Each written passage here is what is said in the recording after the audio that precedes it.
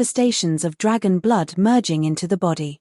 Mentioning just now that his physical strength was comparable to demon clans, while testing this ability, Chen Chen accidentally discovered that the demon clan beaten to death by his own hands thought until death that he was a dragon clan demonic beast.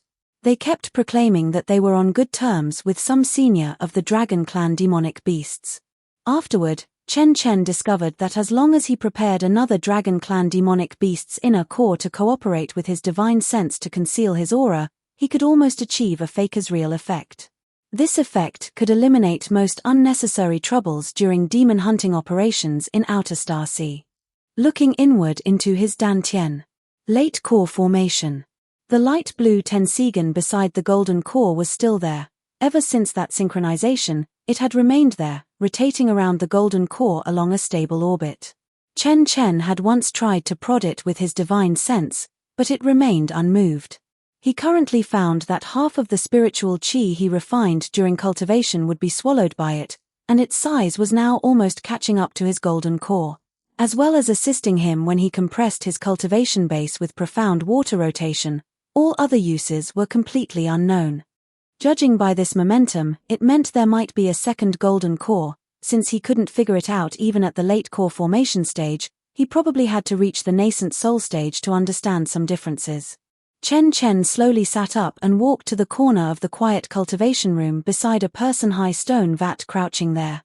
Inside the vat was translucent spiritual liquid, with a layer of extremely faint milky white mist floating on the surface of the liquid.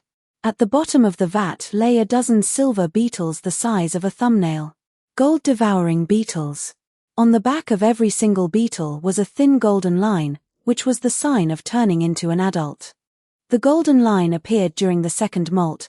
The first time, only a very faint light golden pattern emerged on the silver shell. After the second molt, the pattern converged into a line, and after the third molt, the golden line thickened by half a circle. The dozen or so right now were the latest batch of adults that had just finished molting, and the brightness of the golden lines was not yet very stable. There were no shortcuts in the cultivation route of gold-devouring beetles. From larvae in a state of suspended animation to the first batch of adults, it took him 4 years. At the very beginning, they were fed spirit pills, later replaced by geng metal fragments, and then later by mineral sand with large quantities and full stomachs panned from the waste mines of Star Palace's alchemy room. Every time they molted, the survival rate would screen out a batch of weak ones, and the remaining ones would be stronger. This GU-raising style screening mechanism was not designed by him. It was the natural growth law of gold-devouring beetles. Production could not keep up with consumption, and the size of the swarm kept shrinking in the first few years until the first batch of adults started laying eggs. The artifact refining resources allocated by Star Palace plus the share entrusted to him for artifact refining, embezzling a bit more on top of that, was more than enough for the daily expenses of raising these hundreds of insects. Chen Chen planned to hunt a few more level 6 or above demonic beasts in Outer Star Sea, increasing the powder of demon bones and demon horns mixed into the feed. The spiritual power contained in demonic beast materials differed in hardness from geng metal mineral materials, making it suitable for the continued strengthening of the adult stage. With his fingertips still twisting half a pinch of demon bone powder, the knocking talisman outside the immortal cave rang. He sprinkled the powder back into the jade box and walked to the reception room. The stone door rose. Standing outside the door was not a Star Palace deacon. It was Wang Ning, or more familiarly known as Xiling. She wore a deep blue long dress with narrowed cuffs, and a silver-threaded soft armor belt tied around her waist. The hem of her skirt had an extra light golden rune-patterned border. At the early foundation establishment stage, her 3 spiritual root aptitude was already considered quite good at this age. Compared to the little girl from over a decade ago who hugged a tattered notebook and called out Uncle Chen, her facial features had blossomed, and she already had the foundation of her future reputation. In her hand, she held a sound transmission jade slip dedicated to Miao Yin sect. Her gaze swept from Chen Chen's face to behind his shoulders, taking a glance at the lights inside the immortal cave. Senior Chen. Are you preparing to go out? #36 Chapter 36. Time is tight, please excuse me. Chapter 36. Time is tight, excuse me. Right. Chen Chen turned sideways to make way. Xiling walked in and sat down on the cattail mat in the reception room. Her movement of sitting down was neat, and her skirt draped naturally beside her knees. She placed the jade slip in her hand on the table and pushed it in front of him. "Regarding the bronze piece, my father asked me to come and speak with you." Chen Chen sat down opposite her and picked up the jade slip. His divine sense probed in, and the intelligence was more detailed than Wang Heng's previous transmission. The bronze piece came from the remains of an ancient immortal cave near Chiyuan Island. Several pieces of Demon Clan magical artifact fragments unearthed at the same time had already been taken by other rogue cultivators, leaving only this bronze piece unattended. The front of the bronze piece had Demon Clan characters and the remaining traces of a 3-headed and 6-armed relief sculpture. Its corners were chipped, and the bronze quality was ancient. He put the jade slip back on the table. "Your father sent you here. Does that mean you will be in charge of all matters regarding this from now on?" "Most of them." Xiling took out a storage pouch from her cuff and placed it beside the jade slip. Inside the storage pouch were the detailed accounts of her supplying Star Palace over the past half-year. Chen Chen glanced at it and immediately saw that the account format had changed. It was not Wang Heng's old-fashioned notation, but a new classification logic, cross-annotated by category, frequency, and spiritual stone flow. The Miao Yin sect's outer star sea procurement, intelligence network, and supply docking with Star Palace have all been handled by me over the past half-year. Father said to hand it over once I'm familiar with it, but it's actually about ready. She paused, her brows slightly furrowing. His health has been a bit poor these past few years. He eats less and sleeps less, and sometimes he sits alone in the shop looking at an old ledger for an entire afternoon. After that incident on Kuaishing Island almost wiped out our family fortune, the string in his heart has never relaxed since. Xiling took out a stack of talisman paper from the storage pouch. Every single one was drawn by her, watertype protective talismans, and he recognized the handwriting. The starting force of the strokes was slightly heavier, and she had the habit of dragging back 0.5 millimeter when finishing a stroke, which was completely consistent with what he had taught. However, the junctions between the strokes had already developed her own rhythm, and the water patterns on the talisman paper moved with a bit more cleverness than what he had taught. "This batch is next month's supply. Please take a look." Chen Chen took it, flipped through 2 of them, and put them aside. 4 mass-produced talismans, there is no need to pay attention to the brushwork on every single one. "I'm used to it, after all, Senior taught me." The corners of her mouth curved slightly as she said this. Xiling's gaze slowly swept around the immortal cave. Chen Chen took all of this into his eyes. She's starting to understand the inner workings. Xiling immediately stood up, walked to the entrance of the immortal cave, and suddenly stopped to turn back. "Senior, once the bronze piece is in hand, my father's private treasury has collected a few Demon Clan artifact fragments, and I might be able to help a little." "All right." The stone door closed behind her. After Xiling left, Chen Chen returned to the cultivation quiet room and put the jade slip into the storage pouch. Sitting cross-legged back on the bodywood cattail mat, he closed his eyes and sank his divine sense into his dantian. Inside the dantian, the golden core rotated along a constant orbit, and the ink-blue Shenshui mana was stacked layer upon layer. Next to the golden core, the light blue Tensigan satellite circled leisurely, its rotation rhythm as stable as usual. The 3 yin swords of marsh water, Tianshu, Disha, and Renjie were wrapped in the sword box and refined within the dantian. He didn't need to make the trip for the bronze piece himself. Xiling would handle things properly. 5 days later, a sound transmission jade slip from the Miao Yin sect was delivered to the entrance of the 63rd floor immortal cave, accompanied by a beastskin package. Chen Chen unwrapped the beastskin package. The edges of the bronze piece were chipped, and its front was engraved with Demon Clan characters he did not recognize. The strokes were rugged and wild, completely different from the inscription system commonly used by human cultivators. The remaining traces of the 3-headed and 6-armed relief on the corners were faintly discernible. The bronze was ancient, and its surface was covered with a layer of dark greenish patina. Holding it in his hand felt heavy, and the cold metallic touch transmitted through his fingertips. The instant his fingertips touched the bronze piece, The dragon vein fascia right in the center of his palm suddenly skipped a beat. Chen Chen flipped the bronze piece over. The engravings on the back were shallower than those on the front, and some were already worn to the point of being unclear. He injected a trace of Shenshui mana at a very low power into the edge of the bronze piece. As soon as the mana touched the bronze surface, the Demon Clan characters on the front of the bronze piece floated up a layer of extremely faint dark golden halo, which then dimmed again. The text content was still incomprehensible, but the feedback of the mana was very clear. These engravings were not purely decorative patterns, but a certain kind of carrier. Every stroke corresponded to a meridian circulation path, and the entire bronze piece was a highly concentrated cultivation diagram. Chen Chen rewrapped the bronze piece into the beast skin and put it into the storage pouch. Deciphering the bronze piece would take time, and there were more urgent matters at hand. The demon bone-strengthened feed for the gold-devouring beetle still lacked materials from a few high-grade demonic beasts, and the opening time of Void Heaven Hall was also approaching. Time was not very abundant. He checked the Immortal Cave array one last time, then put 70% of the adult insects into the spirit beast pouch, leaving the larvae in the stone vat. He replenished the nourishing array with sufficient spiritual stones and supplemented the feeding for the blood jade spider. After finishing all this, he walked out of the Immortal Cave. The stone door closed behind him, accompanied by a muffled sound of spiritual pressure closing shut. He took the teleporter array out of Heavenly Star City, transferred once, and rented a small spiritual boat for the final stretch.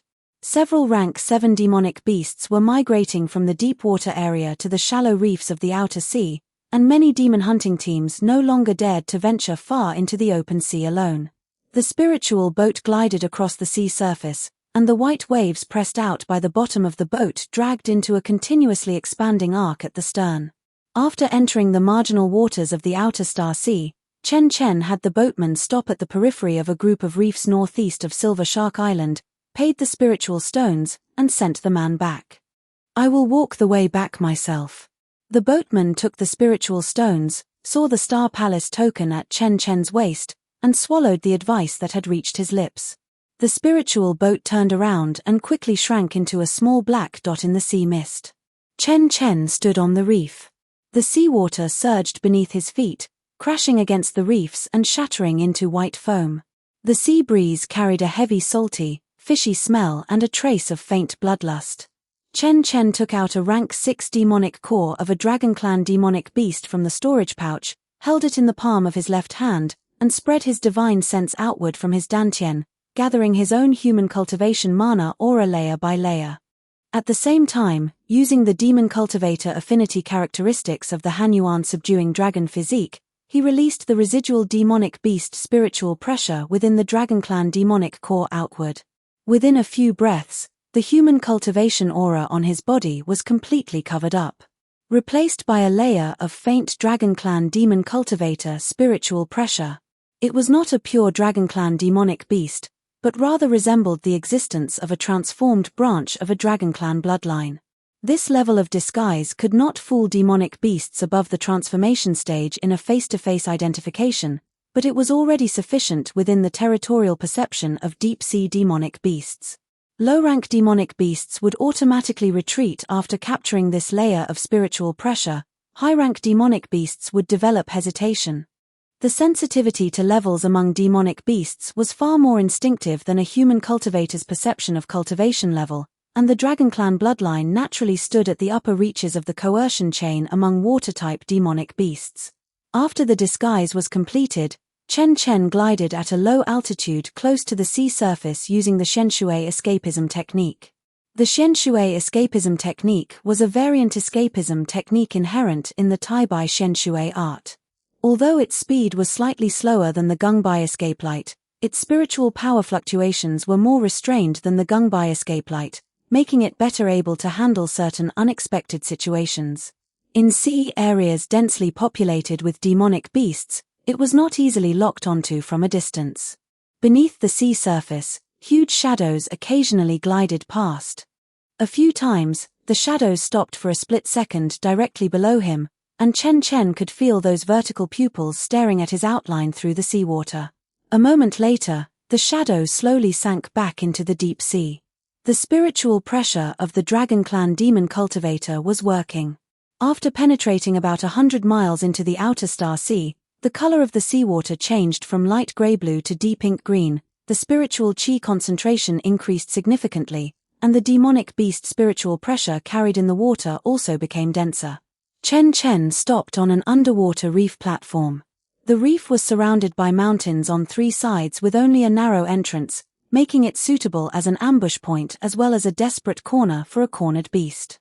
Directly unfold his divine sense, which was now approaching the late nascent soul stage. Prepare to cleanse the area. Chapter 37, Brute Force Trumps All. Divine sense spread out from the reef platform, pushing outward along the seabed. The divine sense of the late nascent soul stage swept across the underwater area, and right above the reef platform, a level 6 sea beast was patrolling. It was about 2 jong in size, with grayish-white scales and a slowly swaying caudal fin, circling along the edge of the platform. In a narrow rock crevice on the outer edge of the platform, another sea beast of the same rank lay dormant without moving, its limbs tucked in and its gill slits slightly expanding and contracting. Further away, in the direction of the deep water area, there was something even bigger. It was not moving for the time being. Chen Chen retracted his divine sense, his right hand making a guiding gesture in front of his dantian.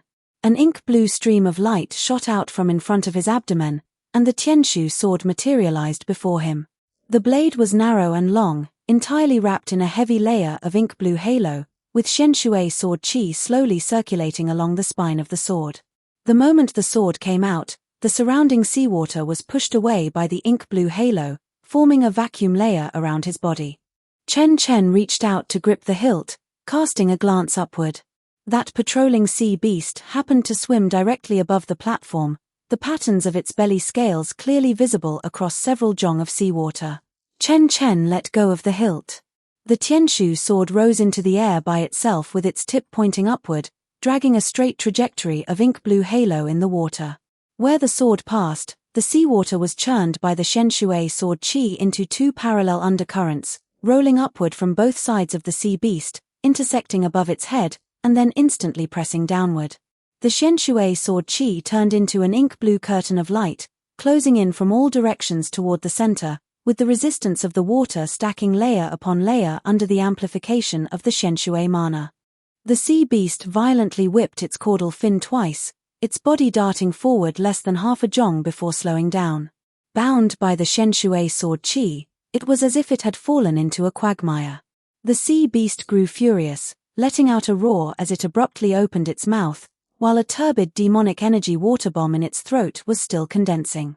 A second stream of light shot out from Chen Chen's dantian. It was gung white and much faster. The moment the Disha sword materialized, it went straight upward. Puchi. The gung white sword radiance cut an extremely thin white line through the water, piercing in from the sea beast's open mouth and out through the back of its head. The demonic energy water bomb in the sea beast's throat spontaneously dissipated, blending into the seawater and staining a small patch turbid. Its grayish-white body stiffened for a split second, then began to slowly sink. Above its left eye socket was a thumb-thick through-hole with scorched, charred edges. The moment the sword radiance penetrated the skull, it carbonized the surrounding tissue along with it. From the first beast to the second, it was less than 3 breaths. But it was not because the sea beasts were weak. A level 6 sea beast was equivalent to a cultivator at the early to middle golden core stage. Placed before a monster hunting team in the outer star sea, a single one would be enough for a 5-man team to fight for half a cup of tea's time. The one in the rock crevice sensed the death of its companion. It chose a direction it considered hidden, hugging the bottom of the reef platform, slipping out from the crevices of the rock wall beneath Chen Chen's feet. Unfortunately, it had nowhere to hide under Chen Chen's monstrous divine sense. Chen Chen changed the sword incantation in his hand. The Tianshu sword turned back in the water, its blade horizontal, and the Shenshui sword chi unfolded at the bottom of the platform. The moment the sea beast crashed into it, the frequency of its limbs paddling suddenly accelerated, yet its body remained almost motionless in place. The resistance of the water was amplified by the Shenshui mana to a degree it could not comprehend. The Disher sword circled back from the side. The gung-white sword radiance cut through the seawater, slicing into the sea beast's right gill. Poochie. Doing it a second time, the sword blade diagonally pierced upward through the cranial cavity, and the sword radiance penetrated out from the left gill cover. Chen Chen withdrew his hand. The Tianshu sword and Disher sword turned into two streams of light, one ink blue and one gung-white, drilling back into his dantian. The corpses of the two level 6 sea beasts slowly sank toward the seabed. The surrounding seawater began to turn red, and the smell of blood was spreading. Descending beside the sea beast corpses, he dissected them to extract their cores and bones. The tip of the sword cut in along the gaps of the scales, and with a twist of his wrist, the demonic core was peeled off together with the fascia. The demonic bones were sealed into a jade box separately, while the demonic horns and demonic scales were stored by category. The technique was deft and neat. Chen Chen put the materials into his storage bag, stepped back onto the reef platform, shook off the residual blood on his hands, and swept his divine sense toward the deep water area once more. That larger thing was ascending. Its size was more than a circle larger than the level 6 sea beasts, measuring several jong from head to tail, with dark cyan scales shimmering with a cold light underwater. A flood dragon's head, with vertical pupils locking onto him in the deep dark green seawater. A level 7 serpent flood dragon. Serpent flood dragons had an instinctive territorial hostility toward the spiritual pressure of branches of the dragon race. It did not retreat. Its caudal fin moved slowly in the water, floating upward by a certain distance with each movement. The water pressure arrived at Chen Chen's location before its actual body. The flood dragon's tail swept up from underwater, its thickness approaching that of a thick tree that 3 people could wrap their arms around, and the entrained current was compressed into visible ripples. The sweeping speed was so fast that white foam was split from the water, and before the white foam could dissipate, the flood dragon's tail had already reached Chen Chen's back. Chen Chen dodged to the side. Small patches of dragon scales had already surfaced on his palms and forearms. He grabbed it with a single claw and directly flung the entire flood dragon out of the water with a backhand motion. Bang! The flood dragon's body smashed onto the exposed rocks of the reef platform, the impact sound traveling very far underwater. The dark cyan body, several jong long, hit the stone surface, bounced up half a foot, and fell back down. Large areas of scales shattered, and gravel rolled off the edge of the platform into the deep sea. The serpent flood dragon was dazed by this smash, its pupils unfocusing for a split second. Chen Chen did not give it a chance to recover. His right hand made a guiding gesture in front of his dantian, and an ink-blue stream of light shot out, materializing the Tianshu sword. The blade hung horizontally, and the Xianshui sword chi pressed down from top to bottom, right upon the junction of the serpent flood dragon's head and neck. The flood dragon's head had barely raised less than half an inch before it was pressed back against the rock. With the superposition of water's gravity and Xianshui mana, the serpent flood dragon's jawbone ground against the rock, producing a harsh, grating sound. Its gill slits opened wide, spitting out bubbles mixed with bloody foam. The Disher sword came out. The gung-white sword radiance flashed in the water, and the dark cyan scales failed to last even a single breath under the law-breaking attribute of the gung-white sword chi. The scales split open, and the sword radiance pierced out from the back of its neck, embedding half an inch into the reef rock. The sword radiance twisted. Blood gushed out from the cut in its throat, flowing down along the slope of the rock and merging into the seawater, staining it into wisps of dark red. Chen Chen stood beside the flood dragon's corpse, shaking off the residual blood on the sword body. The twin swords turned into streams of light and were retracted back into his dantian. He lowered his head to glance at the serpent flood dragon's frozen vertical pupils. Squatting down, he began to harvest the materials. The demonic core was a full circle larger than the level 6 ones, and the dark cyan patterns on the surface of the core were still glowing faintly. The flood dragon's bones, horns, scales, and tendons were classified and sealed into jade boxes. The flood dragon's blood was sealed separately into a jade bottle. The flood dragon's marrow was properly sealed. After processing the materials, the residual bloodstains on the reef platform had been mostly washed away by the seawater. The smell of blood in the surrounding seawater was spreading, The scent of such a large serpent flood dragon would attract more sea beasts. Chen Chen returned along the original path using the Shenshui escapism technique, holding the dragon race demonic core in the palm of his left hand while keeping his demon cultivator spiritual pressure stable. There were no interceptions on the return journey. As for what subsequently rushed to the bloody scene, it was 3 level 6 sea beasts from several miles away that had rushed over following the scent. When they rushed onto the reef platform, there were only a few broken scales and a pool of diluting flood dragon blood left on the platform. The 3 sea beasts circled twice in the water and looked at each other. Me, fight a dragon race demon cultivator? Really or fake? The leading sea beast flicked its caudal fin and turned away. The other 2 followed behind. Chen Chen knew nothing of this. He had already arrived at the Silver Shark Island pier. The sky had darkened. The spiritual lamps at the pier had just lit up, and the sea breeze blew away most of the bloody scent on his body. He rented a return spirit boat. The boatman was an old man at the early Foundation establishment stage. When taking the spirit stones, he noticed the flood dragon scale fragments stained on Chen Chen's storage bag, took an extra look, but didn't ask much. Shortly after, Chen Chen steered the spirit boat gliding across the sea surface. However, an unfamiliar sea beast aura suddenly approached toward Chen Chen. #38 Chapter 38 Feng Hope's Invitation. Chapter 38, Feng Shi's Invitation. The spirit boat glided smoothly over the sea for a while. Chen Chen sat cross-legged by the side of the boat, and the direction of the sea breeze suddenly changed. The spiritual light at the bottom of the spirit boat dimmed without warning, and the entire boat was steadily supported from below by something, like a hand reaching up from the seabed to cradle the bottom of the boat in its palm. The hull did not vibrate. Instead, it became even steadier, so steady that the surges from the sea surface could not even pass through. Chen Chen stood up. Several zhong above the spirit boat, a person was suspended in the air. Humanoid. He was tall and wore a dark cyan robe, the corners of which fluttered slightly in an upward-moving cyclone, yet the texture and pattern of the entire robe remained completely undisturbed.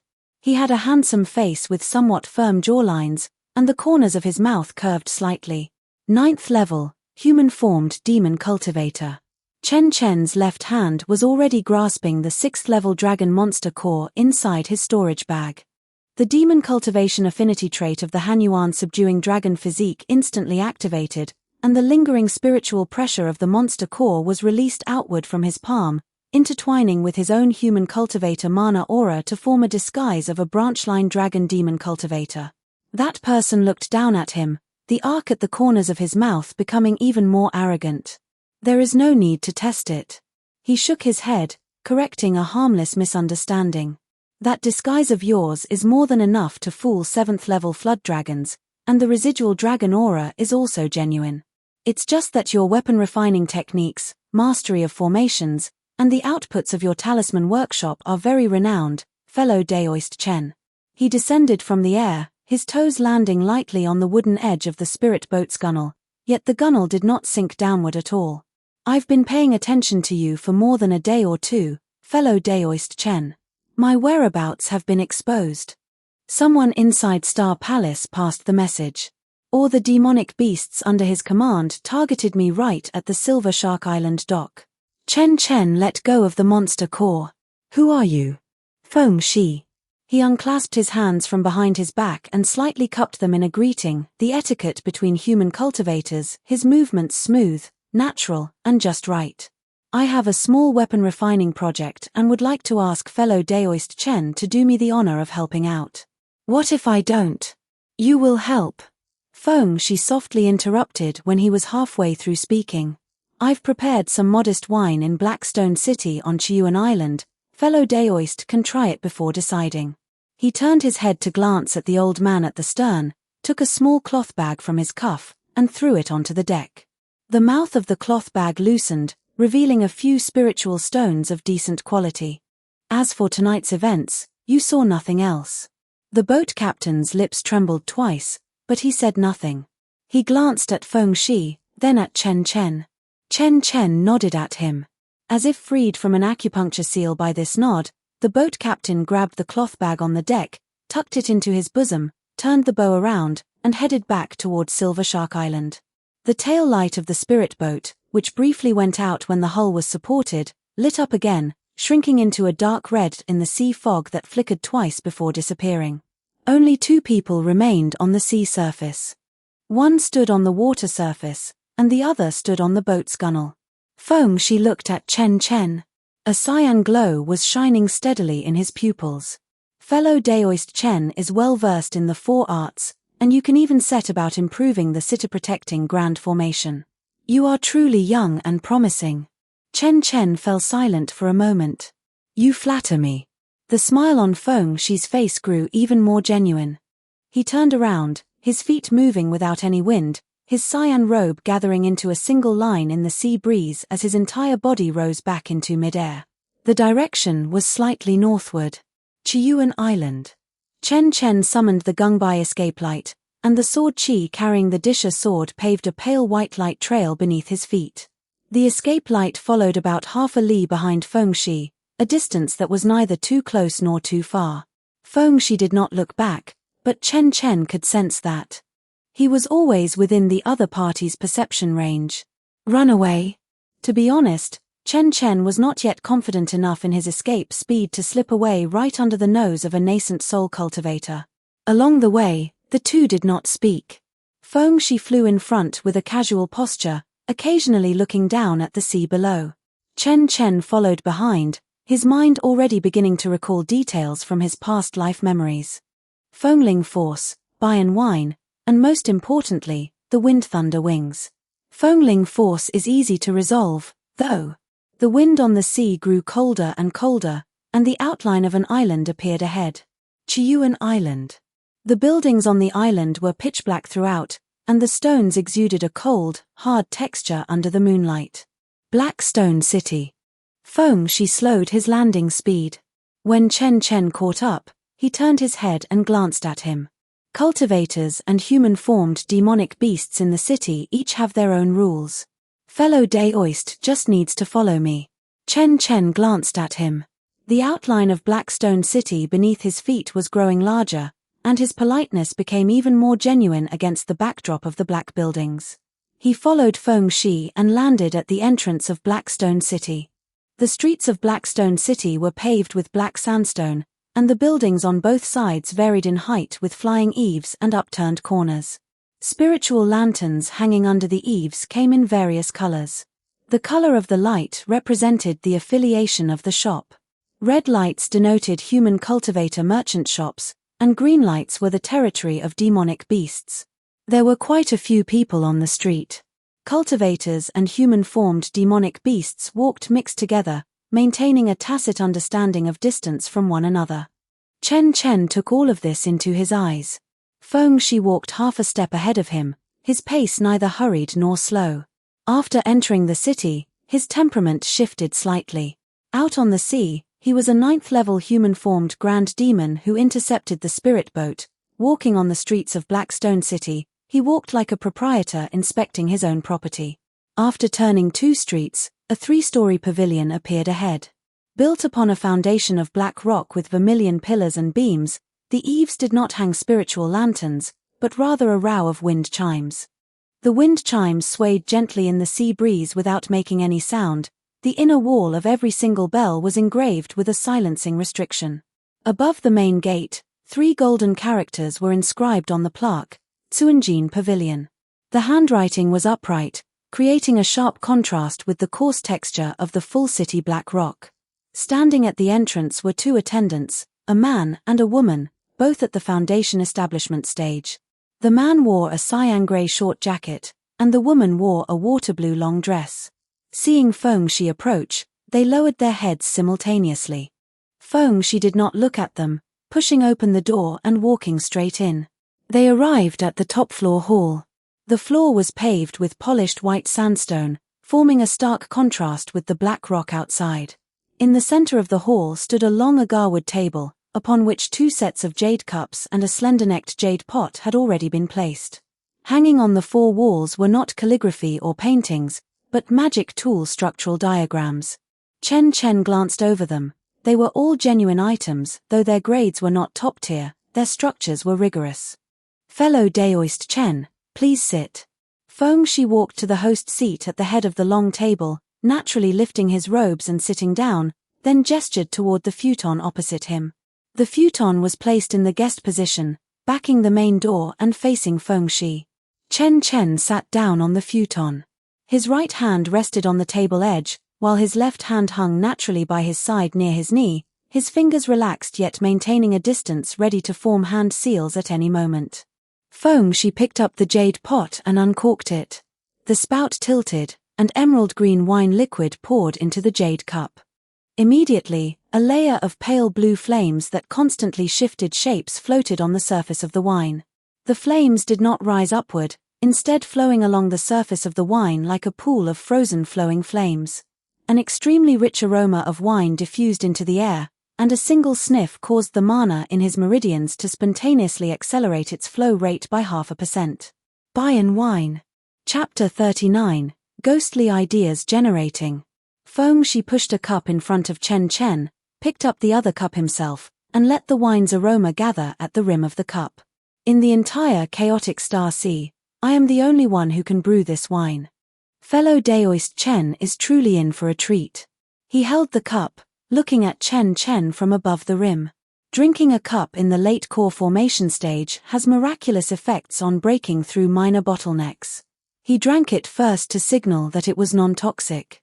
As the emerald green wine entered his mouth, Feng Shi put down the jade cup, the bottom of the cup tapping against the agarwood tabletop with an extremely slight sound. The smile was still there. Chen Chen looked down at the jade cup in front of him. The light blue flame on the surface of the wine changed shapes under his gaze. The dragon pulse fascia twitched silently in his palm, an instinctive warning made by the Hanyuan subduing dragon physique against something seeping into his perception range. There was nothing wrong with the taste of the wine itself, but there were other components in the wine liquid. The fascia after dragon blood body tempering could perceive things that a human cultivator's meridians could not. Tsuanjin Pavilion is his territory. Escaping here is even harder than outside. Chen Chen then picked up the jade cup. The wine liquid was ice cold. The moment it entered his mouth, the emerald green wine turned into a hot current, burning down from his throat. The mana in his meridians was stimulated by the wine's power and suddenly accelerated its rotation. The mana of the late core formation stage moved through his meridians on its own at nearly twice the speed of his usual circulation for a full 2 cycles. During the first cycle, his dantian swelled slightly, and during the second cycle, the swelling sensation turned into warmth, loosening the position of his cultivation bottleneck faintly. Purely from the perspective of medicinal efficacy, Feng Shi was not lying. This wine was indeed a good thing. Suddenly, the dragon pulse fascia suddenly hardened. The dragon blood at the bottom layer of the fascia rejected a certain infiltrating foreign object in the inner wall of the meridians. Something was mixed into the wine power and seeped deep into the meridians. The dragon pulse fascia instinctively tightened, attempting to squeeze the foreign object out from the mana. However, it was to no avail. Fengling force quietly lurked deep within the dantian. Chen Chen put down the jade cup. His fingers pinched the edge of the cup rim, steadying his breathing, and pressed the shenshui mana in his meridians back to its normal operating rhythm. Then he raised his head. Feng Shi was looking at him. Green light flickered slightly in his pupils. The thing fellow Daoist Chen felt just now is precisely the Fengling force. It is transformed by my wind source demonic power mixed with chaotic evil chi. Aside from me taking it back personally, no one else can undo it. Looking at Chen Chen's ugly expression, Feng Shi hooked the corners of his mouth triumphantly. Chen Chen put the jade cup back on the tabletop. The Fengling force lurked quietly deep within the dantian, like a thorn stuck in a finger. It did not hurt when not touched, but moving the mana slightly made one feel that it was indeed there. However, Chen Chen had already wrapped the golden core and Tensigan golden core with thick shenshui mana in advance, so there would be no major problems. The shenshui mana compressed by the shenshui revolution was sufficient to individually defend against this strand of Fengling force. However, pulling it out would still require some effort. We cannot force it, we can play along. Fellow Daoist Chen adapted faster than I expected. Feng Shi moved the jade pot aside. Fellow Daoist is proficient in the 4 arts, omnipotent in formations, runes, and alchemy. Such talent cannot be found a second time in the entire chaotic star sea. His tone changed from polite to a consultative one. I have a set of ancient thunder rock remains in my hands, and I want to use its wings to refine a flight magical treasure, the wind thunder wings. I have prepared the main materials myself, I have helpers, and manpower is not lacking in terms of mana. What is lacking is someone who understands artifact refinement. If fellow Daoist is willing to help, the Fengling force will be automatically removed after the refinement is completed. So he targeted me. That is quite reasonable, my ass. So who leaked my whereabouts? Chen Chen slightly lowered his shoulders, putting on a relaxed posture of resignation. How high is the grade of the thunder rock remains? Feng Shi's eyebrows lifted slightly. He didn't expect Chen Chen's first question to be this. The final stage of transformation. It is just a step away from entering the ranks of true spirits. The completeness of the wings. Over 90%, with clear bone patterns and abundant thunder power. Chen Chen nodded. Then he said something that surprised Feng Shi a bit. I need companion demonic grass. The quality should be associated with monsters of level 8 or above. After the matter is successful, 10 stalks. In addition, during the refinement process, I need independent control over the materials. I have the final say on the circuit design and refinement rhythm, and your people will be responsible for providing mana. Feng Shi looked at him for a moment, wondering whether this person genuinely wanted to work or was testing his bottom line. Companion demonic grass is no problem. 10 stalks of the quality associated with level 8 or above. He took out a brocade box from his sleeve and opened it. It was originally prepared to deal with other matters. Since fellow Daoist has spoken, half will be given to you first, and the other half will be delivered after the matter is accomplished. As for the refinement, he closed the brocade box and pushed it in front of Chen Chen. The materials of the Thunder Rock's wings are too special. I have no reason not to let you have the final say. Chen Chen put the brocade box into his storage bag. The supplementary materials for the 9-curved spiritual ginseng pill were obtained. He tied up his storage bag and stood up. Where is the Thunder Rock skeleton? Underground. Feng Shi also stood up and turned to walk toward a stone staircase on the side of the hall. Fellow Daoist Chen, please. The stone staircase spiraled downwards. Night pearls the size of fists were embedded in the stone walls on both sides. Chen Chen followed behind Feng Shi as they walked down. The number of levels on the stone staircase far exceeded his expectations, and they walked down for a very long time. This depth is already far below the ground of Blackstone City. Feng Shi dug his cave mansion underground. At the end of the stone staircase was a stone door. Feng Shi reached out and patted the door. The entire stone door slid to the right into the interlayer of the stone wall, revealing the space behind. The moment Chen Chen walked into the cave mansion, his attention was pulled away by the thing hanging in the exact center. The twin bone wings were unfolded, and their height was still so high that one had to raise their head to see them completely. It stood in the center of this place, the surface of the bones naturally etched with dense thunder patterns. Every thunder pattern extended naturally along the texture of bone growth. Every few breaths, an extremely fine spark of electric arc would automatically jump out from the end of a certain thunder pattern.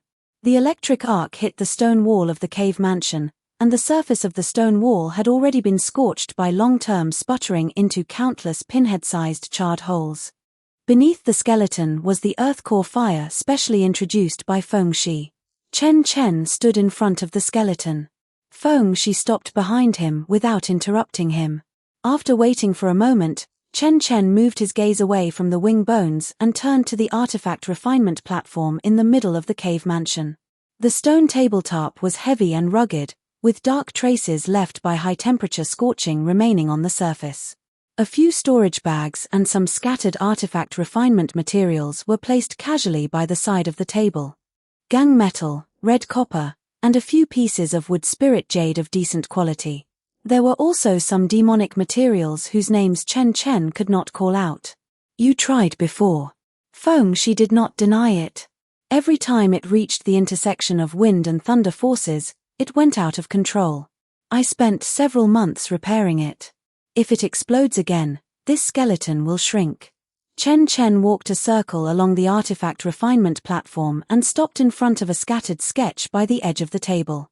The sketch was drawn by directly carving with demonic power on a stone slab. The lines were coarse and crude, following a dual-circuit parallel scheme of wind and thunder. The wind system circuit and thunder system circuit were independent of each other, intersecting at the ends to inject into the magical treasure main body. 2. Crude. These designs had zero brains at all. It was just that the thunder rock skeleton was durable and could withstand the tossing. If it goes on like this, I don't have a wood spiritual root, and my divine essence evil warding thunder is not as abundant as Hanli's originally was. How should I use it? Yes, Chen Chen was already treating the wind thunder wings as his own magical treasure. Got it. #40 Chapter 40, Understanding the Truth. Chapter 40, Reasoning with Him. Chen Chen withdrew his gaze from the stone slab, walked directly in front of the thunder rock skeleton, and looked up at the fully spread bony wings. The natural lightning patterns at the base of the wing bones were clearer at close range, and the depth of each lightning pattern was uneven, gradually becoming shallower from the base toward the wingtips. These were not runes engraved acquiredly, they were formed by the lightning power repeatedly scouring and depositing within the bones every time the thunder rock flapped its wings during its lifetime, formed after natural etching over countless years. In other words, this pair of wings was inherently a semi-finished magical treasure. Chen Chen paced back and forth in front of the skeleton a few times and slowly spoke. The hexagram of Zhen corresponds to thunder, and the hexagram of Zun corresponds to wind. Among the 5 elements associations, both Zhen and Zun belong to wood. He turned around and looked at Feng Shi. The ultimate artifact for reading Taiwanese novels is ultra-smooth. Zhen is yang wood, towering trees, unyielding and outward projecting. Zun is yin wood, vines and flowers, soft, curved, and introverted. Reconciling the power of wind and thunder with the wood attribute as the foundation is not wrong in the grand direction. The coordination of yin and yang dual woods is indeed complete in terms of hexagram imagery. Feng Shi watched the human cultivator perform before him, the corners of his mouth curling up slightly. But it is precisely the perfection of the hexagram imagery that conceals a flaw. Chen Chen walked over to the artifact refining table, picked up the rune pen, turned the stone slab to the back, and redrew a circuit schematic diagram. When the wood element flourishes alone, it fears metal and fire the most. Metal restrains wood. Once an opponent proficient in metal element restrictions locks onto your escape light, these purely wood-based wind thunder wings will slow down by more than 30% on the spot. Fire leaks wood. Fire element sealing techniques do not need to restrain you head-on. Being roasted by fire chi will cause the balance of the wind and thunder power to shift. When the shift accumulates to a certain degree, the natural lightning patterns at the base of the wing bones will bear this extra stress first, which is the exact spot where you blew up previously. He drew a circle on the circuit diagram, right around the closed-loop position at the base of the wing bones. Feng Shi glanced at that circle. That was the precise location where his wing bones shattered during his previous failure. My proposal is to introduce water attribute refining materials, adopting the phenomenon of water-generating wood. Chen Chen added a layer of water element circuit beneath the wood element circuit, drawing several upward arrows from the water element circuit to the wood element circuit with the tip of his pen. The water element nourishes the wood element. Since wind and thunder belong to wood, their might naturally increases when receiving water. This is the first benefit. The second benefit. Water restrains fire. When fire element sealing techniques encounter the water element circuit, most of their force will be negated. Although metal element restrictions appear sharp, water can also soften metal with gentleness. Nurturing wood with water. Feng Shi lowered his head and looked at that diagram. What you are talking about is the mutual generation of the 5 elements. Adding a water element circuit here will increase the loss of magical power during the conversion between water and wood. When the loss accumulates to the end, the ultimate escape speed of the wind thunder wings will decrease. This was not a question from a layman. Feng-Shi himself was a wind-type split-wind beast. Whether his magical power magnitude was sufficient and whether attenuation would occur during the conversion process were things he could judge without artifact refining theory. Chen Chen did not evade this question. Loss does indeed exist. The efficiency of water-wood magical power conversion depends on the grade of the water attribute refining materials and the connection method of the circuit. If jellyfish marrow is used, the magical power conductivity is relatively soft, and the conversion efficiency will be about 20% worse. But if it is the profound water essence, its density is high enough, and its magical power conductivity is among the best in water attribute refining materials, the conversion loss can be suppressed to within 0.5%. A 0.5% escape speed loss in exchange for wind thunder wings that have dual resistance to metal and fire. You know whether this account is worthwhile better than I do. Feng-Shi paced a couple of steps, stood in front of the Thunder Rock skeleton, and looked up at the pair of unfolded silver bone wings. The electric arcs on the bone wings were still beating regularly, and every beat reflected a very brief flash in his pupils. Chen Chen did not chase after him to persuade him. What needed to be said had already been said. Saying any more would turn it into selling goods, and only people selling goods would repeatedly emphasize how good their merchandise was. He placed the rune pen on the artifact refining table, took 2 steps back, and stood on the other side of the skeleton, leaving space for Feng-Shi to think. Feng-Shi pondered in front of the skeleton, and in the cave, there was only the faint, fragmented sound of electric arcs beating on the Thunder Rock's bone wings. He truly could not be sure whether Chen Chen was doing this for his own good or something else this time. If it were to escape, there would be no need to go through so much trouble. Perhaps it is to curry favor with me so as to obtain a path to survival. Thinking of this, the smile at the corners of Feng-Shi's mouth could no longer be suppressed, and he slowly turned around. Profound water essence. Can you guarantee that the connection of the waterwood circuit will not have problems? You were able to invite me all the way here, and you still question my craftsmanship. Chen Chen picked up the stone slab from the artifact refining table, flipped it back to the front, and took up the brush again. The pen tip traced a continuous line on the stone slab. Starting from the bottom layer of the water element circuit, ascending through the wood element circuit, then following a large arc along the edge of the dual wind thunder circuits, and returning to the entrance of the water element circuit. Forming a closed-loop cycle. Feng-Shi looked at that looping line. Monster cultivators did not understand profound artifact refining theories, but they had lived long enough and seen enough. Profound water essence, within 5 days. Feng-Shi loosened his hands from behind his back, took out a storage bag, and placed it on the artifact refining table. Take these spirit stones first as an advance payment. Feel free to speak up if you have any other needs at any time. Chen Chen took the storage bag. Without using his divine sense to count, he weighed it in his hand and put it into his bosom. Then he did something that slightly surprised Feng-Shi. He took half of the spirit stones, closed the bag up with the other half, and pushed it back in front of Feng-Shi. Pay after the matter is done. Rules are rules. Feng-Shi looked at that half box of returned spirit stones, and the curve of the corners of his mouth changed slightly. He just felt that this human cultivator was indeed interesting. As you like. Feng-Shi put the spirit stones back into his sleeves and turned to walk towards the inner side of the cave dwelling. After walking a few steps, he stopped and tilted his head slightly. Fellow Daoist Chen, you will stay here for the past few days. There are side chambers in the cave dwelling, you can pick one. No one else will enter this place besides me. The footsteps faded away along an invisible passageway. The cave dwelling quieted down. The electric arcs on the Thunder Rock skeleton were still beating regularly, and the scorch marks on the artifact refining table gleamed with charred blackness under the cold light of the night-shining pearl. Chen Chen stood in front of the skeleton, picked up the rune pen again, and began to draw a detailed diagram of the complete waterwood dual circuit on the stone slab. But at the same time, another matter was turning in his mind. This underground cave dwelling was relatively private within Feng-Shi's range of activities. But for the poison flood dragon and the black turtle, during the formal refining stage, they would definitely enter this cave dwelling, because the injection of magical power required the 3 monster cultivators to cooperate simultaneously in front of the artifact refining table. Therefore, the window period when Feng-Shi was absent these few days was the time when he could safely take action.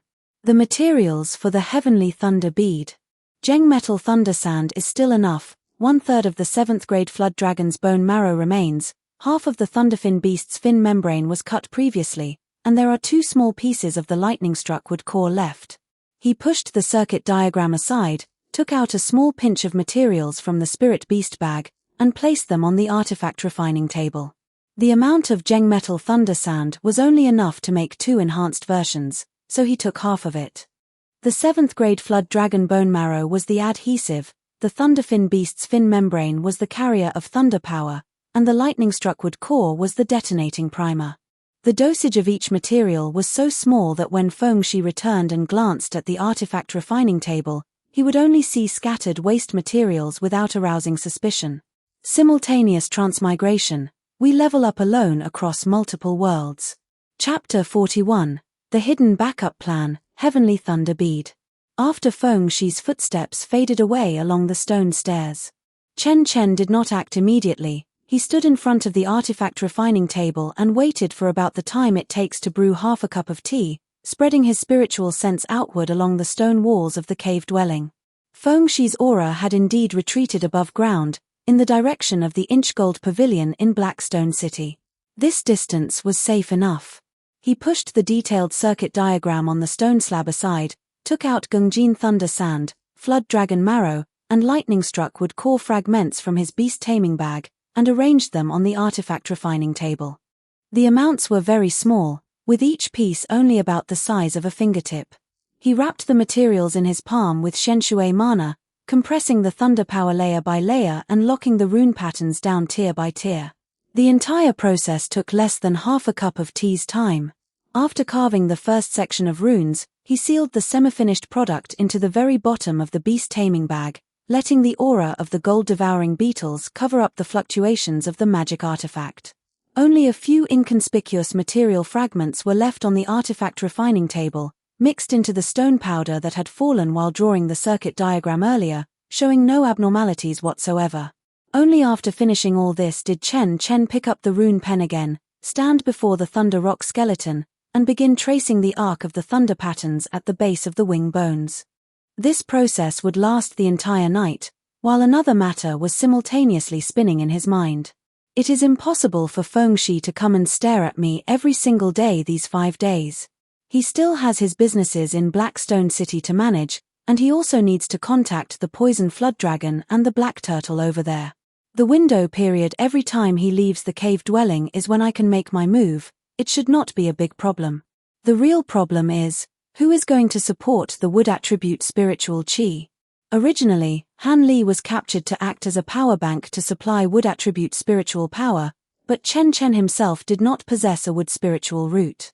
Feng-Shi himself is wind attribute, the poison flood dragon is dual poison water attributes, and the black turtle is dual earth water attributes. How will he solve this? Go capture a human cultivator at the core formation stage with a wood spiritual root to act as a power bank? Impossible. He has already captured one of me, and to capture another human cultivator, with 2 human cultivators locked up in the same cave dwelling, he will not take such a risk. Demonic beasts are easier to control than human cultivators, so he is more likely to capture a wood attribute demonic beast to make up the numbers. Whether he releases it or kills it after use, both are much less troublesome. Thinking of this, the corner of Chen Chen's mouth helplessly curled into a slight arc, working together with an unknown wood attribute demonic beast, and then working for Feng-Shi together. It really did not look very pleasant. Chen Chen pulled his attention back to the wing bones and continued to trace the next thunder pattern. On the evening of the 3rd day, Feng-Shi came.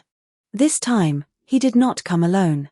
He was carrying a prison cage in his hand. The cage was not large, square in shape, and its frame was made of some kind of deep black spiritual wood, with restriction threads woven from wind-type demonic power entangled all over the cage walls. Every single thread was slowly flowing, wandering back and forth on the cage walls like a living creature. When the cage was placed on the stone platform beside the artifact refining table, The thing inside moved slightly. Chen Chen put down his rune pen and walked over. A demonic beast was lying prone inside the cage. It resembled a fawn, with a body size smaller than an adult goat, and its entire body was covered with a very thin layer of cyan-green moss-like fur. Blossoming on the moss were some pale golden little flowers the size of rice grains. The number of flowers was not large, distributed along the back and the outer sides of its limbs. Its eyes were pale golden, its pupils were horizontally split, and deep within the pupils was a circle of extremely fine wood-grain tree rings. As soon as the cage was placed on the stone platform, the concentration of wood attribute demonic power within this demonic beast's body was so high that it overflowed, and just breathing alone could stimulate the growth of surrounding plants. Chen Chen had seen similar records in the ancient books of Star Palace, but this was the first time he had seen wood attribute demonic power of such concentration with his own eyes. Azure-scaled deer. Feng Shi stood beside the prison cage, his tone as flat as if he were introducing a newly arrived artifact refining material. A collateral bloodline at the final stage of transformation, pure wood demonic power, and its intelligence has not yet opened. It doesn't need to understand artifact refining, it only needs to continuously output wood attribute spiritual power during the refinement to act as a buffer layer for the wind thunder power. Pausing for a moment, he turned his head to glance at Chen Chen. You will control the rhythm of its demonic power output. Chen Chen squatted down in front of the prison cage. The azure-scaled deer raised its head, its pale golden pupils locking onto his face. The horizontally split pupils lingered on him for a few breaths, and then it made a move that slightly surprised Feng Shi. It stood up, walked to the side of the prison cage close to Chen Chen, stuck its nose out from the gap between two cage bars, and sniffed towards Chen Chen's direction.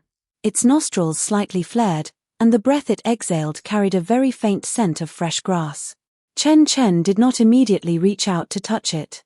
He simply stopped his fingers on the outside of the cage bars, letting the azure-scaled deer decide for itself whether to approach. The deer lowered its head to sniff his knuckles, and then rubbed against them with its nose. There is no Fengling force on its body. The demonic power restriction Feng Shi used on it should be the most basic one. What Chen Chen was thinking about was not this. What he truly cared about was why the azure-scaled deer would proactively approach him. This deer had been captured from the deep sea by Feng Shi and locked up for God knows how long. Logically speaking, it should be instinctively alert to humanoid creatures. Unless it perceived something on his body. The spiritual pressure of a collateral dragon clan? No. It was the demonic clan affinity of the Han Yuan subduing dragon physique. To other demonic beasts, this spiritual pressure was the dragon's aura, which would trigger the instinctive yielding reaction of the upper tier of the coercion chain. But to this deer, the perception method of wood attribute demonic beasts is different from ordinary demonic beasts. There is a natural affinity of mutual generation between the wood element and the water element, and what it felt might not be coercion, but a certain sense of closeness. That's fine too, at least it won't make trouble in the middle of the refinement. It is more amicable towards you than it is to me. Feng Shi watched this scene from the side, a hint of playful amusement in his tone. How long do you plan to lock it up in the cage? Until the refinement ends, or until it is no longer useful? The disdain in Feng Shi's eyes was unmasked. If you find the cage an eyesore, you can carve out a spot for it on the artifact refining table. Chen Chen did not continue this topic. He stood up and walked back to the side of the artifact refining table, turning the detailed circuit diagram on the stone slab to a new page and marking a new node at the location of the wood element circuit. If the four attributes of wood, fire, wind, and thunder intersect at the root simultaneously, the water element buffer zone might not hold up. It is safer for the wood element to run along the outside alone, intersecting with the water element first before being injected into the wind thunder wings. Feng Shi walked behind him to look at that diagram, looked at it for a moment, and nodded. I have 2 other friends arriving tonight. We will prepare to start the refinement tomorrow. He turned and walked toward the stone stairs, pausing for a step when passing the cage to look down at the azure-scaled deer. The deer did not look at him, its eyes were still facing Chen Chen's direction. Feng Shi's mouth curved slightly, and without saying anything, he went up the stone stairs. Not long after, the sky grew dark. Footsteps first came from the stone stairs of the cave dwelling. Chen Chen put down his rune pen and turned around from in front of the Thunder Rock skeleton. A long, thin face first appeared around the corner of the stone stairs. His eye sockets were deeply sunken, his skin color was dark green, and his pupils were vertical slits. It was the poison flood dragon. Chen Chen nodded at him.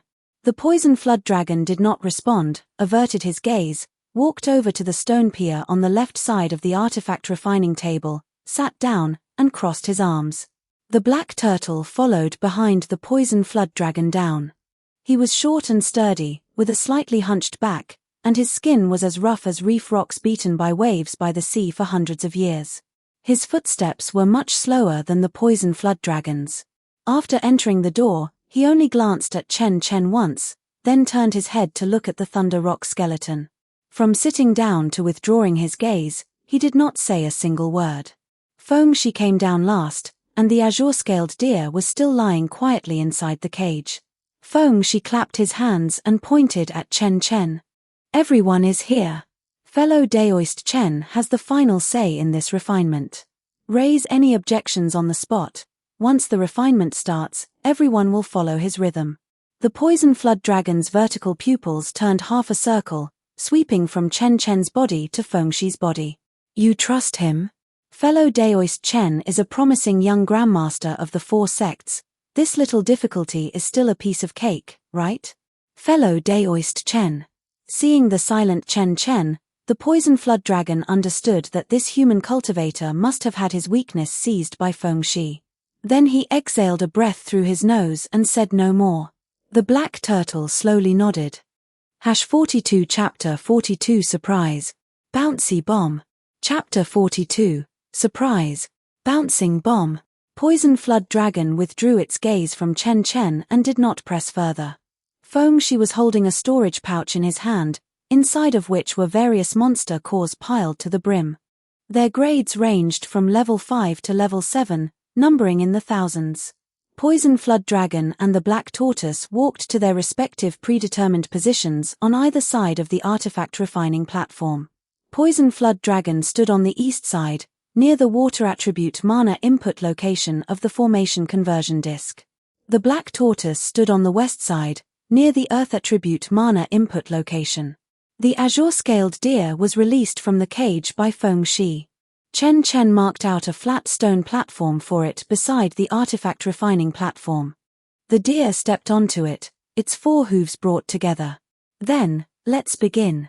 Feng Shi poured the monster cores from the storage pouch into the energy groove beneath the artifact refining platform. Over 1,000 monster cores laid a thick layer in the groove, and wind attribute spirit stones filled the gaps at the edge of the groove. The refining formation activated on its own the moment the last spirit stone was embedded. The spiritual power within the monster cores and spirit stones flowed along the pre-carved guide slots toward the formation conversion disk. For this refinement, fellow Daoist Chen has the final say. Raise any objections on the spot. Once it begins, everyone will follow his pace. Feng Shi glanced at Chen Chen, retreated to the opposite side of the main seat of the artifact refining platform, and yielded the main seat. Chen Chen walked to the main seat, his right hand making a guiding gesture in front of his dantian, and the Tianshu sword transformed into an ink-blue stream of light, flying out to hover above the artifact refining platform. The sword tip pointed downward, and Xianshui mana slowly circulated along the blade. Poison Flood Dragon, start the water attribute input at 20%, increase it by 10% every half cup of tea, and stabilize it after reaching 60%. Black Tortoise, raise the earth attribute input synchronously with the water attribute. Do not inject wind mana yet. Wait until I finish laying the waterwood dual circuits before introducing the wind.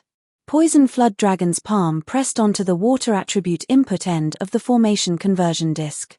Blue-green mana poured into the formation disk from its palm, intersecting with the Black Tortoise's earth-yellow mana at the center of the formation disk along the guide slots. The water and earth attributes merged within the conversion formation, and the first electric arc burst forth from the center of the formation. The lightning power traveled upward along the guide slots, injecting into the natural lightning patterns at the base of the Thunder Rock's wing bones. Chen Chen raised his hand, and the Shenshui mana on the Tianshu sword split into water threads, seeping into the bottom layer of the wing bones along the circuit paths he had pre-carved. The essence of Shenshui was drawn out from the heavenly crystal container. The deep blue, almost black liquid closely followed behind the water threads, spreading a continuously flowing deep blue buffer zone at the base of the wing bones. Then he turned to the azure-scaled deer, gently tapping the pale gold little flower on its forehead. The wood attribute mana followed his guidance into the wood attribute circuit, covering the top of the essence of Shenshui buffer zone. At the connection point of water and wood, deep blue and cyan green converged at the mana nodes without producing any repulsion, spontaneously generating hair-thin cyan patterns on the water surface. Fellow Daoist Feng, input the wind mana now. Starting from the base, push outward along the wind system circuit. Feng Shi's hands hovered above the base of the wing bones, cyan wind radiance surging from his palms and injecting into the bone patterns along the wind system circuit. The wind system mana collided head-on with the lightning power in the bone patterns at the base. Electric arcs and cyan radiance burst open simultaneously on the surface of the wing bones. The shockwave generated by the wind-thunder counter-collision spread in all directions, crashing into the tortoise shell barrier erected in advance by the black tortoise, stirring up a circle of ripples on the inner side of the barrier. A cyan radiance flashed deep within Feng Shi's pupils. His brows furrowed slightly, and a faint unease stirred in his heart, but he said nothing, steadily pushing forward the wind mana in his hands. Chen Chen left the stabilized water attribute mana for Poison Flood Dragon to maintain on its own, taking a step back while his gaze simultaneously covered the feedback of the mana nodes in all four directions. The temperature at the waterwood connection point rose by less than 10%, remaining within a controllable range. The first day of refinement passed just like that. There was no alternation of the sun and moon. The passage of time was sensed entirely by the rate of mana consumption. On the morning of the second day, Feng Shi suspended the injection of wind mana. Nearly half of the lightning patterns on the thunder rock skeleton had already been activated, with electric arcs spreading step by step from the base toward the wing tips. The periosteum on the outer edge of the wing bones became translucent under the continuous scouring of lightning power. The azure-scaled deer's wood attribute mana output showed a noticeable decline by the end of the first day, and nearly half of the pale gold little flowers on its fur had withered. Feng Shi took out a jade-green wood attribute monster core from his sleeve and placed it in front of the azure-scaled deer. After the azure-scaled deer lowered its head and ate it, a few golden flowers bloomed on its fur once more, and its mana output returned to stability. The fourth day. To be precise, it was between the fourth and fifth days. Chen Chen no longer counted. The temperature inside the cave dwelling constantly maintained a level that scorched one's face. The thunder rock skeleton was no longer silver-white bone. The lightning power in the bone patterns had been driven by the wind system mana into the mana hub at the end of the wing bones, transforming the twin wings from a skeletal state into a translucent blue-white spiritual light body. Electric arcs and cyan radiance circulated alternately within the spiritual light body, moving faster and faster. The wind-thunder wings were about to condense, and all the mana was converging toward the hub at the end of the wing bones. Only the final step of completing the ultimate integration of all powers within the hub remained before final formation. With the participation of Chen Chen, this Grandmaster of Artifact Refining, the refining speed was much faster than when Han Li previously accompanied them in refining. Poison Flood Dragon's palm lifted from the formation conversion disc, and for the first time, emotions other than exhaustion appeared in its vertical pupils. The cracks on the black tortoise's barrier had spread from the edges to a position slightly outer center, extending by a sliver every time the wind and thunder counter-collided. The azure-scaled deer lay prone on the stone platform, its forehooves weak. Feng Shi withdrew his hand. The injection of wind mana came to a temporary pause. The balanced fusion of wind system mana and lightning power within the wing bones was the final step. This step did not require continuous injection. What was needed was to wait for the lightning power to stabilize in the hub, and then guide it with divine sense to complete the final integration. Cyan radiance surged violently deep within Feng Shi's pupils. Standing at the main seat of the artifact refining platform, He pressed his hands on both sides of the wind-thunder wings, scanning the mana circuits one by one along the wing bones with his divine sense to conduct a final inspection. No one noticed that Chen Chen had taken 2 steps back. Poison Flood Dragon was staring at its trembling hands. The black tortoise was exerting all its strength to maintain the tortoise shell barrier that was on the verge of shattering, and the azure-scaled deer's eyelids were already half-drooping. Meanwhile, Fengshi's divine sense was sweeping across the mana circuits on the wing bones one by one, checking whether there were any hidden schemes left behind by Chen Chen.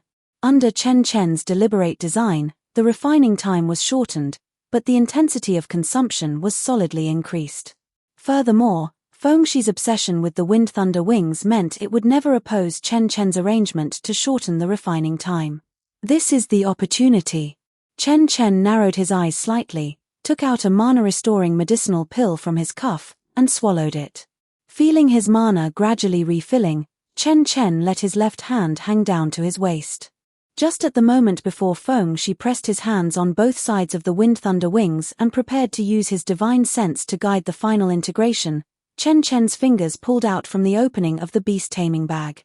4 silver-grey beads simultaneously appeared in his palm, his gaze condensing. Prepare to make a move. Each was the size of a fist. With a wave and a flick, 4 heavenly thunder beads left his hand simultaneously, each flying in a different direction. 2 fell on the ground between Poison Flood Dragon and the black tortoise. The 3rd and 4th followed one after another, one behind Fengshi, and the other between the top of the artifact refining platform and the cave dwelling's dome. Bang! Chapter 43, Sanyin Bailu. Bang! White lightning swallowed all the colors in the cave dwelling. The heavenly thunder bead exploded right against the cracks of the dark turtle's barrier, and the resulting shockwave blew the Poison Flood Dragon off the stone pier, its dark green figure crashing into the stone wall. The dark turtle let out a muffled groan, its stocky body blasted flying.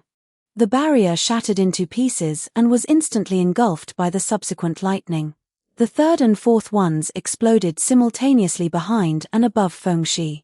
Lightning filled the cave dwelling, leaving only blinding white within vision, and divine sense briefly failed under the interference of the thunder explosion. The instant the first heavenly thunder bead exploded, Fengshi released the pivot of the wind-thunder wings, and a cyan wind barrier surged from his dantian to seal his entire body. Chen Chen, you are courting death. Lightning blocked his vision, and his divine sense could not quickly lock onto the position of the ambushers amidst the thunder explosion interference. The moment Chen Chen let go, he darted backward, already opening up the distance. With his back against the cave wall, he guided with his right hand in front of his dantian. A bloody red light shot out from his dantian. The moment the sword light left its scabbard, the lightning stirred up by the 4 heavenly thunder beads was suppressed by an even heavier force. It was killing intent. A killing intent that would chill any living being to the bone. All the spiritual light, electric arcs, wind blades, and thunder explosion embers in the cave dwelling were completely overshadowed by the bloody red color. Sanyin Bailu Sword Chi.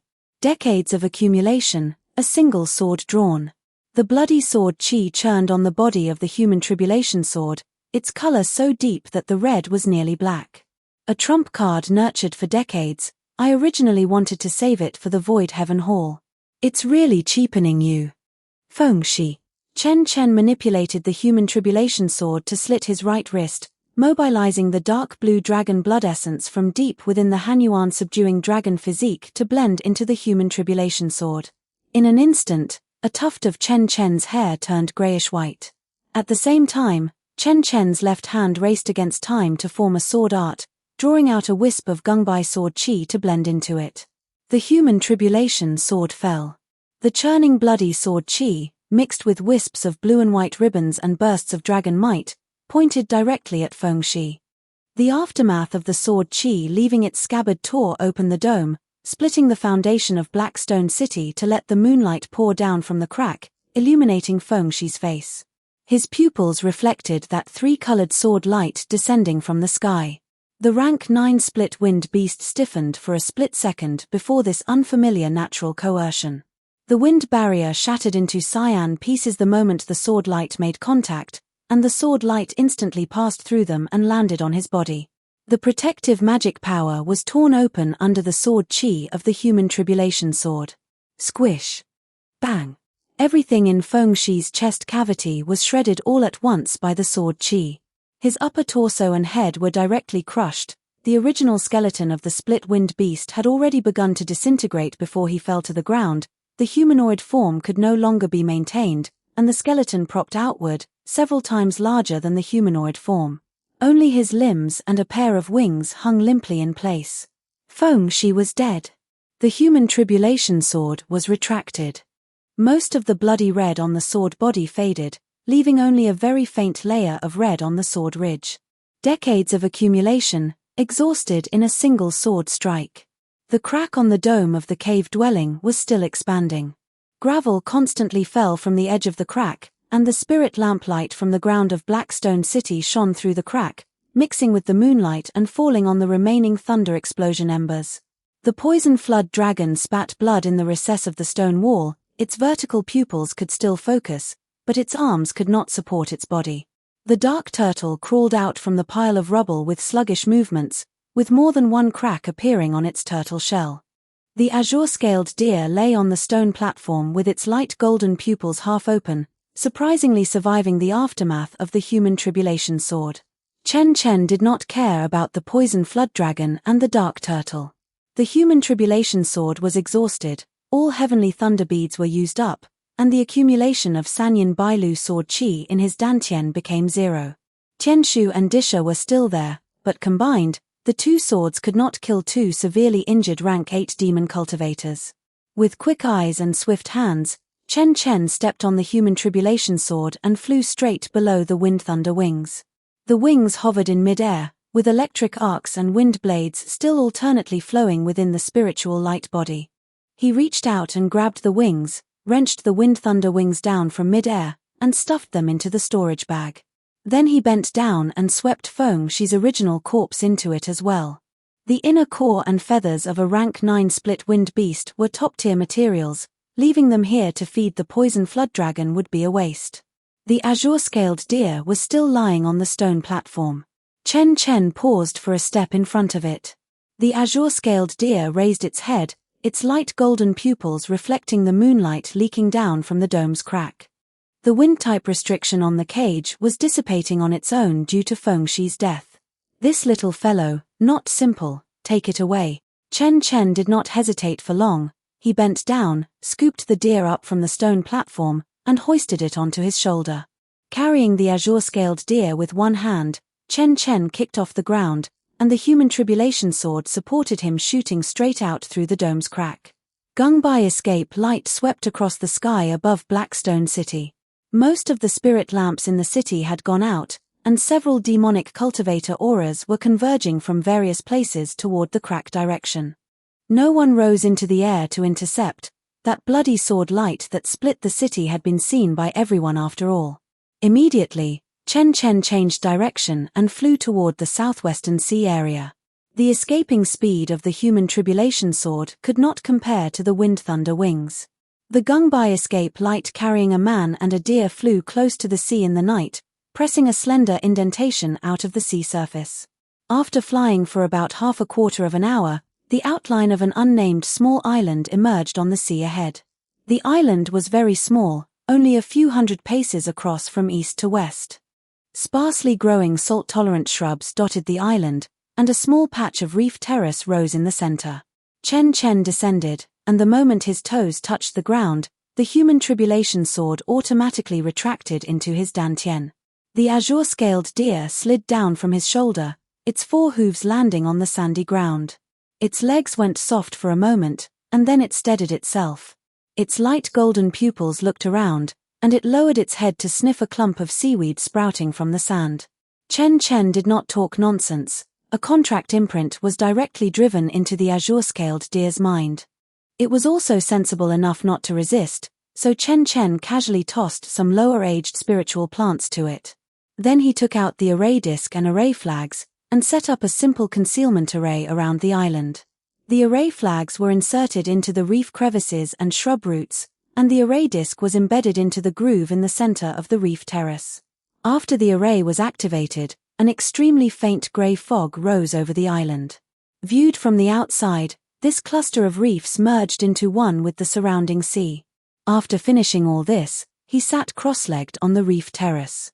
First, he checked his own state. 3/10 of his magic power remained in his dantian. The Tensigan golden core orbit stably rotated, and the light blue light was a bit dimmer than before, which was affected by the consumption of the dragon blood essence. The greatest consumption was of vital blood and energy.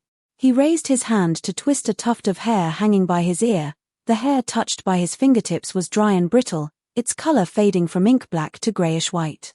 After returning to the dantian, the human tribulation sword quietly lay in the cold wood sword box, with only a layer of pale red left on the sword body. Decades of accumulation, exhausted in a single sword strike. Who knows how long it will be before unleashing such mighty power again. Then, while taking medicinal pills and circulating his energy to recover, Chen Chen untied his storage bag and began to take inventory of his gains. Wind thunder wings. When taken out from the storage bag, the electric arcs and wind blades on the wings were still alternately flowing, and the wingspan was much more restrained than in the Black Stone City cave dwelling. He laid the wind thunder wings flat on the reef terrace. Under his sudden intervention, it was now a dual-attribute water and wood magical artifact that Chen Chen could drive himself. Furthermore, Feng Shi's corpse. #44 Chapter 44 Advantageous to go forth, advantageous to cross great rivers. Qingyi Shuitianyi. Chapter 44. Advantageous to have somewhere to go, advantageous to cross great rivers. Qingyi water sky wings. The original form of the split-winged beast was several times larger than its humanoid form. When Chen Chen dragged it out from the storage bag, it nearly filled the entire reef terrace. The dark cyan beast body sprawled across the stone surface, leaving only its limbs and well-preserved wings. The wing bones were slightly thinner than those of the Thunder Rock, but their length was not inferior. The wing membranes still maintained an extremely faint cyan glow hours after death, and the wind-type mana had not completely dissipated. As for the monster core, to prevent Feng Shi from counterattacking, Chen Chen had deliberately targeted it during the attack, so naturally not even slag was left. The feathers were pulled out one by one from the wing roots, and the base of each feather carried a circle of residual cyan wind-type mana. Their texture was light and tough, making them top-tier materials for refining wind-attribute magical artifacts. The companion monster grass was packed by Feng Shi in a brocade box, with all 10 plants intact. Half a pot of azure flame wine remained. Inside Feng Shi's storage bag were also spirit stones and a large amount of spirit grass and spirit meat. After classifying and storing everything away, his gaze returned to the wind thunder wings and Feng Shi's corpse. The wind thunder wings were a semi-finished product. The power of wind and thunder had already condensed in the pivot, and the waterwood dual circuits were operating stably, but it still lacked the final step of divine sense branding and mana integration. This step required dropping blood to acknowledge its master. What Chen Chen thought of was not simply acknowledging ownership, he wanted to integrate the split wind beast's wings of Feng Shi into the wind thunder wings to make these wind thunder wings even more complete. The split wind beast's wind-type mana was innate. The wind thunder wings already contained the Thunder Rock's thunder power. If the bones and wing membranes of the split wind beast's own wings were integrated into them as well, the foundation of the wind attribute would become even more solid. Moreover, the structures of the split wind beast's wings and the Thunder Rock's wings were different. The Thunder Rock's wings were broad, thick, and heavy, suitable for bearing the burst of thunder power, while the split wind beast's wings were narrow, long, and flexible, suitable for the flexible redirection of wind-type escapism techniques. The 2 pairs of wings were staggered front and back, with the Thunder Rock main wings in front and the split wind beast auxiliary wings in the back. There were also 2 more things that could be added in. Gungbai Sword Chi, Metal Attribute Escapism Technique. Xianshui Escapism Technique, Water Attribute Escapism Technique. The Xianshui Essence Circuit in the Wind Thunder Wings had already laid the water attribute foundation. It was only necessary to carve the mana circulation path of the Xianshui escapism technique into it and interface it with the water attribute circuit. Chen Chen used his finger to draw a simple diagram on the reef ground. 4-wing structure, Front wings were the Thunder Rock's double wings, and rear wings were the Split Wind Beast's double wings. 4-element circuits.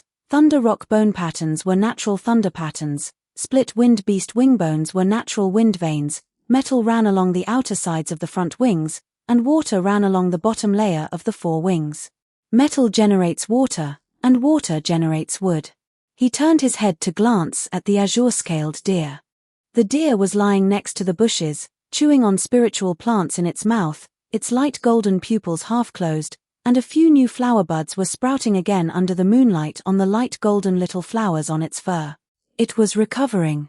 The self-healing ability of wood attribute monster beasts was inherently stronger than that of ordinary monster beasts, but for this little fellow to survive under the aftermath of his Sanyin Bailu sword chi could already be considered extraordinary. Even the poison flood dragon and the mysterious turtle had been affected and heavily injured. Let's talk about it tomorrow. He wiped away the simple diagram with his foot and closed his eyes to regulate his breathing. The sense of emptiness in his dantian left behind after being drained by the dark blue dragon blood slowly receded.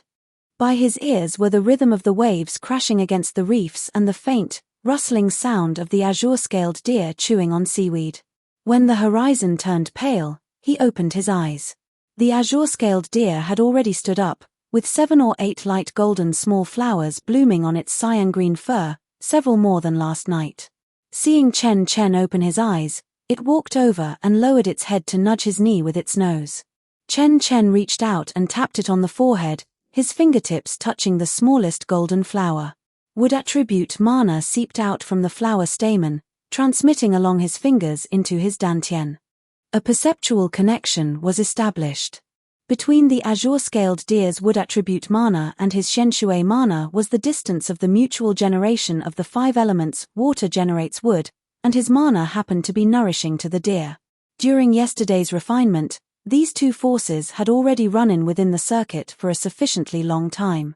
Now guided by his divine sense, the deer followed his rhythm with almost no hesitation. He took out the wind thunder wings and the split wind beast's double wings from the storage bag one by one. He first completely dissected the wing bones of the split wind beast's wings from the carcass. Extremely fine wind vein patterns were naturally etched onto the dark cyan bones. Wind veins were different from thunder patterns. Thunder patterns were rigid with electric arcs leaping across them, while wind veins were soft, naturally flowing along the arc of the wing bones like water ripples. He placed the split wind beast's wing bones behind the wind thunder wings, staggering the 2 pairs of wings back and forth by a person's shoulder width. Then, triggering the Disha sword, Gungbai sword radiance flew out from his dantian, hovering 3 inches above his fingertips. With both hands forming incantation gestures, an extremely thin thread of gold separated from the sword radiance that was the origin of the Gungbai sword chi. The sword radiance of the Disha sword dimmed for a moment, then quickly recovered its stability. He embedded this thread of gold into the outer side of the front wings of the wind thunder wings. The metal attribute circuit spread from the wing roots to the wing tips, forming an extremely thin metallic luster at the front ends of the wings. Next, triggering the shenshui escapism technique, shenshui mana was injected into the bottom layer of the wind thunder wings along the water attribute circuit, interfacing with the existing shenshui essence buffer zone. The water attribute circuit spread out at the bottom of the 4 wings, drawing moisture from the sea breeze to condense an extremely thin water film on the surface of the wings. Finally was the azure-scaled deer's wood attribute mana. The deer's wood attribute mana entered the wind thunder wings along the waterwood dual circuits, forming a wood attribute layer above the water attribute buffer zone, firmly containing the conflict of the 4 forces of metal, water, wind, and thunder. After all 4 element circuits were fully activated, the wind thunder wings floated above the reef terrace. Electric arcs leaped on the front wings, a cyan glow circulated on the rear wings, golden threads flickered on the outer sides, and the bottom water film emitted a slight light. The wings were no longer a single pair of thunder rock wings, but a 4-wing structure that was wide in front and narrow in the back. The total wingspan width was nearly half larger than before. The split wind beast's cyan wing membranes gently flapped behind the thunder rock silver bone wings, and each flapping stirred up a gust of fierce wind. Chen Chen stood up and walked directly beneath the 4 wings. A few drops of essence blood fell onto the pivot in the center of the wings. The divine sense brand was driven into the core of the pivot. The wind thunder wings. No, this fellow was no longer purely the wind thunder wings now. With wind, thunder, metal, and water all complete, Chen Chen pondered slightly. Both wind and thunder belonged to the wood attribute, so he took the character Qing, cyan. With all four wings fully spread, upper Zun wind, and lower Zhen thunder, formed the wind thunder yi hexagram. This signified an image of being advantageous to proceed and being able to overcome dangers and obstacles. Kan water and Qian metal formed the water heaven shu hexagram. This signified an image of rain about to fall yet not falling, waiting for the right time to act. The two harmonized, forming just the momentum of wind and thunder surging and metal and water nourishing each other. Perhaps it should be called Qingyi water sky wings. With a thought in his mind, the four wings unfolded behind his back. Silver light suddenly burst from the thunder rock's double wings in the front, and electric arcs crackled and leaped. The split-winged beast's cyan wings in the rear gently spread, completely silent. The golden sharpness on the outer sides was faint and indistinct, and the bottom water film slowly flowed along the surface of the wings, trying to urge a sliver of it. His entire body pulled out an afterimage mixed with silver-white electric arcs and cyan wind radiance above the reef terrace. During a straight-line sprint, the metal attribute circuit automatically activated, and the Gungbai sword Qi formed a supersonic air barrier at the front ends of the wings, cleanly cutting off the sound of the wind. Turning close to the sea surface, the wind power of the rear wings actively tilted when changing direction, carving an arc at an angle nearly hugging the water surface. The curvature of this arc was tightened by more than half compared to when he previously used the Gungbai escape light. Entering the water. The water film on the wings formed a streamlined protective layer in the seawater, and the wing tips sliced open the water surface with almost no splashing waves. Exiting the water. With the sound of an electric arc, his entire body soared into the sky, and a ring of water mist exploded across the sea surface. Staggering back down onto the reef terrace, the four wings slowly folded in behind his back, and Chen Chen panted heavily. With such extreme speed, once I break through to the nascent soul stage, I'm afraid even Master Zhong would have to eat my exhaust dust. Chen Chen stood for a moment, the tuft of greyish-white hair by his ears being blown by the sea breeze. To avoid drawing attention, he stored the wings into his dantian. The azure-scaled deer raised its head from beside the bushes, its light golden pupils looking at him. He walked over, bent down, and hoisted the deer onto his shoulders. Storage bags could not hold living monster beasts, so on the way back to Heavenly Star City, he still had to carry it. The deer found a comfortable spot on his shoulders and lay down. Morning light spread across the sea from the east, dyeing the sandy ground of the nameless island a light golden color. He put away the formation flags and formation discs, and the grey mist covering the formation dissipated in the sea breeze. Beneath his feet, the Renjie sword once again unfurled the Gungbai escape light, carrying the man and the deer as they flew towards Heavenly Star City. A pale white arc was dragged across the sea surface, at the end of which was the hazy silhouette of the holy mountain of Heavenly Star City. Chapter 45, Rest and Recuperation, Millennial Heavenly Thunder Bamboo. Chen Chen landed in front of a side door on the southeast side of the holy mountain. Two Foundation Establishment gatekeeper disciples stood at the entrance, wearing Star Palace standard short jackets with tokens hanging at their waists. The older of the two caught sight of Chen Chen and froze for a breath. Elder Chen? Chen Chen fished the guest elder token from his waist and handed it over. Troubling you, Elder Chen? The gatekeeper disciple received the token with both hands and verified it. When returning it, his hands were slightly stiff.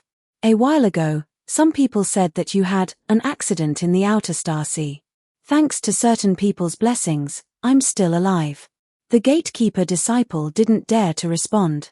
Chen Chen led the azure-scaled deer through the side door. The stone gate closed behind them, and the sea breeze leaking through the crack was instantly swallowed by the formation. The interior passages of the holy mountain were wide and dry, with eternal spirit lamps embedded in the stone walls, casting a cold-toned light. Star Palace enforcers or stewards occasionally hurried through the passage, casting involuntary extra glances at the azure-scaled deer beside Chen Chen. The 63rd floor. A nameless jade plaque was embedded in the stone gate at the entrance of the cave dwelling, with the character Chen carved on the back. He pressed the token next to the jade plaque, and the stone gate slid open silently. The cave dwelling looked just as it did before he left.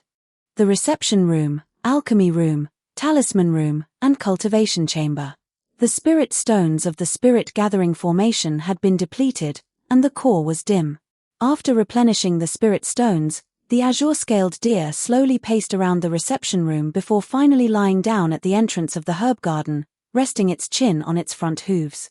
Chen Chen took out a handful of spiritual plant leaves, casually plucked from the nameless island, from his storage bag and placed them in front of it. The azure-scaled deer lowered its head to sniff them and took one in its mouth. Chen Chen walked into the cultivation chamber and sat cross-legged on the bodywood futon. The stone gate closed behind him.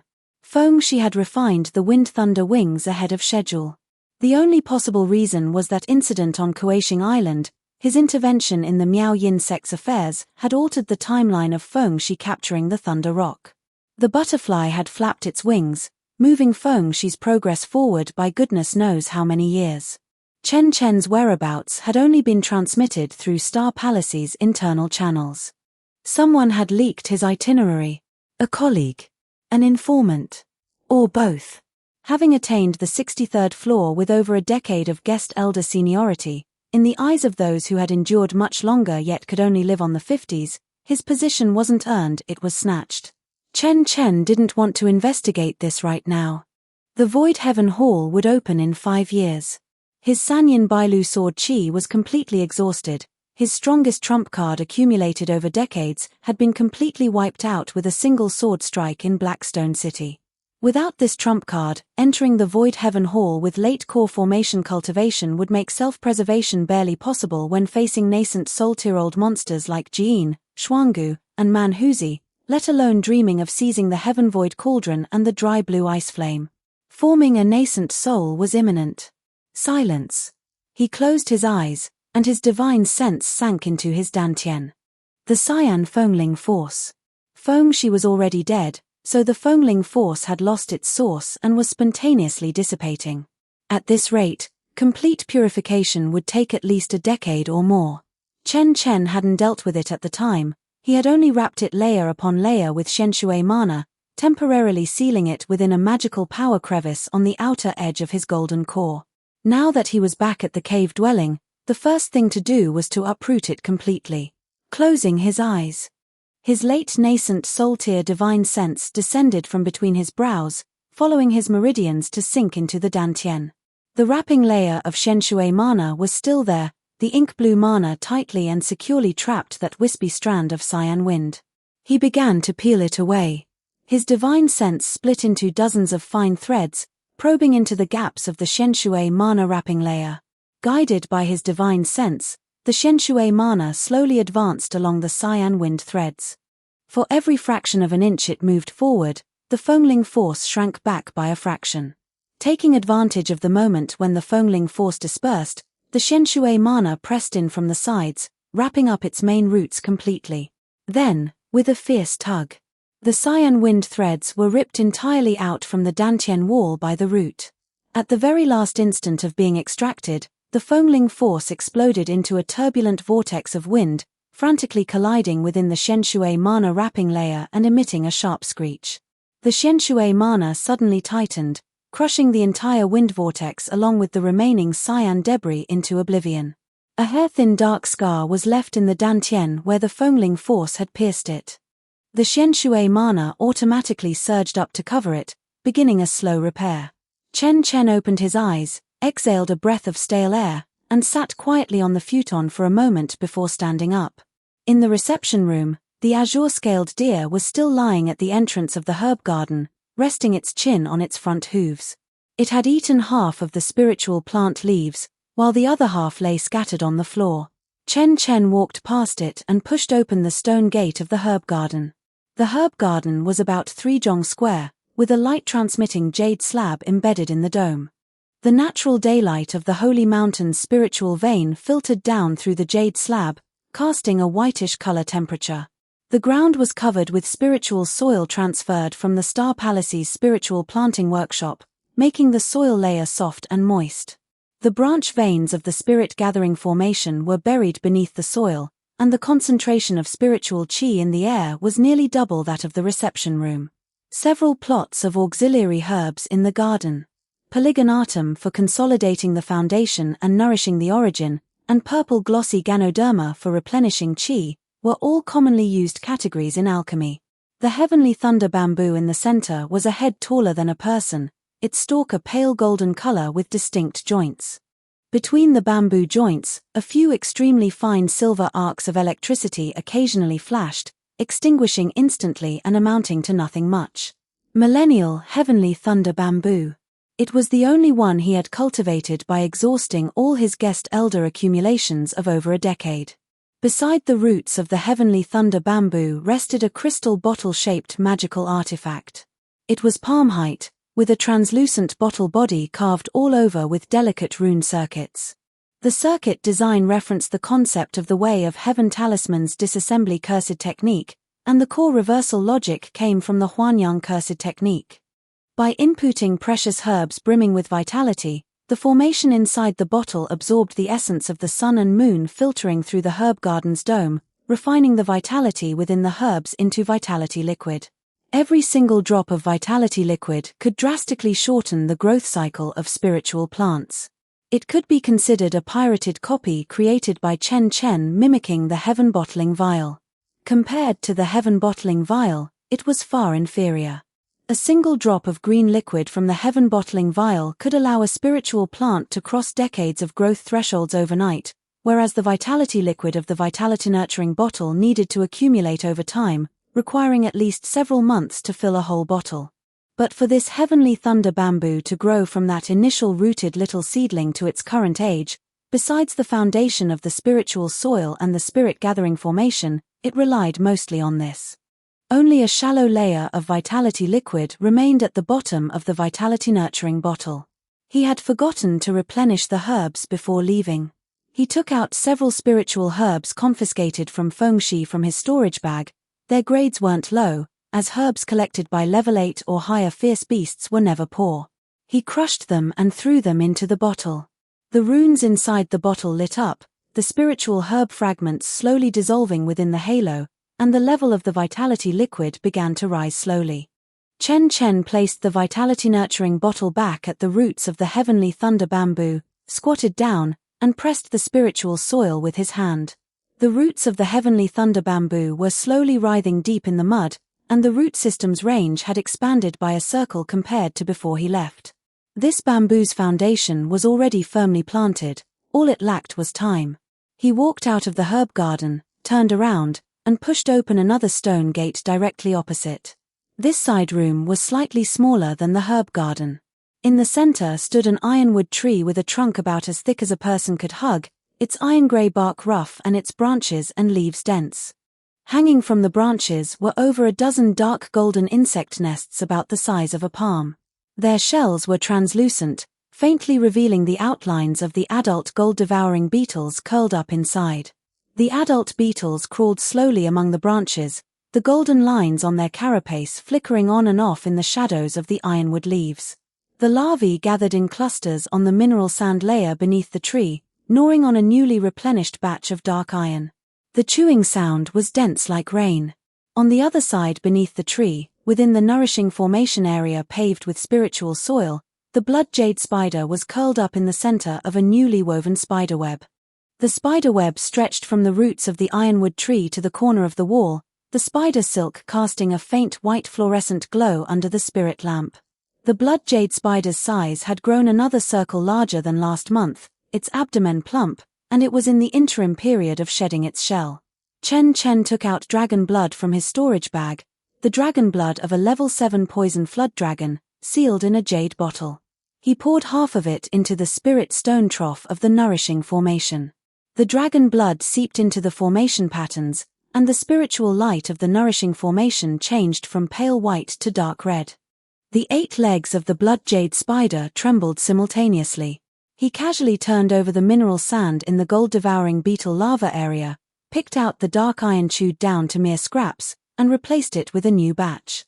Having finished all this, Chen Chen returned to the cultivation chamber.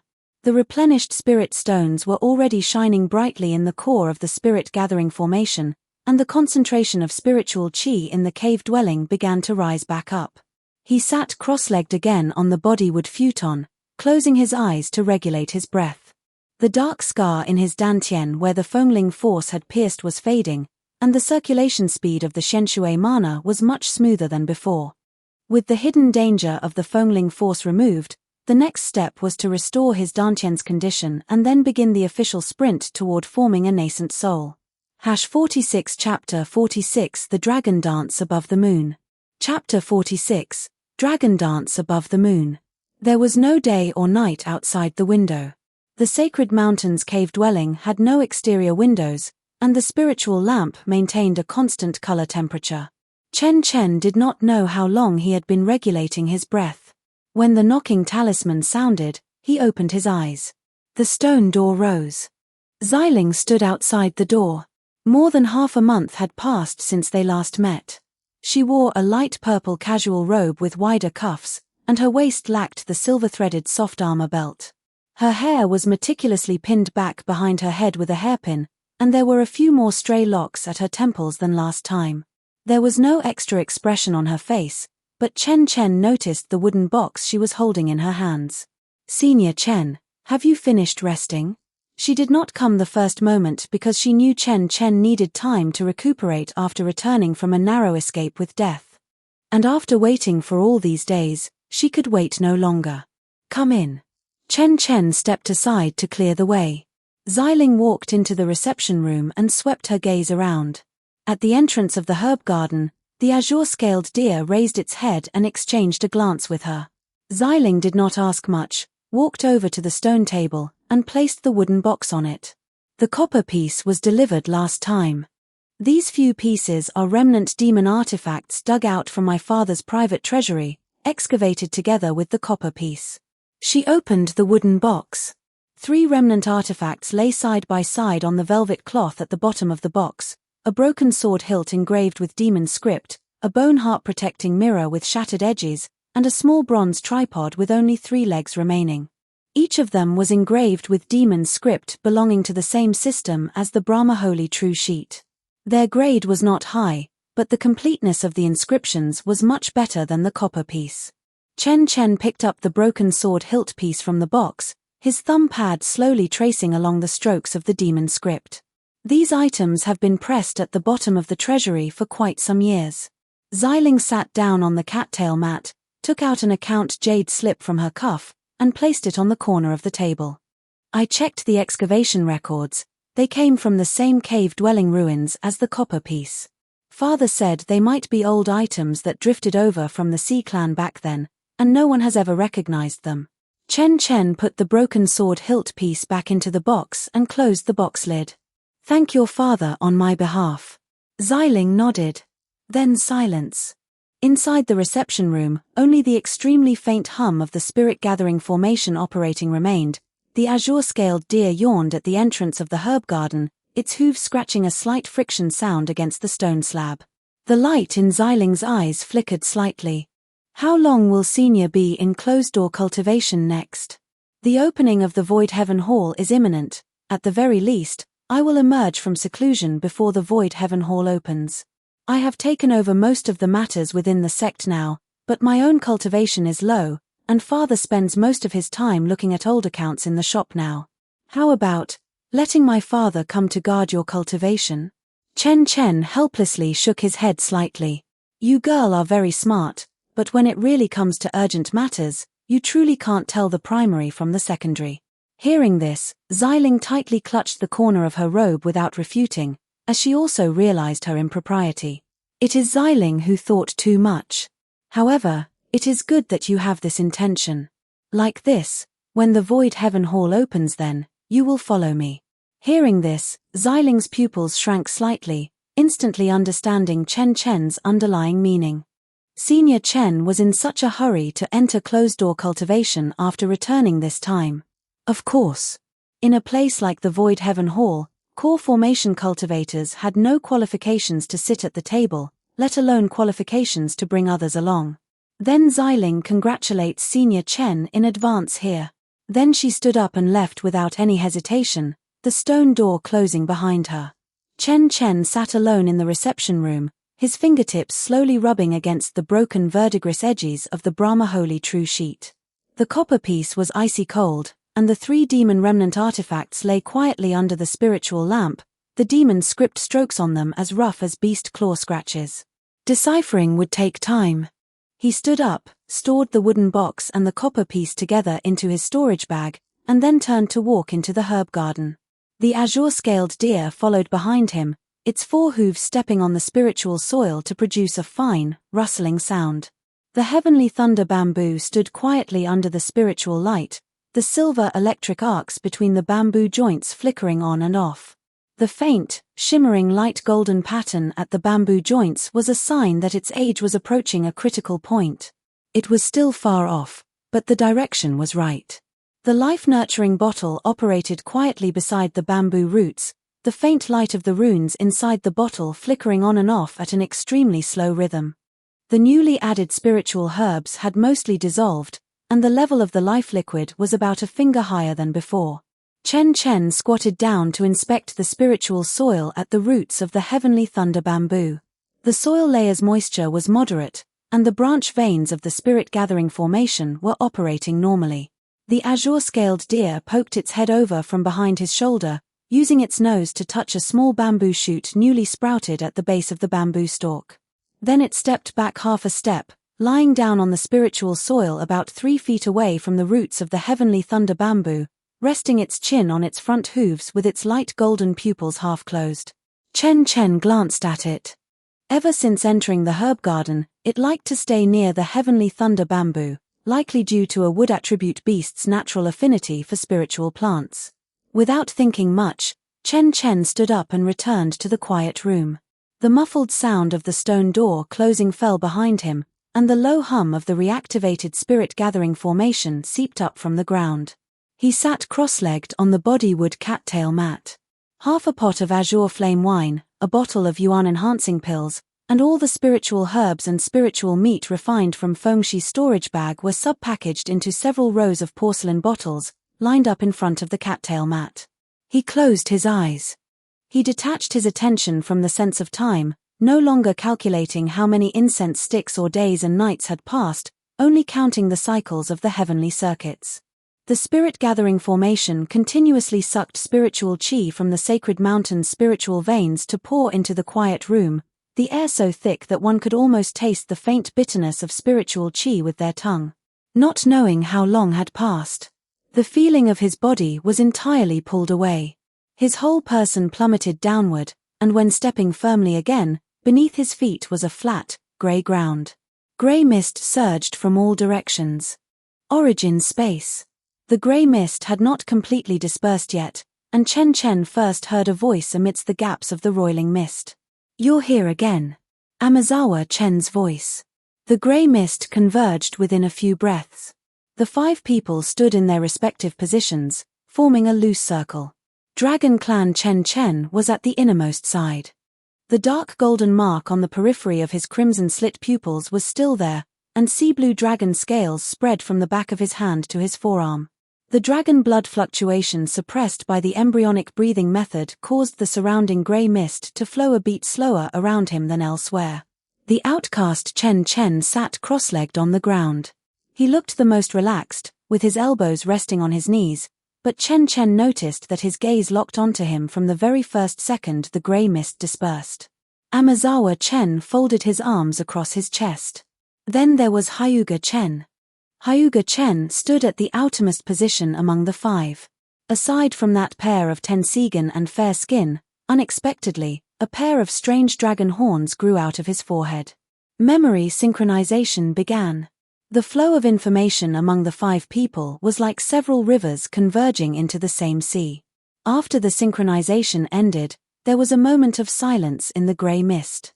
In the silence, The first to speak was Hyuga Chen. Without waiting for their response, Hyuga Chen spoke first. Right now, the fusion of Otsutsuki and dragon blood is not complete. What views do you all have? The outcast Chen took over the conversation.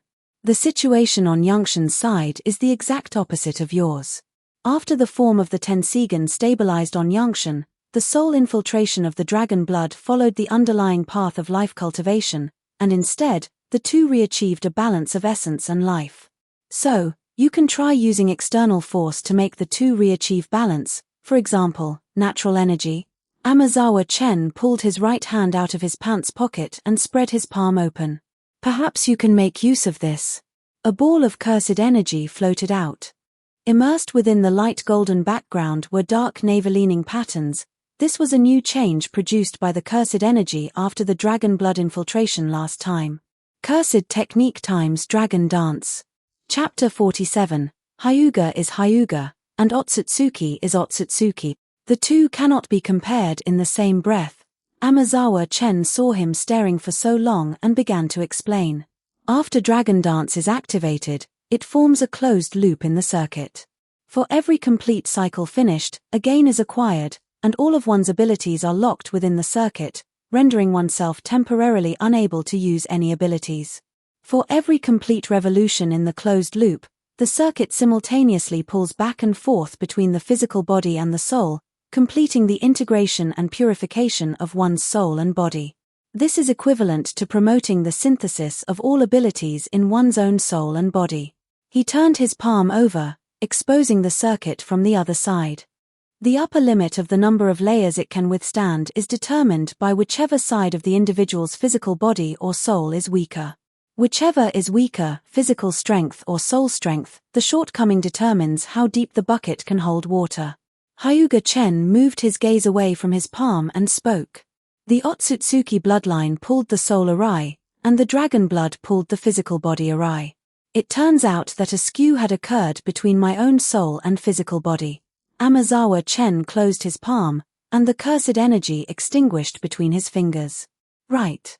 Amazawa Chen said one last sentence. The concentration of dragon blood on my end is still in a rising period. After Shiami finishes digesting Norton's authority, there should be another leap. If that time point coincides with the progress of your circulation breakthrough, the dragon blood components in your body will be activated in a wave. Be mentally prepared in advance. Grey fog rolled inward from all four corners simultaneously.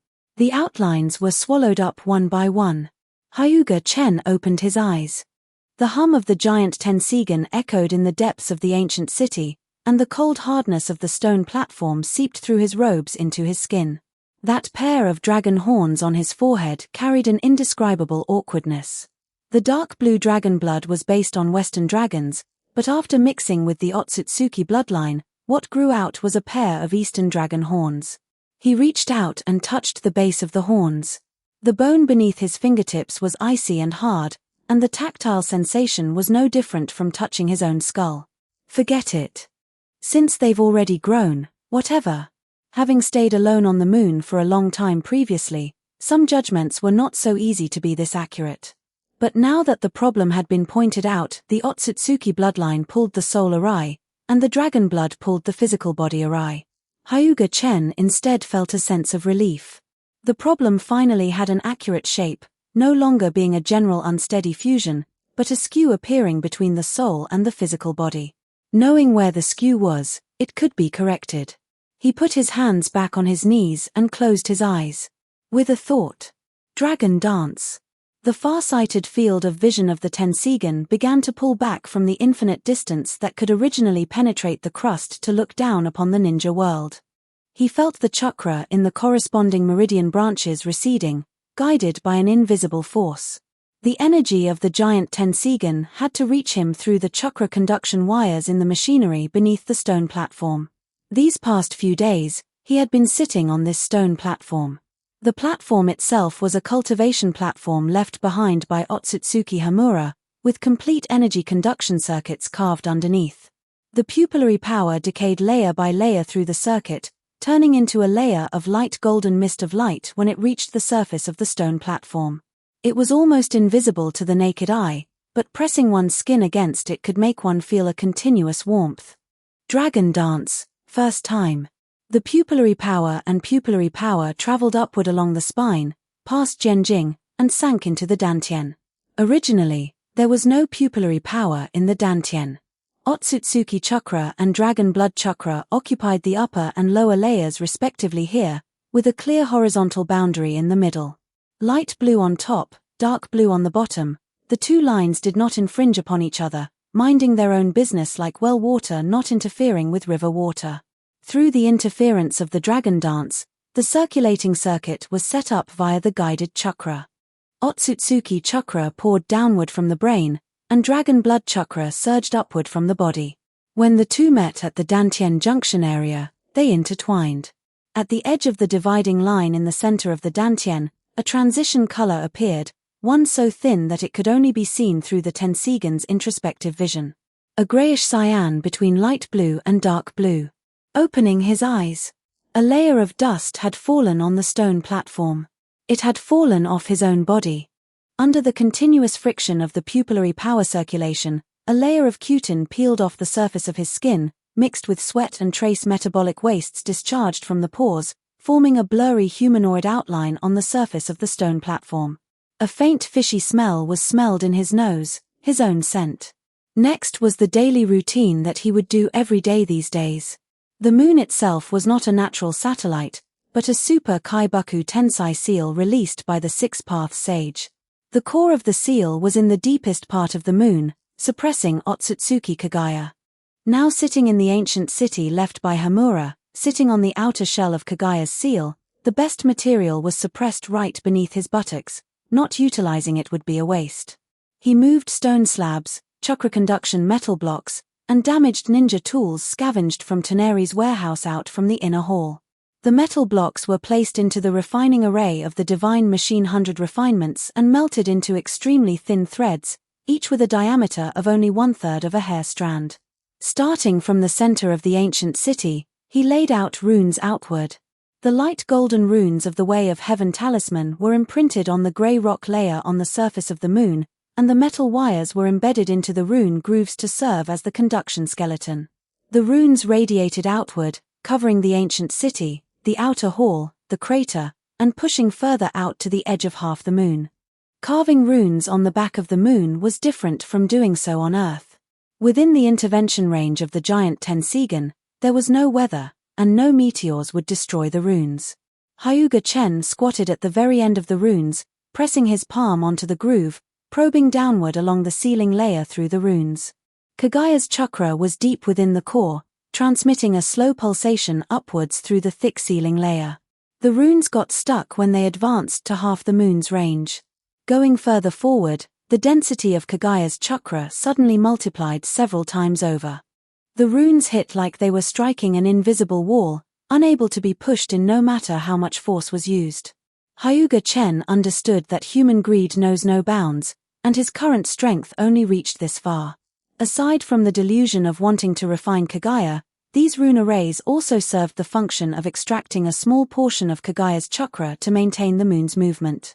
Naturally, it was for an even more important matter. He bent down to pat the dust off his robes and strode through the corridor into the inner hall. Right in the center of the inner hall, the giant Tensigan hung suspended in mid-air.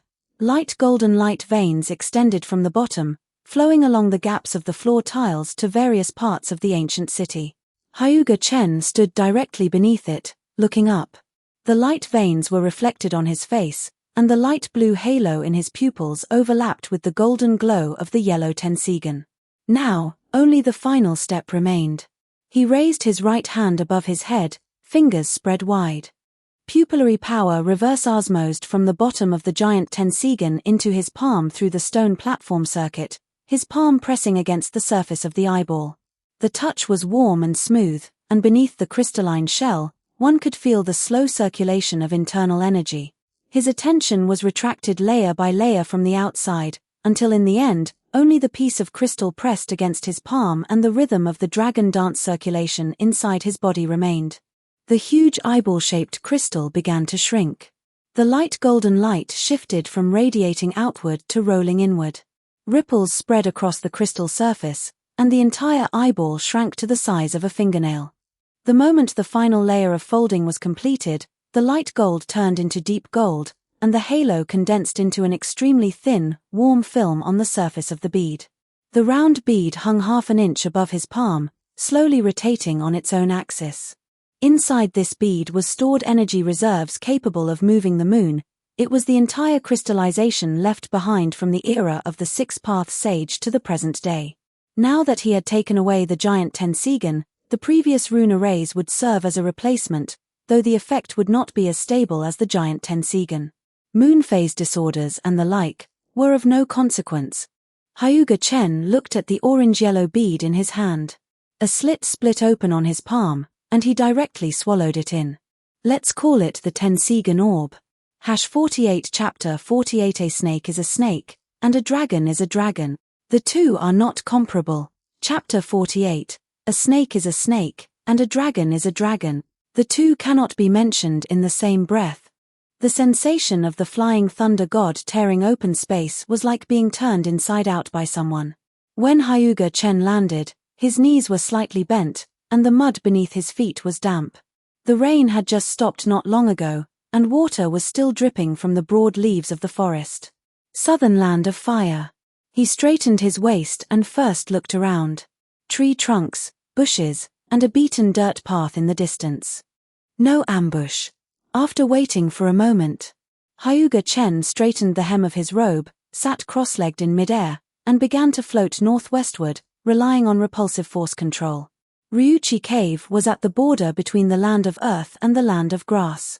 The direction couldn't be wrong.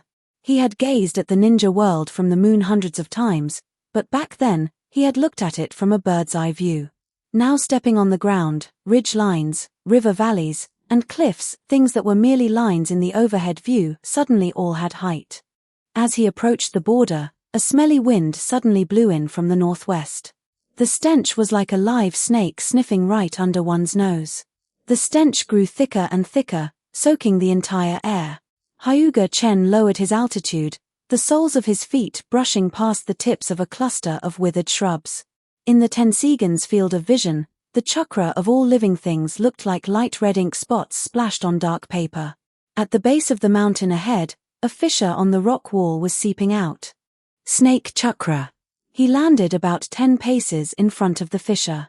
The moment the repulsive force was withdrawn, the hem of his robe fell back to his ankles, stained with a few fragments of grass leaves. As for the surrounding poison mist and illusions, they were directly ignored by Hyuga Chen. The fissure was less than 3 steps away before him. It was a narrow opening on the rock wall, with the widest part barely allowing a single person to squeeze through sideways. The stench gushed out from inside in waves, as if some giant creature were breathing slowly in the depths of the darkness. Hyuga Chen squeezed inside sideways. His shoulder blades brushed against the rock wall, the coldness of the stone seeping inward through his robe.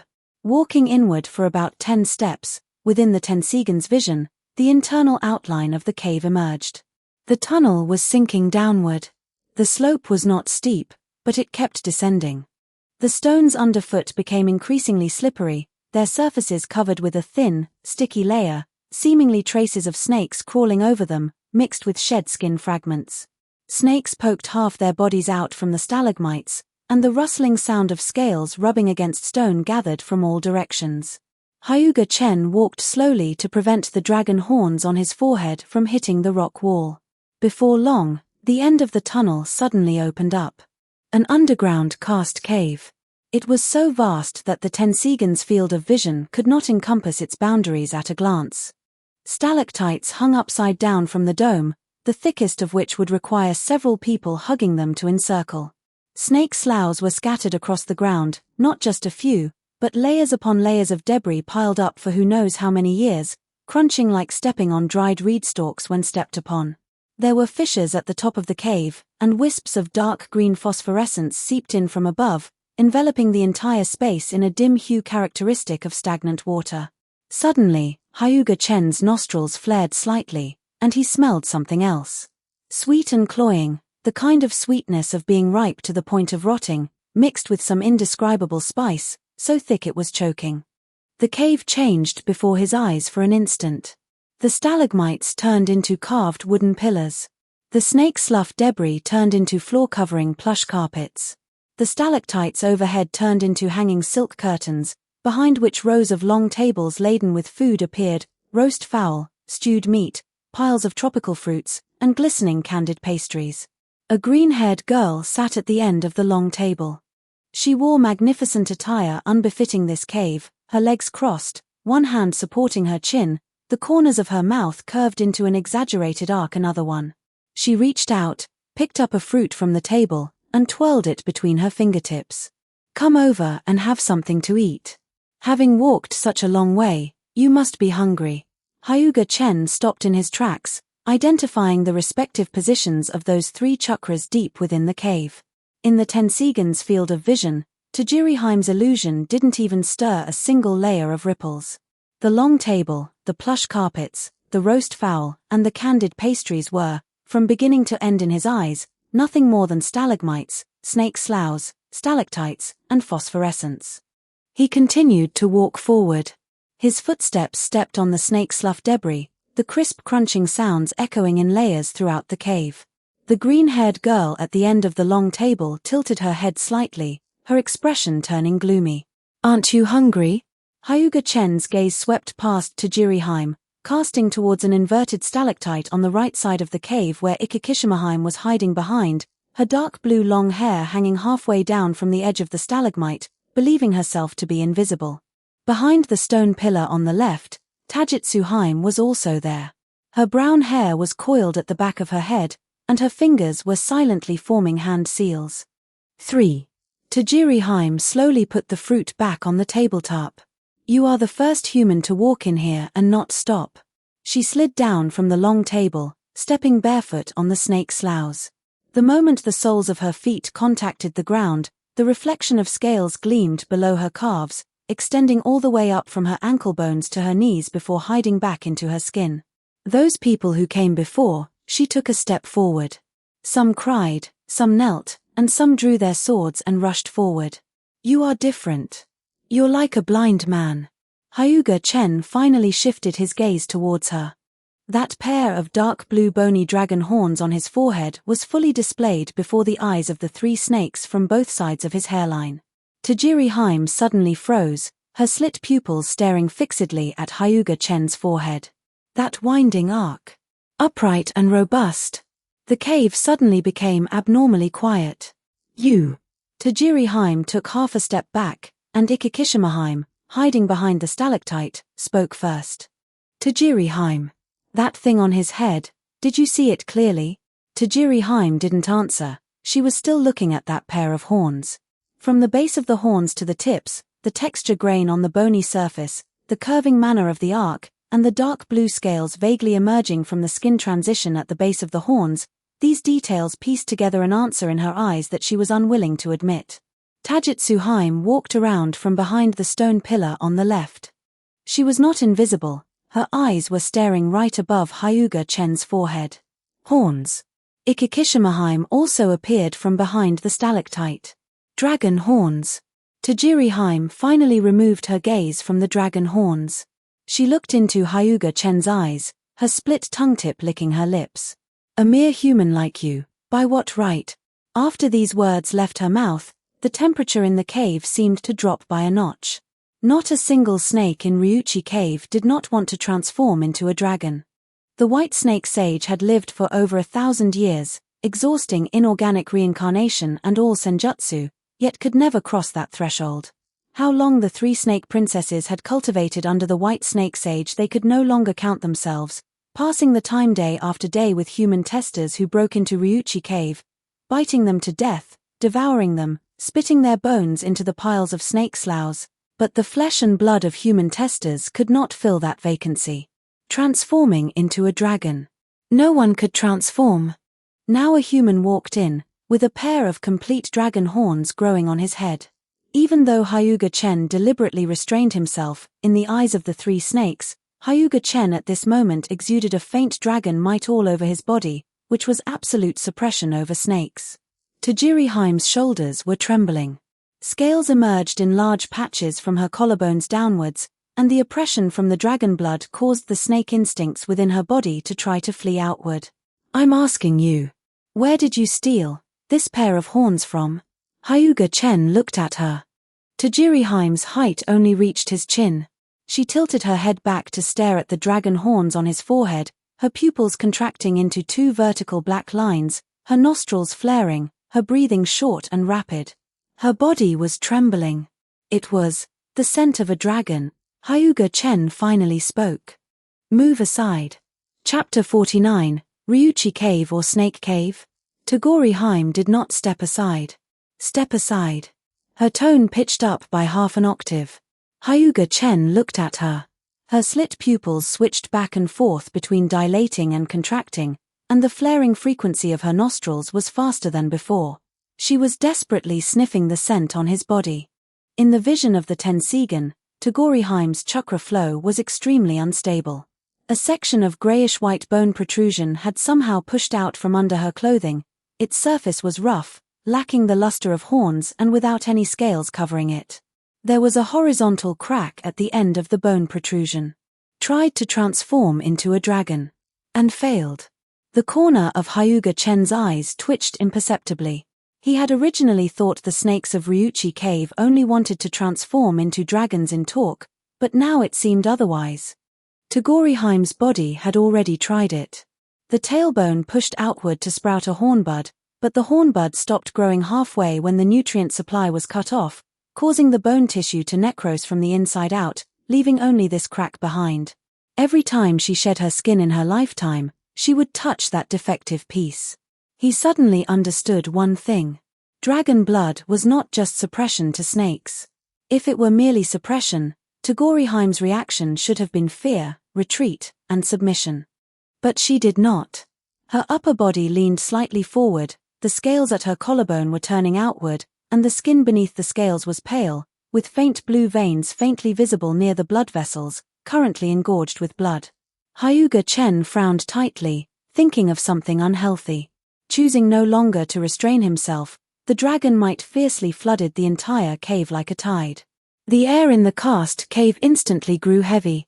Ichikishima-Heim was the first to sense it. Her legs stepped back half a step, but her upper body eerily failed to follow. Her entire body was being pulled simultaneously by two opposing commands, freezing her in place. "Ichikishima?" Tajitsu-Heim called out to her from the left. Ichikishima did not answer, she couldn't. The scent of the dragon filled her nasal cavity, unlike any familiar scent in the cast cave. That was something she had never smelled in Ryuchi Cave. Living, warm, breathing dragon blood transpired from the surface of the skin, carrying an indescribable burning sensation. Tajitsu held her breath, wanting to block her olfactory pathway. But she couldn't do it. This was 99% the real deal. Tajiri-Heim took a step forward. This step made Hyuga Chen's brow twitch. Her toes touched the ground before her heels slowly descended, her knees did not bend, and her center of gravity was at her pelvis. The bone protrusion at her tailbone was completely exposed to the air, the grayish-white bone substance appearing particularly glaring under the dark green phosphorescence, and transparent liquid was oozing from the cracks. This pair of horns wasn't stolen. She licked her lips. Her fork-tongued tip probed the air, lingering for 2 beats longer than a normal lip lick. "True Dragon Lord. You smell so good. It's over." Goosebumps rose on the back of Hyuga Chen's neck. He had originally thought the dragon might would suppress them. In fact, it did suppress them, but this reaction. "I can't drag this out anymore." He raised his right hand, palm facing outward, his 5 fingers slightly spread. The gravitational field was precisely released. 3 extremely thin beams of repulsive force split from his fingertips, targeting the glabella of the 3 snake princesses respectively. The force was controlled just enough to stun them. Killing people in Ryuchi Cave was meaningless, and although their reaction to dragon blood made him uncomfortable, that was the bloodline instinct of snakes. Furthermore, to figure out later why the dark blue dragon blood and the Otsutsuki bloodline would produce this kind of reaction, some experimental subjects were still needed. The 3 of them collapsed straight down. The karst cave grew quiet again. The phosphorescent light shone on the three prostrate bodies, their scales still faintly reflecting light, like water stains left on reefs after the tide receded. Hyuga Chen lowered his head to glance at the back of his hand. The dragon scales had not fully retracted, the dark blue scale edges extended upward from the web of his thumb along the meridians of the back of his hand, and touching them felt similar in texture to touching his own fingernails. Slowly retracting his dragon might, the scales gradually sank into his skin, and the back of his hand returned to its normal skin tone. Dragon Clan Chen was right. You can suppress snakes, but you can't suppress the female ones. He took a deep breath. Next up, the white snake sage. He stepped over Ichikishimaheim's dark blue long hair scattered on the stone surface and walked toward the tunnel deep inside the karst cave. She had already perceived it when the dragon might was released. The sensory network of inorganic reincarnation covered the rock walls of the entire Ryuchi cave, and she had seen everything that just happened in the karst cave.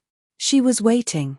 Hyuga Chen walked in the tunnel, his shoulder blades occasionally brushing against the narrowing rock walls on both sides. The stone quality went from cold and hard to warm. The closer he got to the white snake sage's true body, the closer the rock walls were to body temperature. He heard his footsteps sinking section by section in the tunnel, the soles of his boots stepping on the stone surface making that viscous, soft sound, indicating that the traces of snakes crawling over were growing thicker. The white snake sage has lived for over a millennium and has never been able to transform into a dragon. Her obsession with dragon blood can only be deeper than that of the three snake princesses. He paused for a step at the turn of the tunnel. In the vision of the Tensigan, that massive chakra ahead was slowly changing shape, with the snake's head turning toward the tunnel exit, toward the direction where he was about to appear. A pair of slit pupils slowly opened in the darkness. Here it comes. Hyuga Chen stepped past the turn and walked into the open space at the end of the tunnel. It was a temple. The stone building was embedded beneath the natural dome of the karst cave, its beams and pillars crawling with dried snake sloughs, layer upon layer, wrapping the original stone carvings patterns into a grayish-white color. The fishy smell in the air actually faded here, replaced by the decaying smell of old wood, the astringency of cold incense ashes, and the dry dust left by scales rubbing against the stone surface for a millennium. The temple had no doors. The entrance to the main hall was a 3-jong-high arched stone door, with a coiled snake carved on the lintel. Hyuga Chen crossed the threshold and saw the true body of the white snake sage. The white phosphorus great snake's body was integrated with the temple architecture. White scales passed through the roof beams of the hall, bypassed the stone pillars, wound down against the wall, and coiled several layers on the ground. A single scale was comparable to the size of an entire human body, and the edges of the scales shimmered with a cool-toned pearlescent luster. The scale surface was not smooth. Looking closely, one could see annual ring-like patterns, layer upon layer, countless in number. The snake's head was in the deepest part of the main hall. Resting on a stone platform, its snout was longer than his entire person. Its slit pupils were half open, and the extremely fine golden pattern around the edge of the pupils slowly flowed under the dark green phosphorescence. Hyuga Chen stopped in front of the stone platform. He could feel a scorching gaze sweeping from top to bottom across his forehead, collarbone, and the back of his hand. Then a voice came from the darkness. It was an adult woman's voice, low and smooth, carrying a slight nasal tone. You were very gentle with your blows. The white phosphorus great snake's slit pupils were still between half open and half closed. After that voice dispersed in the main hall, a humanoid figure stepped out from the shadows beside the stone platform. Her white hair hung down to her waist, the ends of her hair almost brushing her ankles. Her skin was a cold white under the phosphorescence, the corners of her eyes slightly upturned. Each of her facial features individually could be considered restrained, but put together, they made it hard for people to look away. She wore a plain white single garment with a loose collar, exposing a small patch of skin below her collarbone. There, a few white scales embedded into the skin adorned the area. In appearance, she looked to be between 25 and 35 years old. Her arms were gently crossed in front of her chest. That bone protrusion of Tagoriheim's, you saw it. Hyuga Chen nodded. That is the proof of failure. Hyuga Chen did not speak. He knew she wasn't talking about Togori Haim. She was talking about herself. The White Snake Sage had lived for over a millennium.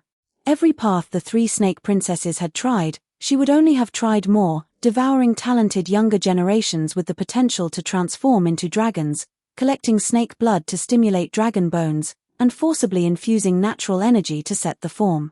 By any means necessary. #50 Chapter 50 The Stars Shine Because of All Things. Chapter 50 Stars Shine Because of All Things. What do you want, coming to Ryuchi Cave? Senjutsu. The White Snake Sage's white hair slid past her collarbone and fell onto the scaled skin on her chest. Quite ambitious. What can you give me? Hyuga Chen raised his right hand. A fine slit opened in the skin of his palm, and a drop of dark blue blood squeezed out from beneath the skin, hanging half an inch above his fingertips. Under the phosphorescent light, the blood droplet was so thick it looked pitch black. The White Snake Sage's slit pupils suddenly constricted into a vertical line. Hyuga Chen withdrew his hand, the blood droplet seeped back under the skin, and the split at the web of his thumb closed up. Is it a deal? The White Snake Sage stared at the back of his hand for a moment, her bare feet stepping across the snakeskin mat as she walked toward the back of the main hall. Follow me. She pushed open a stone door on the back wall of the main hall that was plastered with snakeskin. Behind the door was a flight of stone steps extending downward, narrow enough to allow only a single person to pass.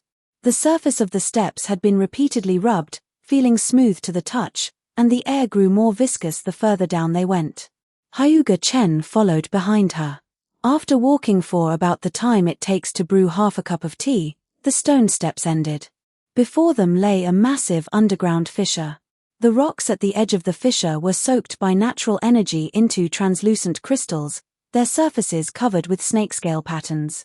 Suspended directly above the fissure was a flat stone platform, held aloft in mid-air by 4 natural crystal pillars, positioned right in the middle of the energy stream surging up from the deepest part of the fissure. With every breath, a slight resistance could be felt. The White Snake Sage stopped at the edge of the fissure, turned to look at Hyuga Chen, her amber-slit pupils slowly swaying over Hyuga Chen's body. Upright dragon horns, pristine pupils, delicate scales, and still a little fledgling. The sticky gaze licked across the skin like a snake's tongue, making it feel as though he were being visually violated. A faint chill crept up Hyuga Chen's back, and he urged her. Where is the senjutsu? What's the rush? The corners of the White Snake Sage's mouth curled up slightly, and she rapidly opened her mouth at an inhuman angle, revealing the gums on the inner side of her upper jaw.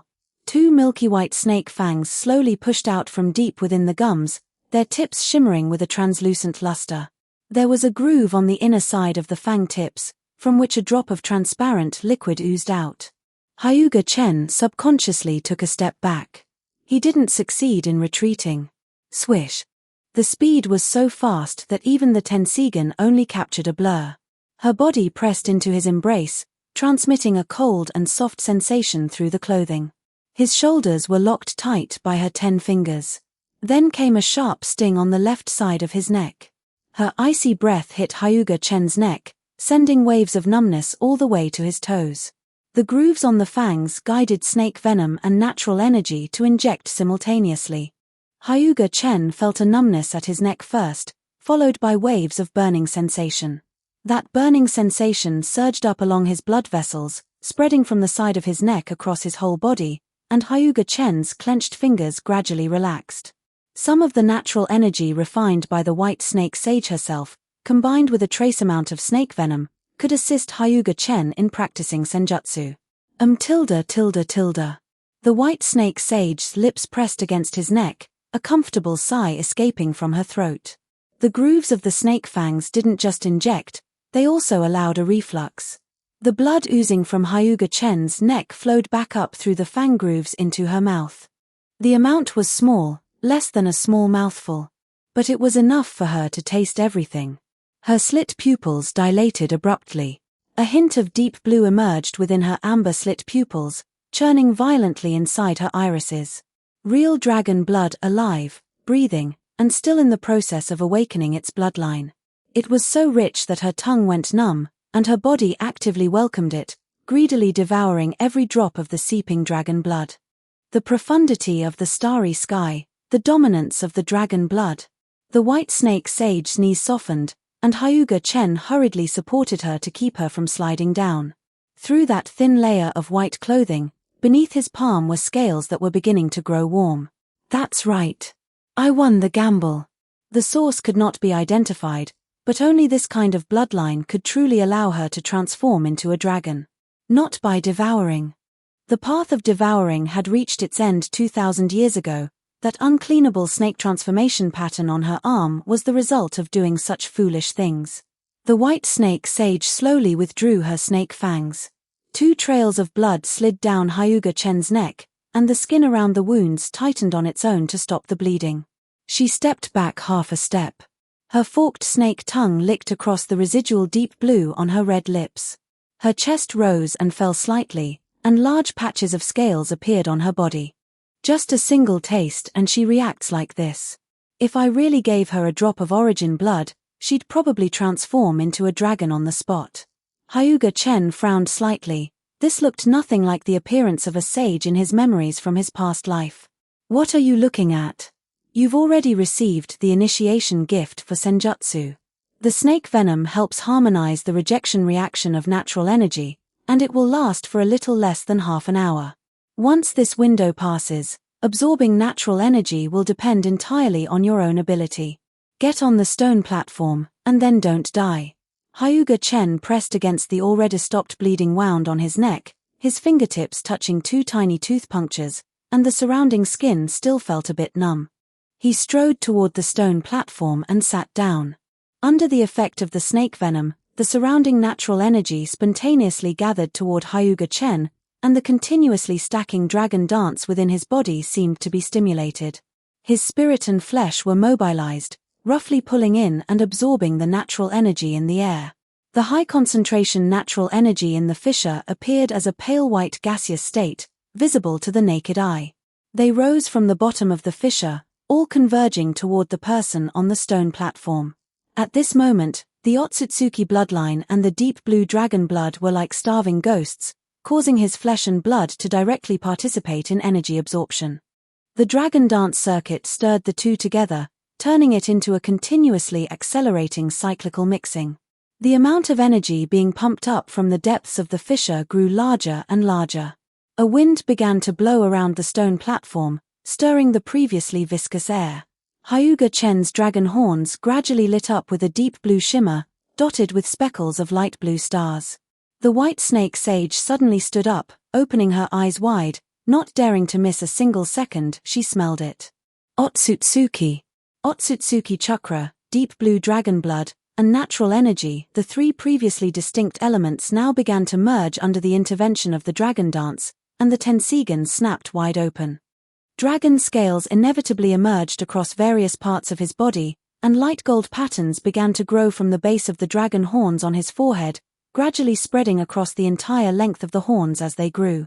The changes inside his body were even more violent than what could be seen on the surface.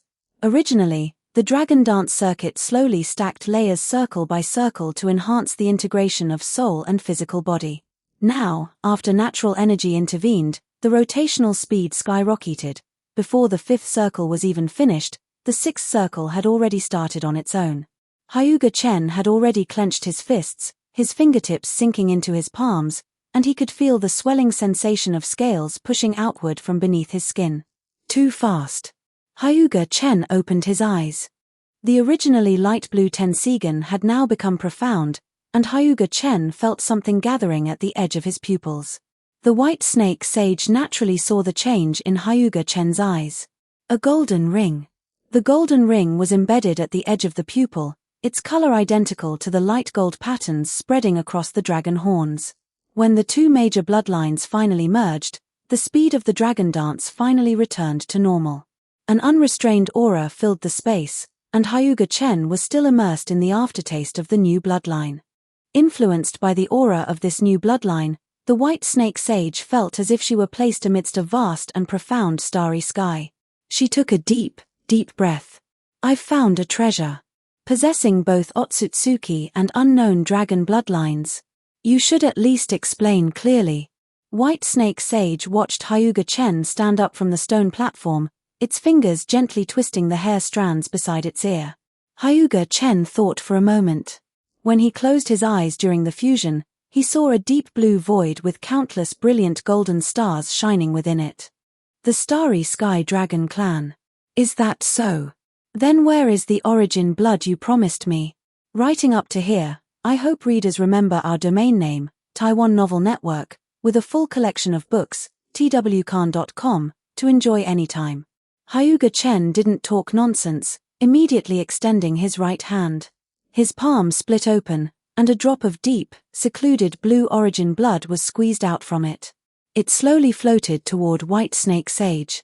Natural energy spontaneously gathered and rotated around the blood droplet, stirring up faint, tiny vortexes. White Snake Sage didn't hesitate, it opened its large mouth and swallowed it in one gulp. A wave of dry heat instantly surged through its entire body. The snake scales all over its body began to surge, and its legs went soft, causing it to collapse directly onto the ground. The complete taste of a dragon, and also space-time. How beautiful!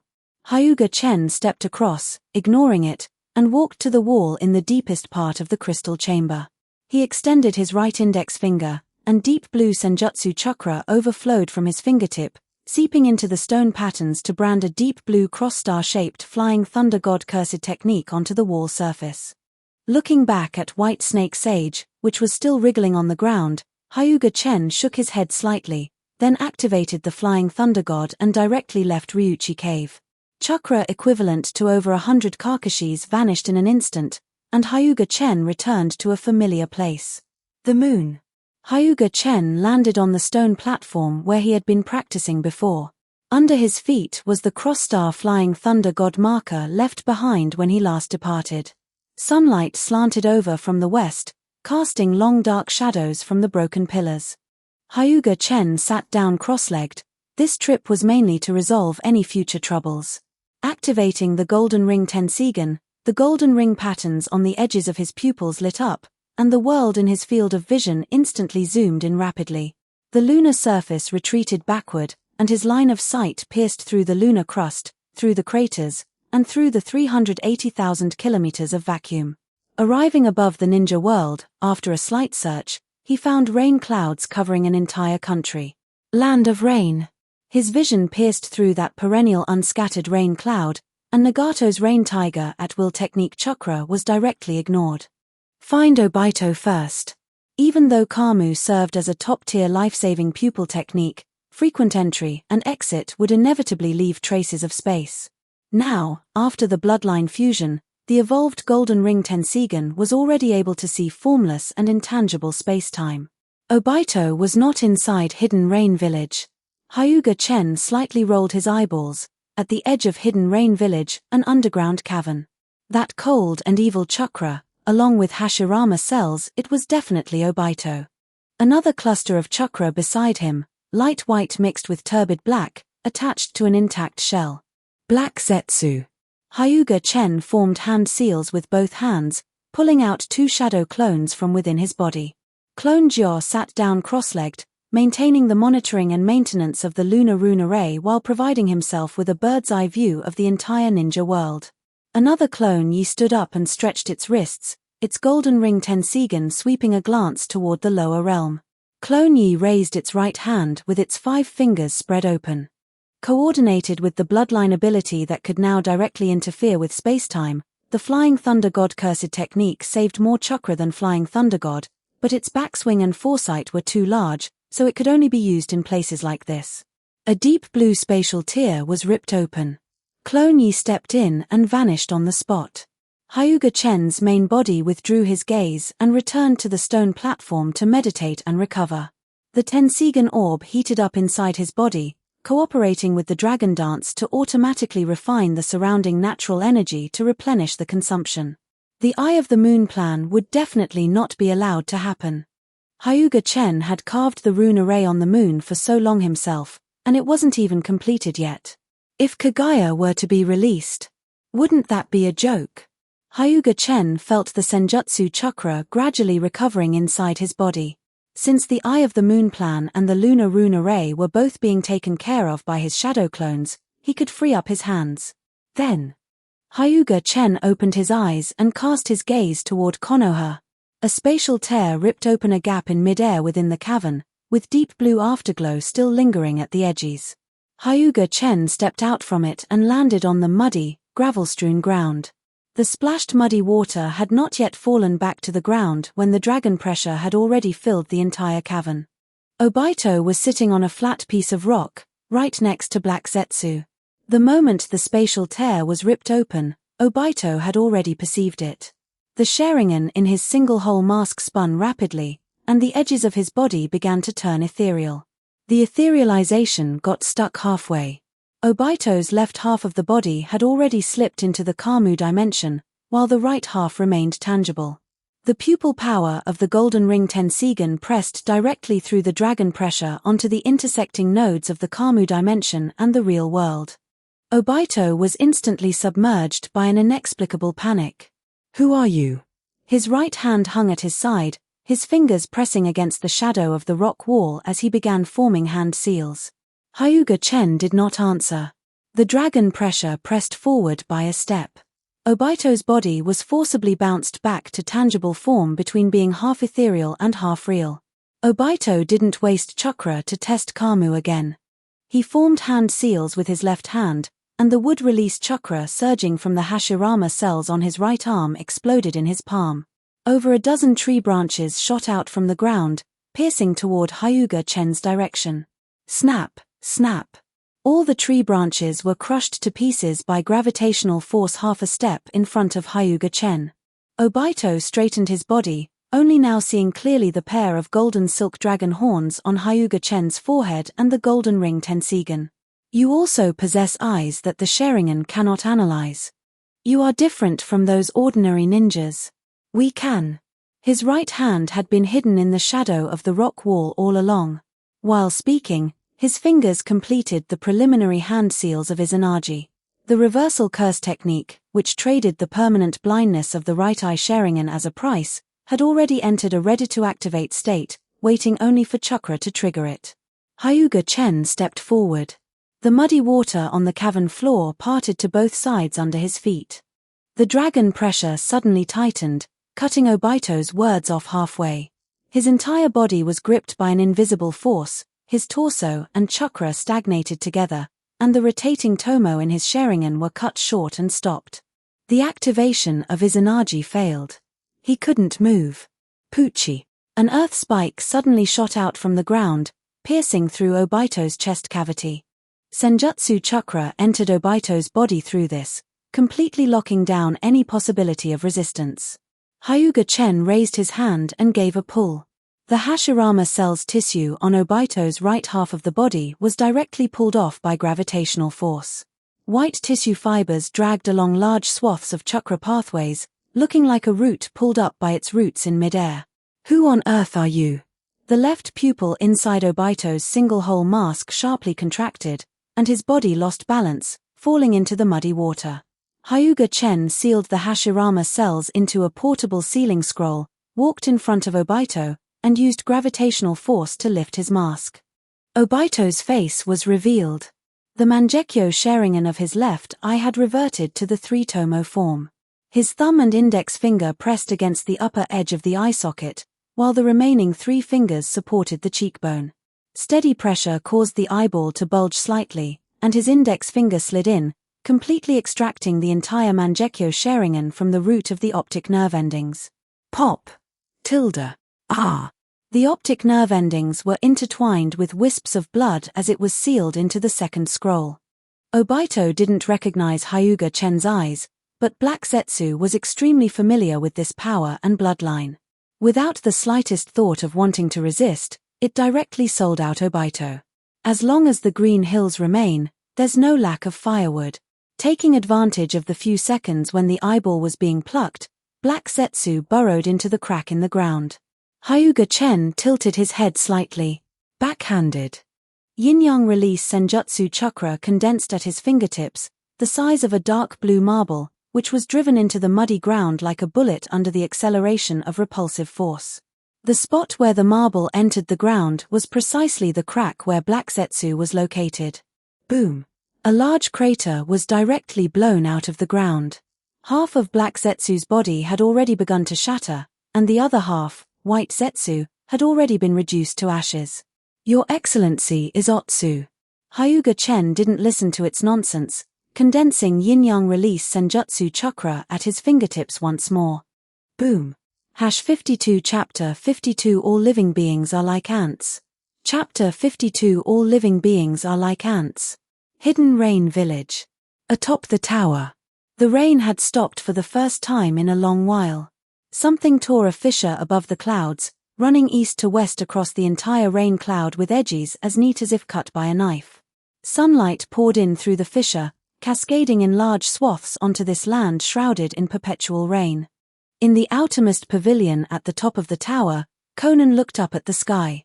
She was 2 steps behind Nagato, standing sideways to the window. The paper butterflies were her warning net, each attached with a wisp of her chakra, scattered around the outskirts of Hidden Rain Village and the body of the tower. At this moment, the wings of all the paper butterflies became incomparably heavy, and none of them could fly. Someone is here.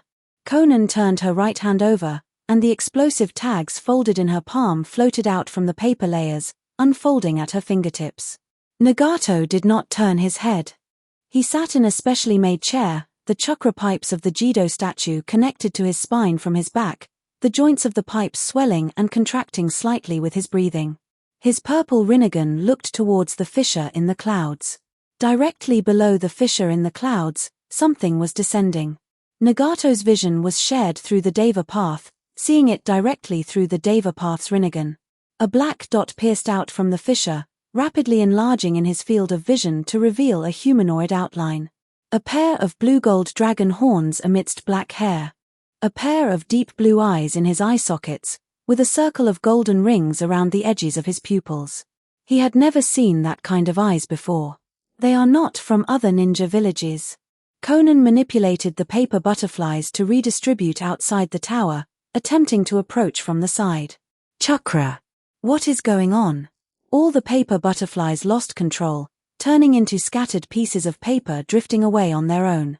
The Deva path took a step forward. Halt, intruder. State your identity.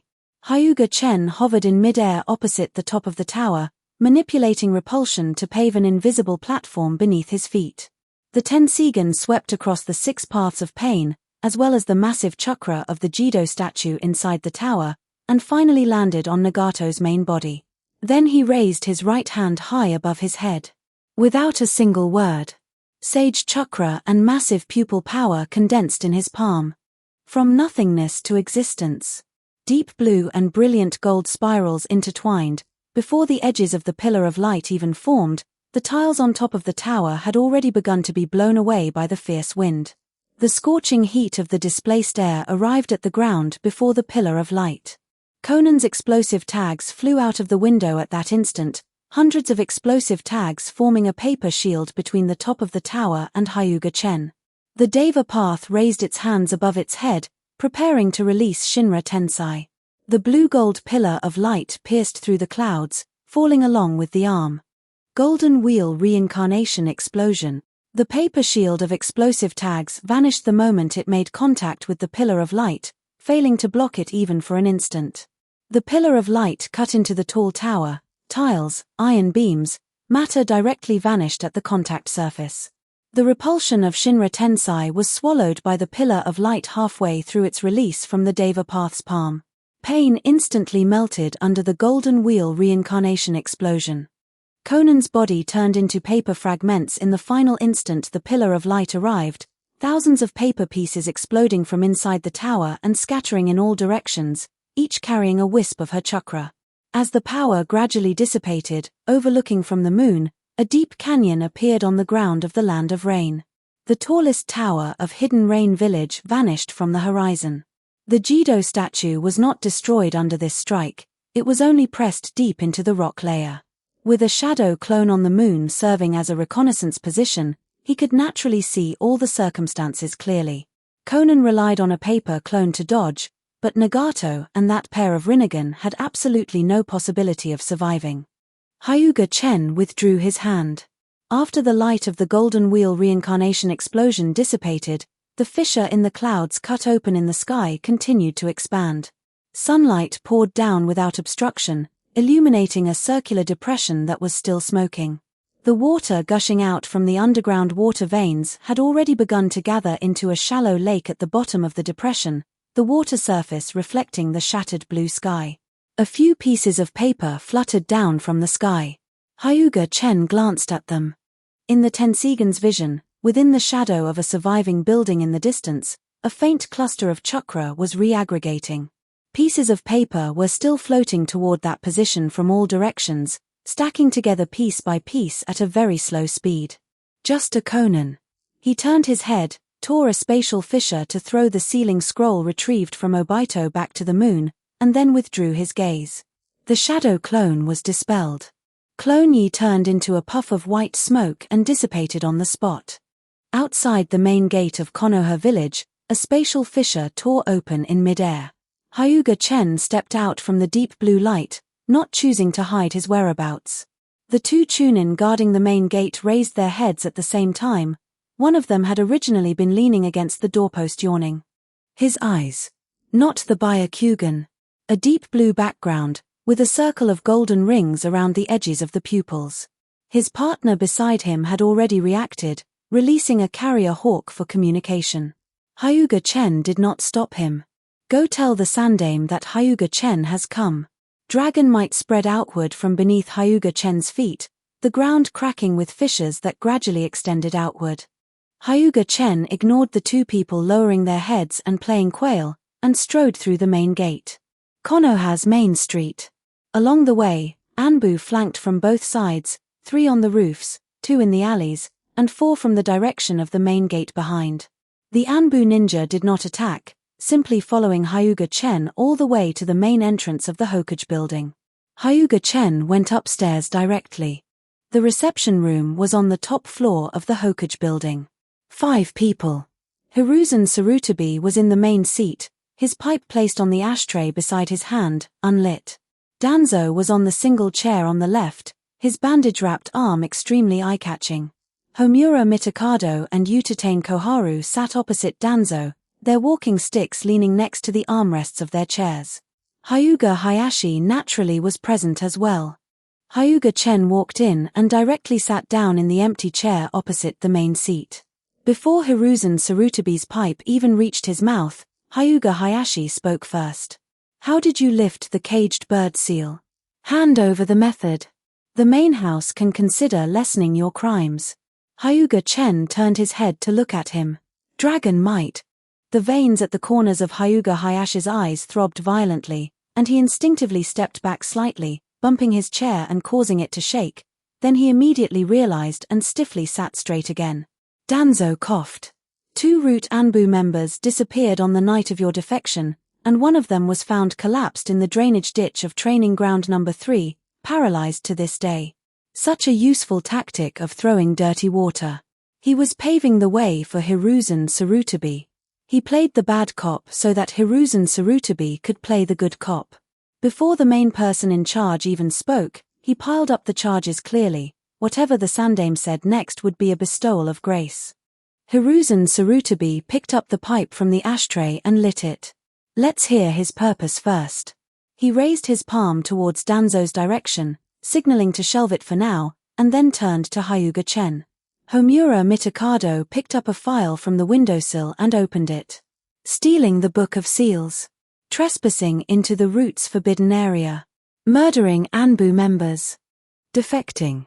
Utatane Koharu took it over. Your strength does indeed far exceed that before your defection, but the fact of your defection will not change because of your strength.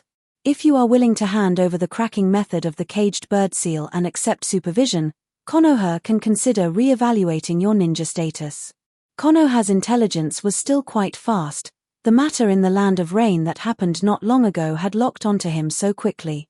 Homura Mitakado and Utatane Koharu worked in tandem, having already arranged Hyuga Chen's matters perfectly. Hiruzen Sarutobi exhaled a mouthful of smoke and nodded. Konoha will never refuse someone willing to turn back. Danzo sneered and did not retort. Hyuga Chen slowly spoke. Coming here today is not to talk about my affairs. Cross Anko Mitarashi off the active roster, voluntary withdrawal. Chapter 53. Placing hopes in parasites is utterly meaningless. Cross Anko Mitarashi off the active duty roster as a voluntary withdrawal. Hiruzen Sarutabi lowered his pipe from his mouth and glanced at Danzo beside him. One of Danzo's eyes grew gloomy as he spoke. Anko Mitarashi was once Orochimaru's student and experimental subject, and she is still a cursed seal host. She cannot be removed from surveillance. Hyuga Chen looked at Danzo without rushing to speak. Homura Mitakado reopened another file, clearly having prepared in advance. We can accept your return to Konoha and Cross Anko off the surveillance list as a condition of exchange. He pushed his glasses up. Utatane Koharu spoke even more directly. If you take her away, she will be an accomplice of a rogue ninja. No village in the ninja world will take her in afterward. If you leave her in Konoha, her treatment is open to discussion. Hayashi spoke again. He suppressed the discomfort from bumping into Danzo's chair back earlier, and his breathing had already steadied. Anko is an outsider. The internal affairs of the Hyuga clan, the method to break the caged bird seal, and the mutation of your own bloodline, are the things that must be clearly explained today. He was conducting an internal interrogation in his capacity as the head of the Hyuga clan. In his perception, no matter how strong Hyuga Chen had become, he ultimately originated from the branch house. Hyuga Chen paid him no mind. Not from beginning to end. Hiruzen Sarutabi put down his pipe after the other four finished speaking. The pipe was placed on the edge of the ashtray, and a thin wisp of white smoke drifted upward. The conditions you proposed are not entirely without room for negotiation. Neither refusing, nor agreeing, nor taking a stance, pushing all contradictions into a vague zone of needing discussion. This was a tactic Hiruzen Sarutabi had used for over a decade. Hyuga Chen stood up, placed both hands on the table, and leaned forward slightly. I will not say it a second time. Cross Anko's file off as a voluntary withdrawal. Sign it now, and this matter ends here. If you continue to quibble here, I will notify you in another way. Hiruzen Sarutabi was silent for a moment. Hyuga Chen did not wait for him to speak. He straightened his body, took a step back, and turned away from the table. In the vision of the Tensigan, Anbu had already surrounded the door of the reception room in the hallway outside. There were even more moving downstairs. Hyuga Chen turned his head sideways. Before I came, I already treated this place as a battlefield. You can treat this as the final negotiation. The silence in the reception room lasted for quite a while. Hiruzen Sarutabi picked up the pipe from the edge of the ashtray, tapped it twice on the table, and knocked out a small pinch of unburned ash. He raised his eyes and locked gazes with Hyuga Chen. You left Konoha for 5 years, and you might have forgotten some things. Konoha's ninja ID numbering system has never been broken since the first Hokage founded the village. Every ninja's ID number is continuous, and there are only 2 ways to cancel an ID number: dying in battle, or being disowned after turning rogue. There is no such thing as voluntary withdrawal, never has been. The most typical example is the White Fang's son, Kakashi Hatake. His father committed suicide, all his teammates died in battle, and his teacher and his wife sacrificed themselves. He had 1,000 reasons to leave Konoha. Why didn't he? How hard to guess. Lady Tsunade left Konoha for over a dozen years, yet Sandaime has never cancelled her ID number. Homura Mitakado narrowed his eyes slightly, clearly having touched upon a sensitive area. Yet she is still a ninja of Konoha. She has never said the word withdraw. You understand the difference between the two. Danzo did not join this preaching. The greedy look in that single eye exposed outside the bandages constantly fell on Hyuga Chen's pair of eyes and the dragon horns on his forehead. Hiruzen Sarutabi prepared to deliver the final verdict. I can remove Anko from the surveillance list. I admit that Konoha has indeed been unfair to her. He exhaled a puff of smoke and pointed his pipe at Hyuga Chen. If you are willing to hand over the method to break the caged bird seal to Konoha, It will be enough to exchange for an improvement in her treatment. But if you want her to completely disappear from the active duty roster, the Hokage cannot start this precedent. Hyuga Chen's emotions gradually faded, and his gaze turned cold. You think I am negotiating terms?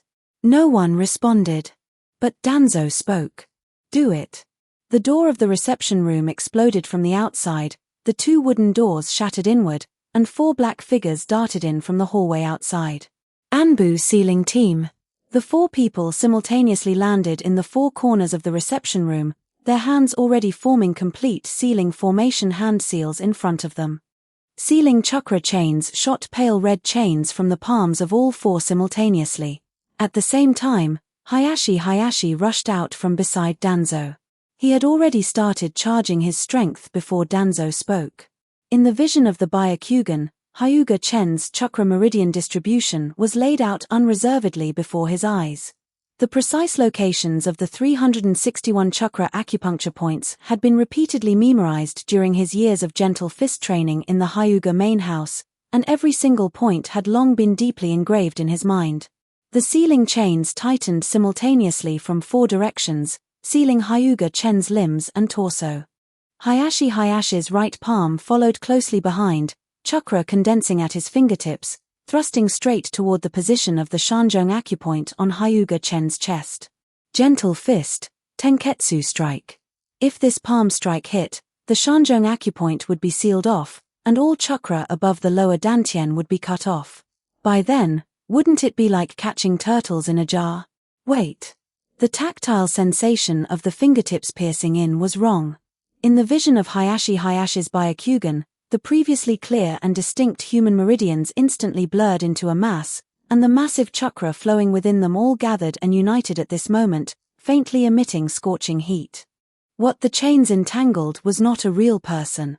It was a shadow clone. In the vision of the Byakugan, the original acupoints and meridians blurred into a mass before his eyes, and all the chakra rapidly gathered from the limbs and bones toward the lower dantian. The gathering speed was too fast, and it was already too late to withdraw his hand. The shadow clone's chest split outward, and light intertwined with dark blue and brilliant gold overflowed from within.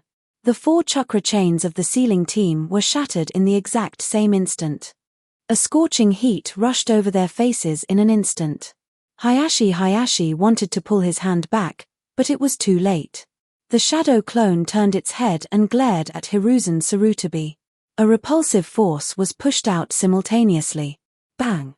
Hiruzen Sarutabi's body flew out from the chair, passed through the window of the reception room, and arrived in midair outside the Hokage building. The next moment, light intertwined with dark blue and brilliant gold simultaneously exploded from the third-floor windows, and the building suffered heavy damage. The Hokage building had half of its upper section from the 3rd floor upwards blown off, and the fragmented walls were still tumbling in mid-air. After the shockwave, only a burnt-out skeleton remained. Hiruzen Sarutabi propped up his upper body from the ground, his conical hat dropped 2 steps away, and a trace of bewilderment flashed in his eyes. The Hokage building had half of its upper section from the 3rd floor upwards sliced off, and dust mixed with sparks rolled upward into the night sky. Konoha's Anbu reacted very quickly. Anbu carried 3 stretchers out of the ruins, white cloths covering their faces. Homura Mitakado, Utatane Koharu, Hayashi. None of the 3 were spared. Danzo narrowly survived thanks to the heaven-defying vitality of the Hashirama cells. When dragged out from the rubble, only his upper body remained, and his woody right arm was almost carbonized. The Anbu captain looked at Hiruzen Sarutabi, waiting for the next step of instructions. Find Hyuga Chen. #54 Chapter 54 A life without horns is incomplete. Chapter 54 A life without horns on the forehead is incomplete. Night fell, and the sea breeze blew. The ship slowly sailed toward the hidden mist, and Hyuga Chen adjusted the bamboo hat on his head that had been blown askew by the wind. Resting on his shoulder was Anko, who had fallen asleep in comfort. Her breathing was steady, and her fingers clutching his cuff did not completely loosen even in her sleep. Hyuga Chen pulled her coat up a bit to cover her shoulders. The boat owner had already started preparing dinner, and the faint smell of cooking smoke drifted away with the sea breeze. Looking at the sleeping face beside him, Hyuga Chen's tense mood finally relaxed. His eyes slightly closed, and with a blink, grey mist surged from all directions, and the deck beneath his feet vanished. Origin space. The five of them looked at each other and nodded slightly. The grey mist did not stop churning, and the five of them simultaneously looked toward the churning direction. A figure tumbled out of the mist. He staggered a few steps before steadying himself. Wearing a black robe, when he raised his head, he revealed a face almost identical to theirs. That person swept his gaze back and forth across the five identical faces, not daring to speak. Memory synchronization began. After the synchronization ended, there was a period of silence in the grey mist. Ethan Chen recovered his breath and slowly spoke. Finally found the main force. The outcast Chen smiled and replied, "It was only a matter of time." Then his expression turned serious, and Ethan Chen sensibly put away his smile. The other four could all sense the weight of it. Everyone. There is something that needs to be synchronized. The outcast Chen had always been the one who spoke the least in origin space, and every time he spoke, it was crucial information. After reaching the Yang God realm, I began trying to perceive the progress of slaying the three corpses. I found that I don't have the lower corpse. Amazawa Chen lowered his hand from his chest. Non-existent. Why not look for Tu Junfang and get a method to trigger the three corpses? Mortal Chen interrupted, that is meaningless. Without a method to completely slay the three corpses, hanging on like this consumes a huge amount of mental energy. Then we can only try to find a method from similar situations. For instance, Feng Baobao and the old Celestial Master. Hyuga Chen added. Let's leave it at that for now. There is nothing major in the others' memories. How is it on your end? The outcast Chen acknowledged Hyuga Chen's proposal and then asked. The land of water is surrounded by the sea on all sides, a natural barrier. The bloody mist policy has just ended, and internal purging has taken place. The old structure has been shattered, making it suitable for control. Does Anko not know about the Hokage building? I didn't tell her. She currently thinks we are eloping. She doesn't need to know. At least not tonight. Ethan Chen had been quietly listening from the side when he was suddenly called out by the outcast Chen. Your situation is more subtle than any of us. You are a demon, but you possess complete human emotions. Your ability to use goddess magic in itself proves that there are cracks in the laws. Your life is too long, Ethan. Try more things, and don't always wait for the next time. Ethan Chen raised his head. With the memories of the six roughly interconnected, he understood the subtext in the outcast Chen's words. The grey mist slowly flowed between the six of them, beginning to roll back from the four corners. Ethan Chen opened his eyes. The ceiling of the church's back room weighed heavily and darkly overhead. He lay on his side on that hard wooden bed, his right hand resting beneath his cheek and his left hand clutching the corner of the quilt. Slowly, he felt the changes brought about by the synchronization. It was different. Ethan Chen raised his right hand before his eyes, feeling a strange soreness deep within his eye sockets. Previously blind in the dark, he could now clearly see his palm prints and the trajectory of mana flowing like mercury wandering through tiny tubes. His pupils were stained deep blue, with threads of gold embedded within them. He couldn't see these things himself. There were no mirrors in the room. Ethan Chen reached out and touched his forehead. The demon's horns were covered by the mask. This mask, which merely concealed demon traits, would probably be useless in front of those first-class mags. Divine Machine 100 Refinements was a good method to strengthen this mask so that there would be no risk of exposure. Outside the window, the sea breeze blew. The creaking of wooden boards came from the corridor. The church steward was walking from the direction of the kitchen toward the main hall. Daybreak was approaching. Ethan Chen lifted the quilt and stepped barefoot onto the floor. Washing his face was a rare moment when he would take off his mask. The water in the copper basin swayed, reflecting a blurry face. Staring at the reflection in the water, he naturally saw the changes in his pupils, but upon thinking that the eyes of the other Chens had all become like that, he didn't take it to heart. Half a hard bread was placed on the bench in the main hall. It was shoved over yesterday by the landlady of the neighboring bakery, and the crust had already become a bit dry. Someone outside the front door hesitated for a moment before starting to knock. He stuffed the last bite of bread into his mouth, patted the crumbs off his hands, and walked over to slide open the door latch. 3 people were standing at the doorway. A fisherman with flushed cheeks had his left arm wrapped in a dirty cloth, the bloodstains soaked into it having already turned black. The other 2 faces he had never seen before. They wore thick cloth clothes typical of the northern mountains, an old man and a young woman, with the young person supporting the old man. Ethan Chen leaned against the doorframe. "Line up. The severely injured go in first. Raise your hand if you think you're about to die." The fisherman raised his right hand, unable to lift his left hand. Ethan Chen pulled him in and pressed him onto the bench. He neatly untied the dirty cloth. Hiss. The fabric stuck to the wound, and pulling it off stripped away a layer of rotting flesh. The edges of the wound were red, swollen, and severely infected. He suspended his palm above the wound. Silently, he began to mobilize his mana. Bathed in the morning light, mana seeped out from his palm. Warm yellow light covered the wound, and the redness and swelling on the fisherman's arm began to recede from the edges, healing at a speed visible to the naked eye. The fisherman looked down at his arm, his mouth slightly agape. "You weren't this fast before." Ethan Chen withdrew his hand and turned his head slightly to glance at the fisherman. "I've raised my prices. That'll be 1 copper coin. Wasn't it free before? If you don't pay, I can help repeat the injury I just healed." The fisherman muttered, fumbled a copper coin out of his pocket, and placed it on the bench. Ethan Chen pocketed the copper coin. By the time he finished treating the morning's patients, it was nearing noon. Just as he was about to close the door to go eat lunch, the sound of hoofbeats came from the mouth of the alley. A young man jumped down from horseback, with dried blood stains on his lapels. The angle of the splashes indicated it wasn't his own blood.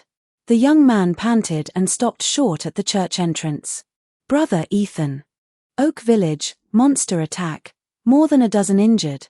Ethan Chen took the travel medicine box down from the hook behind the door. "Lead the way." By the time Ethan Chen arrived, half the roof of the Oak Village church had been blown off. Broken tiles littered the ground. The church's cross was crooked against the doorframe, and no one had had the time to straighten it yet. In the open space at the village entrance, a few strands of brown hair casually uprooted some large trees and branches from the roadside, quickly putting together a temporary shed in just a few movements. The owner of the hair stood in front of the shed, with a slender figure, her left arm wrapped in cloth, and dark brown bloodstains seeped through the fabric. It was Zan's. Chapter 55, An Accidental Reunion, a Subtle Atmosphere. Ethan Chen stood at the village entrance, looking at the tragic scene before him. Half of the church roof had been blown off.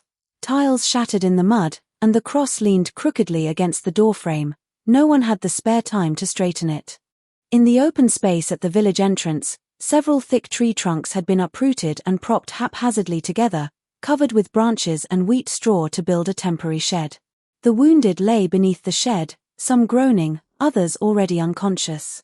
Brown hair.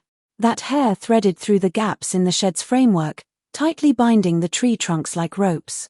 The owner of the hair stood in front of the shed, with a slender figure, and a layer of blood-soaked bandages was still wrapped around her left arm. Zan's. Why would she be here at this time? Ethan Chen did not think any further, selectively ignoring her and walking straight toward the shed. Silently activating the eyes obtained from the origin space. What was it called? Twilight Star Eyes. Everything was laid bare before his eyes. As a first-class mage, Zan's possessed immense magic power, but her arm was injured. Ethan Chen certainly did not want to be summarily executed like this. Zan seemed to sense something, turning her head to look around. Her face was delicate, and her expression was bland. Her gaze swept over Ethan Chen, the mask, the monk's robe, the medicine box, and then fell back onto his face. Why would a monk wear a mask? Zan's frowned slightly. You are a monk. Ethan Chen stopped in front of the shed. Lord Mage, my name is Ethan Chen. From Regal Church, The young man just reported that treatment is needed here. Zans looked at him for a moment, failing to see through the mask modified by divine machine 100 refinements, nodded slightly, and extended a wisp of hair to point the way. The wounded are inside. 7 people lay horizontally inside the shed, or rather, only 7 people had survived. 3 lay on straw mats on the ground, and 4 sat leaning against the wall. The flesh torn open by claw marks was rolled back. A middle-aged man's entire right leg from calf to knee was scorched, the skin charred and cracked, oozing pale yellow fluid. An old woman lay on her side on a straw mat, breathing shallowly and rapidly. There was a wound on her chest stretching from her collarbone to her ribs, and the cloth strips were already soaked with blood.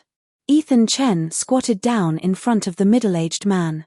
He suspended his palm above the man's calf. The warm yellow light of goddess magic seeped out from his palm, covering the charred skin. Wisps of black qi emerged from the edges of the wound and dissipated. Zan stood at the entrance of the shed, neither coming in nor walking away. Her magic perception covered the entire attacked village, seemingly just a normal patrol. Ethan Chen shook his head slightly, not thinking too much about it. The movements in his hands involuntarily sped up a bit. When treating the last middle-aged woman who only had some minor injuries, she grabbed Ethan Chen's sleeve.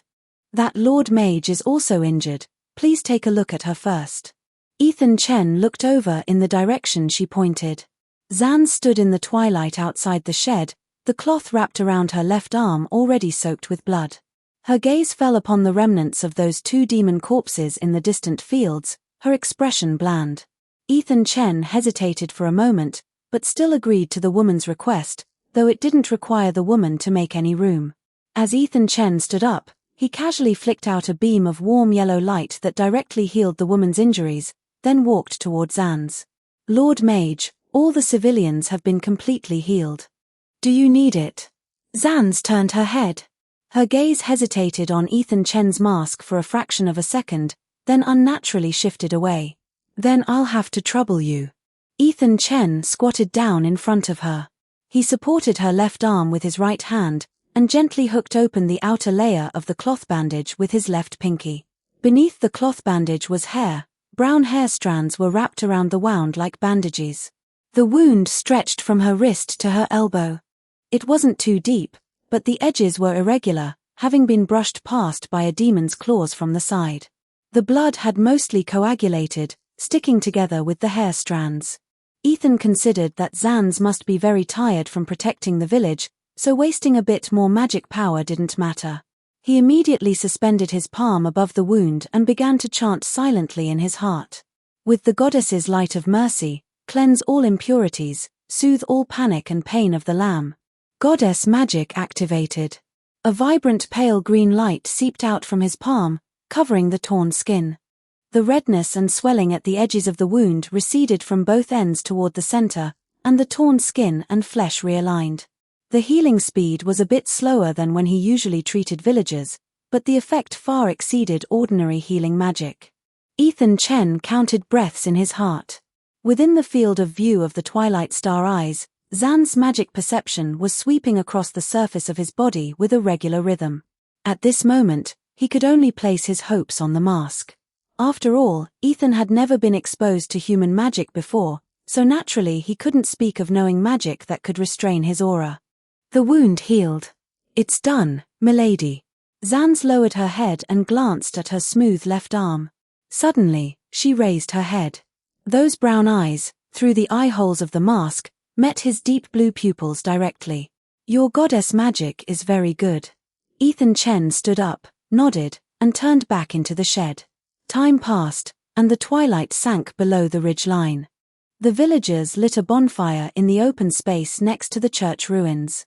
The firelight illuminated the half-collapsed church walls, dragging the shadows of the collapsed stone pillars out very long. Someone cooked a large pot of wheat porridge and distributed it to everyone one by one, while covering themselves with old blankets dug out from the ruins. Ethan Chen sat on the church threshold, fished out half a piece of hard bread from his medicine box, and his gaze fell upon the bonfire. The affairs of Oak Village were settled. He would leave as soon as dawn broke. Return to Regal to apply for the church recommendation letter, and then try to find the goddess stone tablet. As for that first-class mage, it would be best never to run into her again for the rest of his life. A shadow suddenly appeared before him. Raising his head, Zan stood 2 steps away from him, her hair let down, hanging down to her waist like a waterfall. The moonlight cast a faint, cold glow over those brown hair strands. I am Zanz, a first-class mage of the Mainland Magic Association. Her voice still maintained that unhurried tone. Ethan swallowed the bread and tried his best to maintain a bland expression beneath the mask. Ethan Chen, a monk of Regal Church. You are not a local of Regal. Ethan Chen was slightly stunned, putting down the remaining half-piece of bread in his hand. I stayed elsewhere before. I came to Regal 10 years ago. Zanz nodded and did not continue to press. She sat down on the other end of the church threshold. About a person's distance separated the two of them, and the moonlight diagonally pressed the shadows of the stone pillars of the church ruins right between them. Ethan Chen could feel her magic perception covering the entire open space around the church ruins. There aren't many monks around here. Zan's voice sounded very light against the background of the bonfire. Even fewer can treat a dozen severely wounded people in a single afternoon. Could it be considered the goddess's favor? Ethan Chen didn't want to talk too much about goddess magic in front of a mage. The suppression of goddess magic against demons was notorious. A demon who knew goddess magic being exposed under human eyes meant there was 0 chance of survival. Zanz did not ask about goddess magic any further. The bonfire burned for a while. The cracking sound of burning firewood filled the silence between the two. In the past half-year, the number of remnant demons moving south from the northern plateau has been increasing. The association is deploying more patrols in the towns along the route. Sensing Ethan Chen's guard against her, Zanz further explained her intentions. Tomorrow, I will set off back to the northern branch. Ethan Chen nodded without replying. He caught the subtext in those words, but had no intention of going along with her to the mage association to court death. A gentle breeze blew, Zan's hair gently fluttering in the air. I've already talked to the young man who reported the news. Ethan Chen's fingers tightened slightly on his knees. Your goddess magic is quite good. Her tone was still bland, but what she said made Ethan Chen's back turn cold. When did she talk to that young man? Was it before or after he treated her arm? Zanz turned her head, her brown eyes fixed directly on him. 20 gold coins a month. Ethan Chen struggled wildly in his heart. Even after practicing medicine for so many years, he had saved less than 13 gold coins. Accompany me back to the northern branch to record what goddess magic you know. You can leave any time after arriving at the branch, and another 20 gold coins will be added then. Ethan Chen turned sideways slightly, looking earnestly at the rich woman before him. How much is your monthly salary? That's not something you should ask. Ethan Chen did not look away from his burning gaze. Zanz turned her head away slightly and began to explain. The travel expenses of the northern branch. A slight fluctuation appeared in her tone for the first time. They never run out every year. Ethan Chen knew very well that pulling off this trip would allow him to live in style for at least a very long time. But this wasn't a question of money. Although the northern branch was not the headquarters of the Mainland Magic Association, there would at most be a few other mags of the same rank in the branch, and it was impossible to coincidentally run into some ancient monster that had lived for thousands of years. Ethan Chen raised his head and looked at her through the eye holes of the mask. All right, deal. Seeing that her objective was achieved, Zanz immediately got up and left. Ethan Chen sat on the threshold, the boiling blood stirred up by money gradually fading away. The bonfire crackled as it burned, making the shadows of the church ruins sway short and long. 56 Chapter 56, No Risk of Survival. Chapter 56 No Risk of Survival. The carriage bumped along the gravel road. Ethan Chen's small knife suddenly deflected off trajectory, its tip grazing the fairy wood in his hand and scraping a shallow mark. He lifted the knife and looked at the 8 sides of the prismatic wood blank against the light filtering through the carriage window. The patterns of the calming cursed technique were embedded in the amber wood like fine leaf veins, with only the last side remaining. Leaving the last side blank, Ethan Chen prepared to carve the goddess's holy emblem. The knife tip fell back down. The texture of fairy wood was much harder than ordinary wood, and special materials required special techniques. The most versatile one was naturally divine machine 100 refinements. After synchronizing in origin space, his magic power and control precision advanced by leaps and bounds, and having learned a craft, he naturally felt it was novel and wanted to try it out. Zan sat opposite him, her back leaning against the carriage wall, and her long hair spread across the seat like a dark brown satin. Her magic perception just happened to cover the surroundings of the carriage. For 6 days, she had maintained this habit. The carriage suddenly stopped abruptly. Ethan Chen almost took a tumble, and the horses outside neighed. Zan opened her eyes. When she got off the carriage, her hair had already unfurled around her body, and the brown hair strands surged out simultaneously from both sides of the carriage doorframe, expanding into a semi-arc defensive wall outside the carriage. Ethan Chen got off behind her, his feet stepping onto the gravel road, and saw the person in front clearly. Purple long hair, a pair of familiar horns. She stood in the middle of the road, holding a scale with her left hand, and the two ends of the scale were slowly returning to the horizontal line. The coachman had just been weighed. Aura. Ethan Chen's pupils contracted slightly. There were occasional intersections between the demon communities of the Northern Plateau. When she saw Aura, Aura also saw Ethan Chen. It turns out to be you? Aura sneered contemptuously. Even if it's just passing by and bumping into a defective product like you mingling with humans, how unlucky. Ethan Chen quickly scanned the surrounding environment. Mountain road, the river valley on the left, the hillside on the right, and the carriage was sandwiched in the middle. Inside the carriage was also half a bag of herbs he had gathered along the way, none of which could help. Magic power. Correct. Ethan Chen immediately sensed his own magic power. Aura took 2 steps forward. The horses in front of the carriage had already knelt down, their forelegs bent, and their entire bodies shivering. The coachman collapsed beside the horse, his pupils dilated, obviously already controlled. Aura's gaze moved away from Ethan Chen, contemptuously swept across Zan's unfolded long hair defense, and then fell back onto Ethan Chen's face. Zephyrs, what on earth is wrong with you? In these 97 years, has your brain been fed something wrong by humans? Ethan Chen did not answer, and could feel that Zan's emotions beside him were quite unstable. Aura was the same. The human behind you, a first-class mage, right? Your magic power is probably only a quarter of mine. I'll turn both of you into puppets and see what expression Seria makes when she receives this gift. Zan's clenched her teeth in anger, her long hair transforming into dozens of sharp spikes in mid-air that simultaneously stabbed at Aura. Aura's magic barrier unfolded the split second before the hair spikes made contact, and the hair spikes crashed into the barrier without a single one piercing through. I said. Aura raised the scale of obedience. The scale slowly hovered in her palm, its 2 trays aiming at Ethan Chen and herself.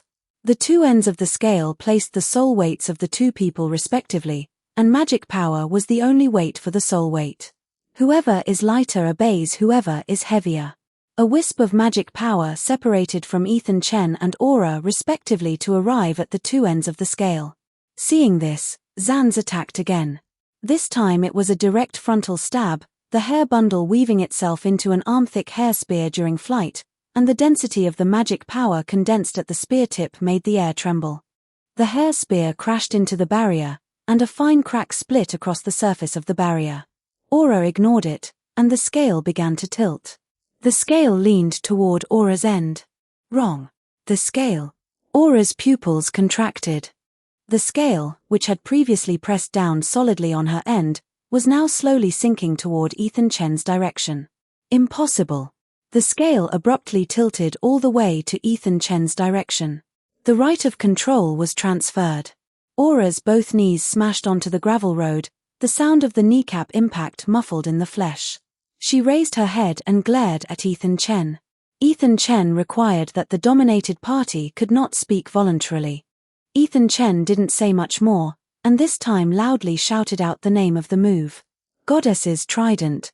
3 spears condensed from holy light pointed directly at the space between the eyebrows and the chest. 2 spears to the chest, 1 spear to the head. Unable to scream or struggle, her eyes were still glaring at him at the last moment. The corpse began to dissipate all around, at a speed several times faster than natural dissipation after death. Only a thin layer of ash remained on the road surface. Ethan Chen withdrew his hand.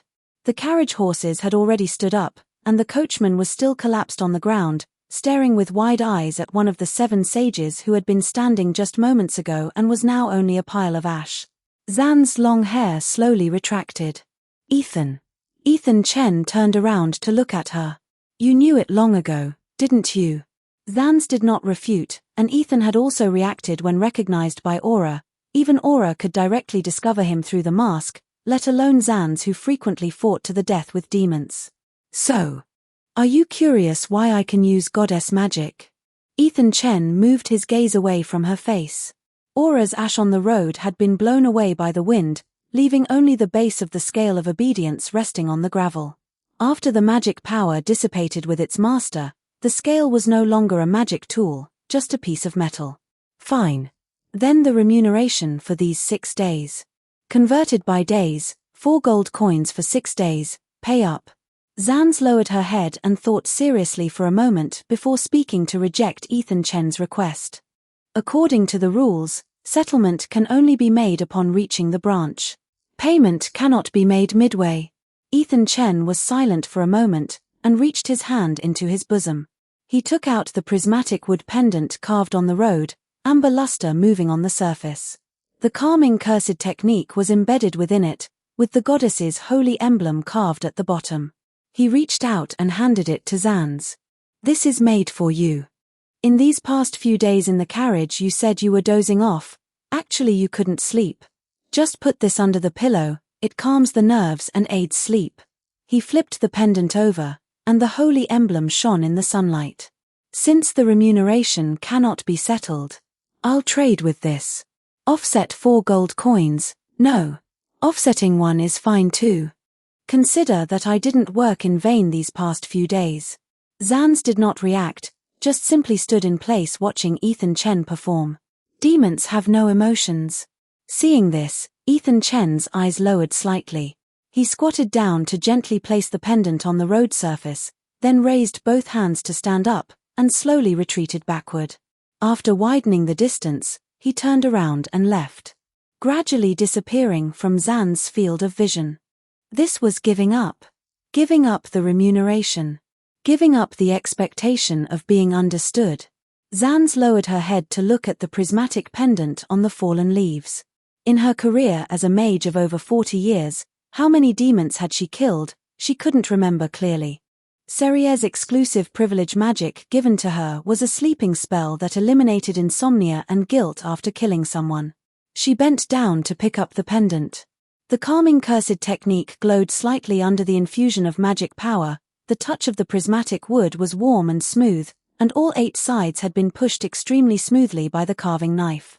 Her fingers rubbed along the ridge lines of the pendant, the side with the holy emblem shimmering slightly in the sunlight.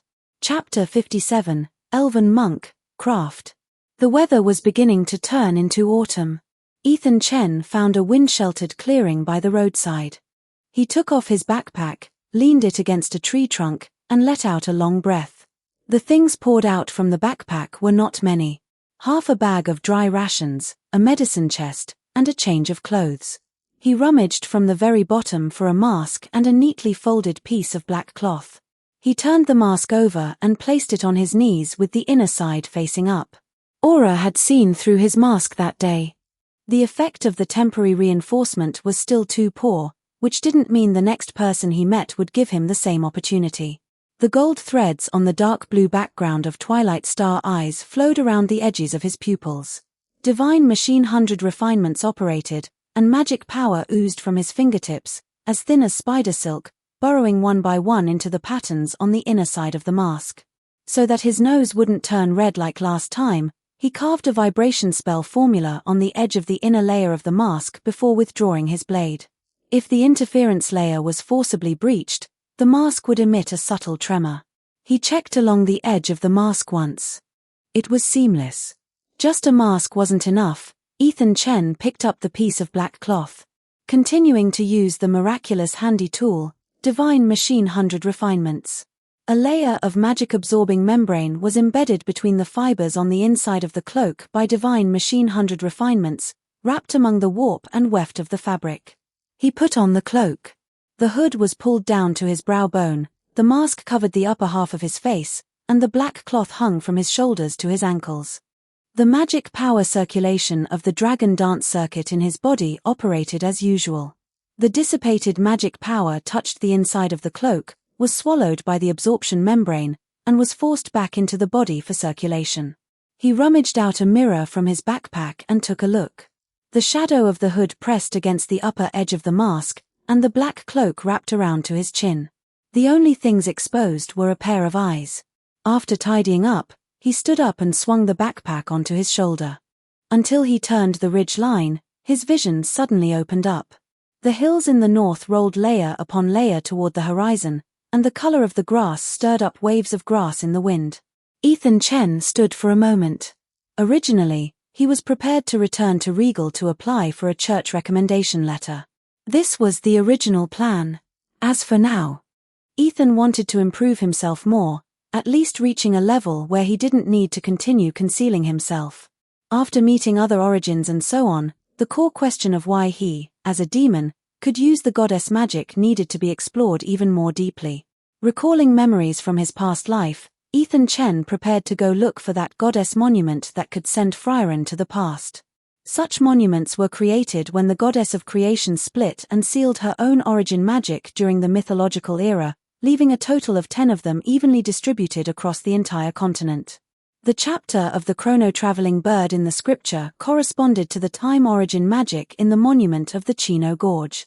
With both equipped to activate Fila Tor, Frieren was sent back to the past. Besides, that monument wasn't too far from him right now. Thinking this, Regal grew further and further behind him, separated by about several hundred miles of road and a few towns he hadn't decided whether to bypass. On the afternoon of the fourth day, Ethan Chen saw the wooden fence of the outpost.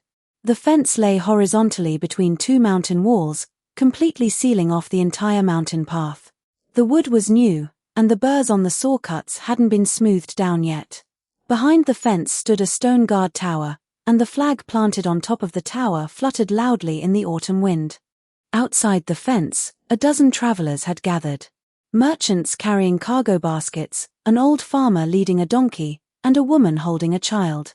Someone was arguing with the guards, and someone was sitting on a stone by the roadside with their luggage spread all over the ground. Ethan Chen slowed his pace, lowering his cloak's hood. The guard was an old veteran.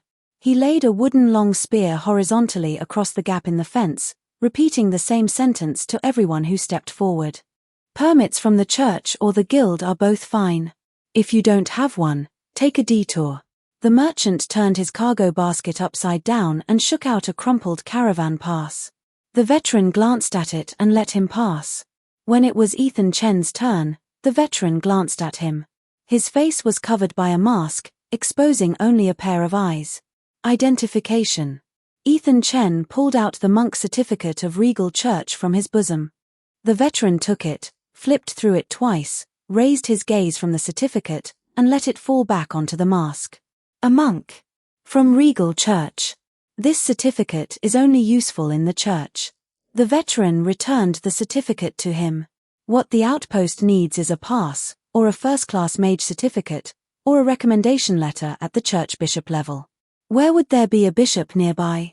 Then take a detour. There was no malice in the veteran's voice.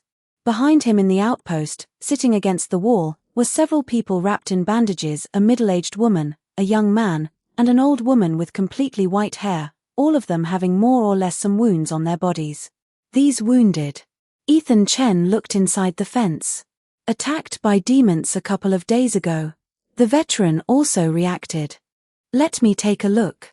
The veteran was silent for a moment, glanced back at the white-haired old woman in the outpost whose breathing was shallow and lips were pale. He turned aside and yielded half a step. Come in. Ethan Chen squeezed in through the gap in the fence and squatted down in front of the white-haired old woman. He took off his right glove. The old woman's wound was on her calf. The moment the cloth band was untied, A sweet, fishy smell of decaying flesh rushed into his nasal cavity. His palm hovered above the wound. Goddess magic activated. A pale white halo oozed from his palm, covering the tear on her calf. The residual magic power was peeled away thread by thread from the edge of the wound, the black chi dissipated in the halo, and the skin and flesh closed from both ends toward the middle. By the time Ethan Chen finished dealing with the 3 wounded people, the travelers outside the fence stared at him one after another, praying in their mouths. "May the goddess bless us." Ethan Chen shook his head slightly and put his gloves back on. The veteran stood beside him, the expression on his face becoming a bit gentler. "Monk, you." Ethan Chen didn't pick up the conversation, he truly didn't have the certificate. At this moment, a voice came from beside the fence. "I recognize him." Ethan Chen turned his head. Olive-green short hair stubble stood on his scalp, and the elf's pointy ears were very conspicuous. The entire elf was as wide as a door panel. The sleeves of his monk robe were rolled up to his elbows, and the muscles on his forearms were very developed.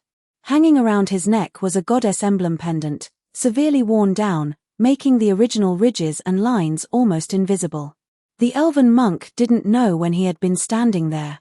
Ethan Chen's Twilight Star eyes didn't capture any magic power fluctuations. It was unclear whether the other party didn't use magic power or had restrained it to a degree he couldn't detect. "He is a monk here to support the disaster-stricken area, and is traveling with me." The veteran turned his head to look at the elf. "Who are you?" "Craft." The elf felt out a badge from the inside of his robe and handed it to the veteran. The veteran wiped across the magic engraving on the back of the badge. It was real. "I'll vouch for him and take him across." Craft took back the badge. "Pass." Ethan Chen squeezed out through the gap in the fence. Craft was already waiting for him on the mountain path ahead, with a bag of dry rations slung over his shoulder. Ethan Chen walked over and stopped at a distance of 1 person apart. "Many thanks." "No need." Craft strode forward. Ethan Chen stood in place without following. "I am heading towards the direction of Chino Gorge." "I know, it's also in the north." Craft didn't even turn his head. "There is a village ahead, which was attacked by demons the day before yesterday. It's lacking a monk right now. Since you are here to provide support, I'll drop you off at the village on the way." Ethan Chen's feet didn't move. Support. Just now in front of the checkpoint, what Craft said to the veteran was that he was a monk here to support the disaster-stricken area. He hadn't denied it at the time. If he had denied it, it would be equivalent to admitting that treating those 3 wounded people just now had an ulterior motive. The veteran would stop him again. 58 Chapter 58:1 Move to devour all the delicacies in the world. Chapter 58, A single move can conquer the world. Ethan Chen weighed his options. Treating these people wouldn't take much time anyway, so he decided to follow along. Craft walked in front, and Ethan Chen followed behind. "Your name is Ethan Chen. Taiwan Novel Network has massive books, choose whatever you like." "How do you know?" "Your name is clearly written on the Regal Church Monk's certificate." Ethan Chen didn't reply. His hand that had just handed over the certificate paused for a moment. He really hadn't paid attention to that detail. Ethan Chen didn't answer. His blue-gold pupils narrowed slightly. If the elf's magic perception was active, he should have been able to catch it. But so far, in Twilight Star Eyes' perception, everything around Craft was completely calm. Ethan Chen pulled his hood down slightly. When the village appeared in the valley, the sun had just sunk below the ridge line. Over a dozen stone-built houses. The roofs were smashed through, and the walls were covered with claw marks. The bell tower of the church at the entrance of the village had already been pushed over. The injured villagers were clearing the ruins. Some were carrying rubble, others pushing handcarts. No one paid attention to them. A middle-aged man wearing a headscarf was the first to notice Craft's badge, put down the broken tiles in his hands, and trotted over. "Lord Mage." "Monk." "Not a mage." Craft gestured behind him with his thumb. "Where are the wounded?" "In the church, they've all been carried inside." The church looked a bit larger than it did from the village entrance. The benches in the main hall had been piled into the corners, and straw mats were spread across the cleared floor.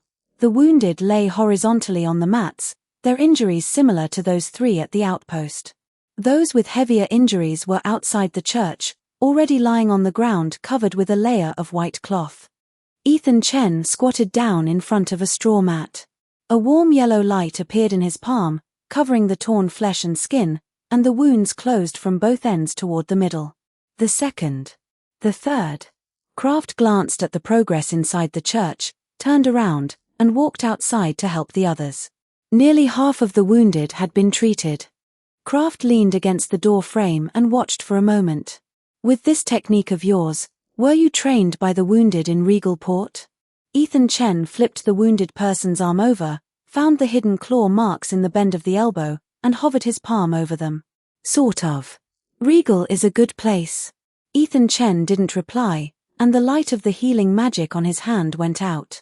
How many are left? The ones inside are done, and there are still 3 with minor injuries outside. After nightfall, the village chief lit a campfire. The villagers pooled their food supplies together. Wheat porridge, dried vegetables, hard bread cakes. Kraft was allocated a bowl of porridge and half a flatbread, and he turned around to hand a bowl to Ethan Chen. Ethan Chen took it. The wheat porridge was thin, with a few grains of overcooked wheat sinking to the bottom of the bowl. The campfire burned for a while. The crackling sound of splitting firewood actually made people feel at ease at this moment. Are you a local from Regal? Kraft placed the bowl on his knee. No. Where are you from? The Northern Highlands. Kraft's eyebrows twitched. The Northern Highlands? That's the territory of the demons. Ethan Chen took a sip of the porridge and didn't reply. Kraft didn't press further either. He folded his dry ration bag, placed it beside his knees, and looked up at the stars for a while. The late autumn night sky was very clear, and the Milky Way stretched from the northern ridge all the way above the ruins of the church bell tower in the south. I used to have a human partner. Kraft's voice suddenly slowed by half a beat. He was also a monk, and also came from the northern continent. Just like you, he wasn't very talkative. He took the wooden amulet of the goddess from around his neck out from his collar and gently stroked the patterns on it. Later, humans erected a stone statue for me. And later still, no one. A low roar suddenly came from the northern mountain forest. Not a wolf. Ethan Chen had already stood up. Twilight star eyes pierced through the night to lock onto the magic outline deep in the forest. 4. 3 of them had weaker magic fluctuations and medium builds, moving rapidly through the forest. Their dark red magic outlines flickered in the night. The 4th one lagged behind, its magic strength far exceeding the first 3, as a dense mass of dark red magic was slowly condensing and forming. Kraft put down his bowl. Everyone into the church. Close the door. The village chief was stunned for a moment. After reacting, he scrambled and shoved the people around him into the church doorway, spilling bowls and dry rations all over the ground. Kraft was about to head toward the entrance of the village.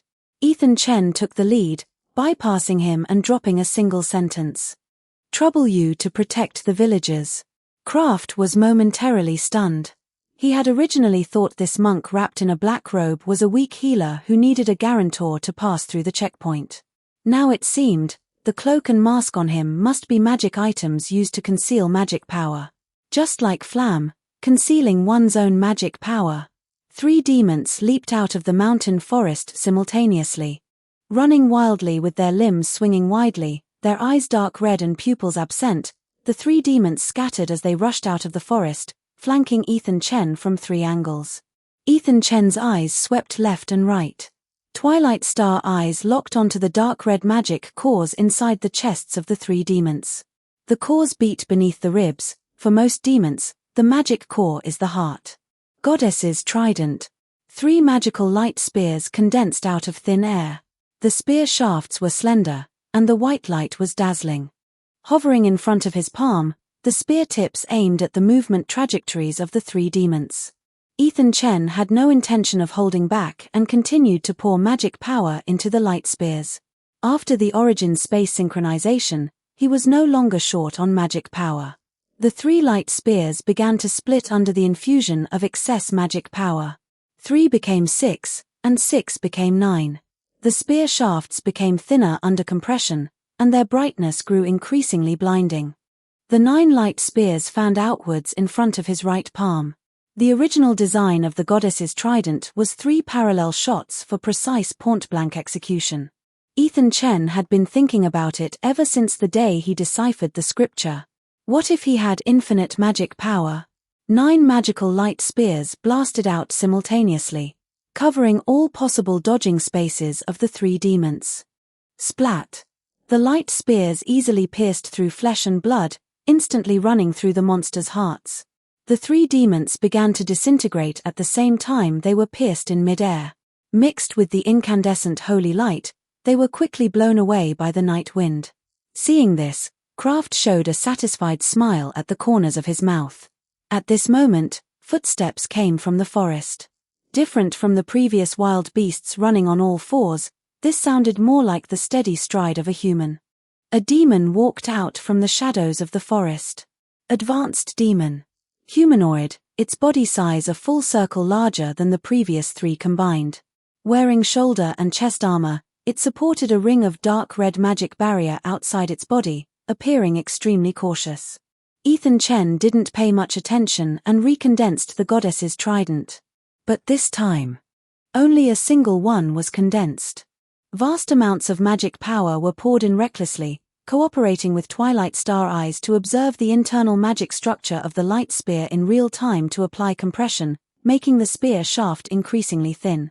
Ethan Chen didn't notice that blue-gold star brilliance began to emanate from his eyes, and his own magic power was also affected by it, causing the spear tip to change color. At the finest point of the spear tip, a thin layer of starry blue halo emerged on the surface. The blue light was very faint, like that single thread of dawn light on the horizon in the early winter morning. The light spear left his hand. ZZT. Chapter 59, Soul. Wiping away dust and filth. A light spear shimmering with celestial light left his hand. Sizzle. Remember the site domain. Taiwan Fiction Network has a vast collection of books, making it super convenient. A harsh, fingernail on a chalkboard sizzling sound rang out as the dark red magical barrier was instantly pierced through by the light spear. The moment the light spear crossed the barrier, the compressed magic lost its restraint. Boom! The high-ranking demon's upper body was instantly obliterated by the exploding magic, and its remaining lower body turned into a pool of evaporating black particles within a few breaths. The open space at the village entrance returned to quiet. Ethan Chen withdrew his hand, the eyes exposed by his mask glowing bright, faint golden glimmers flickering within their deep blue base. The 3 spears of the goddess from the chapter of the convicting blaze. To be able to use it to this extent. Regal Port truly wasted your talents. Kraft stood under the moonlight outside the church door for a moment, and after confirming there were no other demons, he also turned and pushed open the church door. Early the next morning, the sun cleared the eastern ridge, and a section of the rope for the church bell tower's bronze bell was broken, drooping and swaying slightly in the morning wind. Ethan Chen finished re-examining the last few wounded.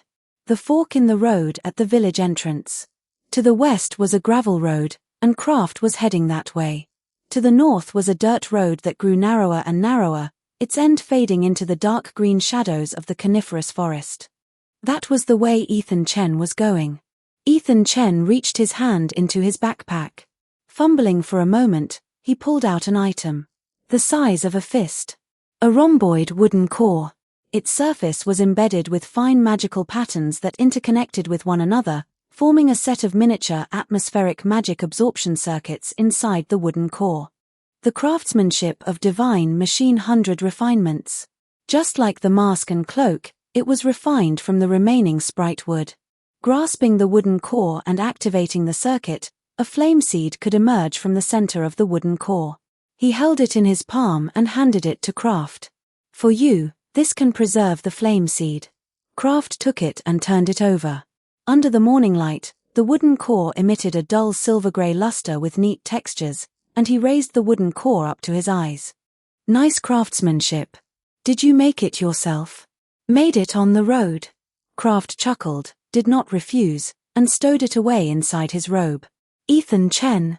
Next time we meet, I hope we can truly meet each other." He didn't wait for a reply. His broad back gradually melted into the distant golden-red skyline. Ethan Chen naturally understood the hint within those words, shook his head slightly, and turned to head north. Before long, the trees suddenly parted. An open clearing, its ground as thick as an old carpet folded several times over. Standing in the center of the clearing was half of a dilapidated stone tablet. A piece was cleaved off the top, and most of the carvings on the tablet body had been eroded by the years. Only intermittent strokes of ancient goddess runes hung on the stone surface. Within Twilight Star Eyes' field of vision, a faint ripple was diffusing outward from inside the stone tablet. There was a line of text at the bottom of the stone tablet. Ethan Chen squatted down. The carvings were deeper than the ancient handwriting on the tablet surface, and the time they were engraved was many years later than the stone tablet itself. Fia Rata. The returning spell Himmel left for Frieren.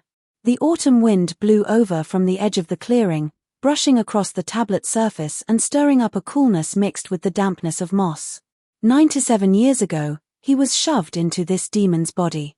He managed to survive because he hid quickly, he managed to sneak into the church because his mask was well made, and he learned goddess magic because he picked up a soaked holy scripture in the ruins of an abandoned church.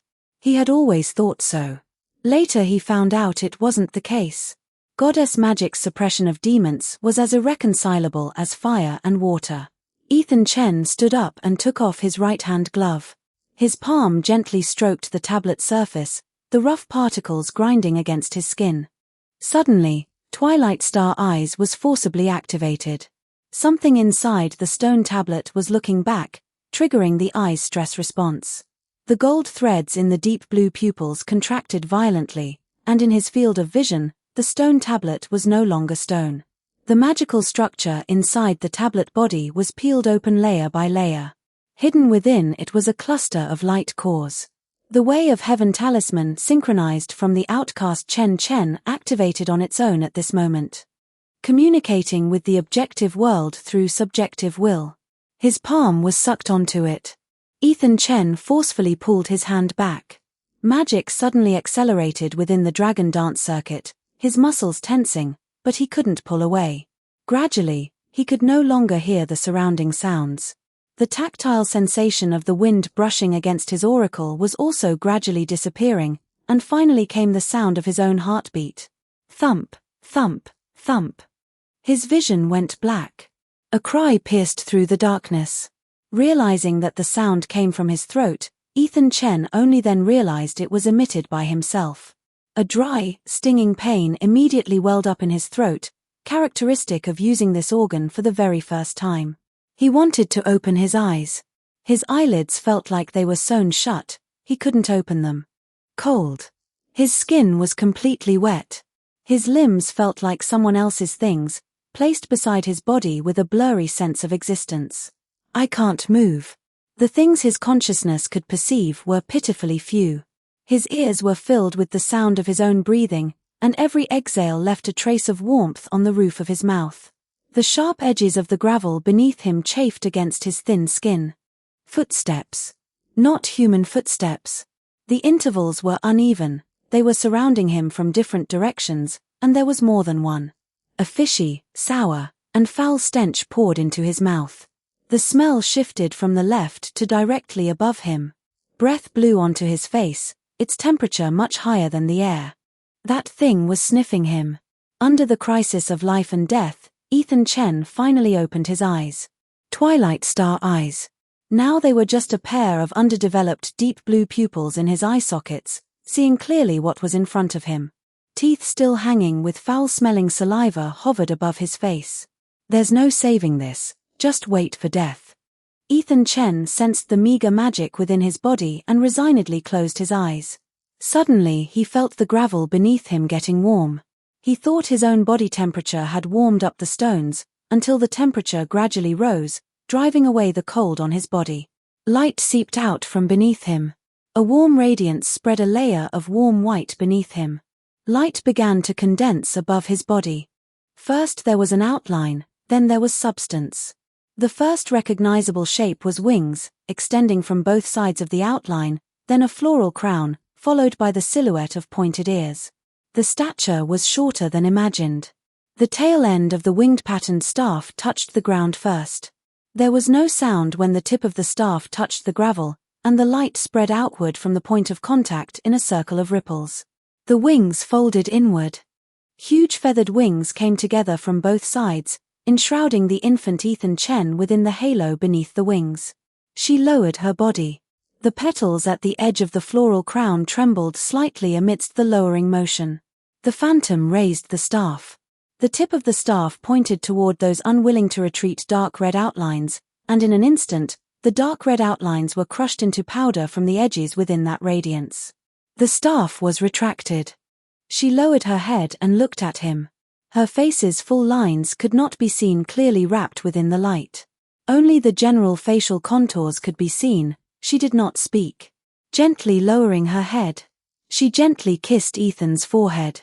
The blessing completely integrated into Ethan Chen's soul, and Ethan Chen finally saw the phantom's face clearly. A face that looked upon all living things with compassion, gazing gently at him. The phantom began to shatter. Darkness once again submerged his consciousness. His consciousness began to sink into the depths. Weariness soaked through his body, and his eyelids became incomparably heavy. So it wasn't luck after all. Everything turned into deep water-like silence. Consciousness snapped back into the body faster than it had fallen. In an instant, he transformed from an immobile infant back to himself standing before the stone tablet. His palm was still pressed against the tablet surface, and the autumn wind was still blowing. Ethan Chen was dazed for a moment, then suddenly felt a trace of itching welling up on his forehead. Something on his forehead was loosening. Ethan Chen reached out to touch the twin horns on his forehead. The moment he touched them, the first crack spread upward from the base of the horns. The cracks spread at a speed visible to the naked eye. The horns began to fall off. The moment they snapped off from the roots, it felt as painful as being forcefully broken apart by someone. Then both horns simultaneously left the skull, and in the process of falling off, they began to shatter, turning into fine powder and dissipating. His fingers touched his forehead, and the skin was smooth. The wind brushed directly across that patch of skin, no different from anywhere else. What the fuck? Before Ethan Chen could react, a violent itch struck his back. Something deep within his shoulder blades was pushing outward. A soreness filled his back, his bones were rearranging themselves, and two lumps bulged beneath his skin. At the edges of the splitting cuts, his skin radiated the same pale gold as the goddess's phantom. His clothes were torn open. Feathers gushed out from the cuts, unfolding all at once with a white base, transitioning to a very pale gold from the wingtips to the wing roots. The wings fully unfolded. The wingspan trembled slightly in the autumn wind, and Ethan Chen glanced back at the stone tablet. The origin inside the stone tablet no longer flickered uncertainly, turning into a stable warm white. Ava Tor. Temporal Authority Magic. The last and only magic recorded in the chapter of the time-traveling bird, one of the 10 chapters of the Holy Scripture. The magic Himmel previously interpreted for Frieren was only partial, capable only of sending consciousness to the past. Ethan Chen withdrew his hand from the tablet surface. The wind blew across that empty spot on his forehead. The tactile sensation was still very unfamiliar. The wings slowly folded behind him. Now he had to worry about how to cover it up. #60 Chapter 60, resetting the account and starting over. Chapter 60, re-roll and retrain. Ethan Chen raised his head. When the grey fog dispersed, he was already standing in origin space. The tactile sensation under his feet had changed. He lowered his gaze to take a look at a transparent floor, and beneath his feet was a bottomless black abyss. The starry dome unfolded above his head. The spiral arms of the galaxy ran across it, and dust bands flowed slowly among the stars. The round table was in the exact center. It was made of dark wood without any decorations. 6 chairs surrounded the table. Dragon Clan Chen Chen and Amazawa Chen were leisurely lying on a deep blue velvet sofa, while mortal Chen Chen stood at the edge of the transparent floor, lowering his head to study the abyss beneath his feet. The outcast Chen Chen sat cross-legged on a chair, his young god protruding through his body, trying to use this method to explore the changes in origin space. Hyuga Chen leaned against the edge of the round table, his golden ring Tensigen sweeping across the abyss below, 2 circles of golden light slowly rotating in his pupils. When Ethan Chen walked in, the 5 of them turned their heads simultaneously. Mortal Chen Chen's gaze first fell on his forehead. The horns are gone. A pair of wings has appeared. The outcast Chen Chen's young god drifted over, circled half a circle, and stopped behind him. Ethan Chen walked to the edge of the round table and sat down. The wings were a bit inconvenient against the back of the chair, so he adjusted the angle slightly, letting the wingtips hang down from both sides of the chair. The stone tablet in Chinuo Canyon. It triggered time regression, and I saw things from 97 years ago. Mortal Chen Chen walked back from the edge of the abyss and sat down without asking much. Origin space would automatically complete the synchronization of memories one voluntarily wanted to sync upon entry. Seeing that everyone had arrived, Dragon Clan Chen Chen and Amazawa Chen sat up from the sofa, walked over to the chairs, and sat down. Hyuga Chen had just taken his seat and was about to say something when a person tumbled in from mid-air. The person rolled half a circle, supporting their body with one hand. They gasped for breath. Raising their head, 6 pairs of eyes looked at him simultaneously. It was a face around 25 years old. Black hair, a dark formal suit, with a minimalist silver brooch pinned to the collar. Half kneeling on the transparent floor, his gaze caught Hyuga Chen's golden ring Tensigen, the outcast Chen Chen's young god, and the gorgeous attire on mortal Chen Chen. He swept over Ethan Chen's wings that hadn't fully folded away yet behind him, Dragon Clan Chen Chen's slit pupils, and the glowing cursed tool bracelet on Amazawa Chen's wrist. Finally, he discovered that the faces of the 6 people were almost identical to his own. Immediately, a large amount of memories flooded into his mind, and after catching his breath, he spoke in disbelief. You guys are the main force. Mortal Chen Chen's mouth twitched, and he nodded slightly. He was the person who experienced all this the earliest, and he knew best what it felt like to see his own face for the first time. You are the 7th. Sit down and we'll talk. Ethan Chen looked at the dark formal suit he wore, produced by a Backland tailor shop, and spoke in a very calm tone. Your clothes are more exquisite than the ones in my world. At least you don't need to hide horns at the collar. Dragon Clan Chen Chen's slit pupils lingered on Lord of Mysteries Chen Chen for longer than on the others. This person had no dragon blood on him, nor was there any aura of the dragon race deep within his soul. But aren't there dragons in your world? Lord of Mysteries Chen Chen thought for a moment before speaking. There are. But they are different from yours.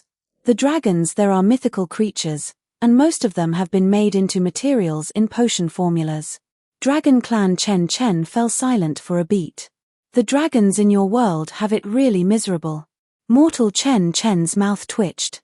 The outcast Chen Chen's young god automatically drifted over. Every time a new Chen Chen entered, the young god would instinctively scan the other's soul. The eyes in Tensigen form swept over Lord of Mysteries Chen Chen once, and then frowned slightly. Your soul is very resilient. Lord of Mysteries Chen Chen thought about it and replied concisely. I am currently on the spectator pathway, sequence 7 psychiatrist. As a transmigrator who knows the plot, I am naturally alienated from this world by a layer, and this pathway couldn't be better. Mortal Chen Chen spoke up to give a hint. Perhaps because the number of people has increased, origin space can now materialize things without extraordinary attributes, like the round table and the sofa. Lord of Mysteries Chen Chen hadn't thought about what he wanted. So he casually thought of this morning's coffee. Immediately, a silver-grey espresso machine emerged from the transparent floor, a white porcelain cup was placed on the side table, and the steam nozzle was emitting white mist. He casually drew a cup, took a sip, and found it very familiar. It was identical to the taste in his memory. Mortal Chen Chen stood up.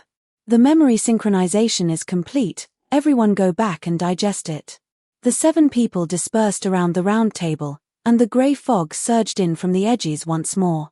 Lord of Mysteries Chen Chen opened his eyes in the study. Now he should be called Price Chen. Outside the window was the grey night sky of Backland.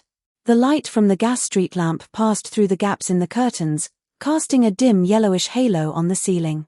Among the 6 segments of synchronized memories, there was a scene that did not belong to anyone.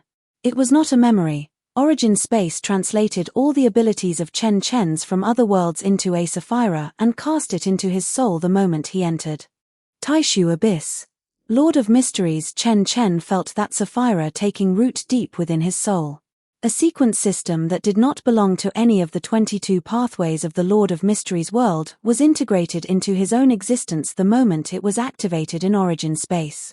The information unfolded in his soul. Void Balance Pathway, Sequence 9, Waymaster. The moment the name settled, the Sapphira deep within his soul began to heat up. His footing emptied beneath him. Instinctively, he reached out to grab the edge of the desk, but his hand passed right through it. He opened his eyes. Starry sky. There was no Earth as a reference point. Countless stars unfolded before his eyes, the galactic spiral arms spanning from overhead down to his feet, rotating slowly driven by gravitational tides. Gravity lifted Chen Chen, keeping his body suspended in the void. Taishu. In the distance was a very conspicuous, massive star. Its volume was too large to belong to a mere star, a profound black sphere hung at the center of the void, its surface flowing with jewel-colored light patterns of deep blue and gold. The light patterns crawled slowly across the spherical surface, like the gaps of dragon scales opening and closing as they breathed. The space around the sphere was curving, and when the starlight passed its edge, it was twisted into an arc, going halfway around before continuing forward. Chen Pearl. In the information floating in his mind, the entire Taishu Abyss revolved around it as the center. Gravitational tides spread outward from its surface, passing through the void, passing through his own body, bones, and consciousness. Chen Chen hovered in front of Chen Pearl. He extended his hand. His palm opened in the void, and an invisible gravitational force passed through the gaps between his fingers. A gap split open in the void beneath Chen Pearl. Space itself yielded a slit, inside of which was a color deeper than Taishu. Once light went in, it couldn't come out. Refining the abyss, the core function of Taishu. Feeding materials, dismantling, feeding back. He lowered his head to look at his chest. The beyonder characteristics of the spectator pathway were marked by the gravitational tides within his body. 3 clusters of things that did not belong to his own origin. Sequence 9 Spectator, Sequence 8 Reader, Sequence 7 Psychiatrist. Yes. In the eyes of Chen Pearl, these beyonder characteristics had never belonged to Chen Chen. The 3 clusters of beyonder characteristics trembled slightly under the gravity of Chen Pearl. Taishu was waiting for him to cast them in. Anyway, he now had an even bigger cheat. Chen Chen simply stopped hesitating. Wasn't it just re-rolling and retraining? Chapter 61, Farewell, Fool. Chen Chen immediately released his mental lock. 3 faint light spots overflowed from his chest.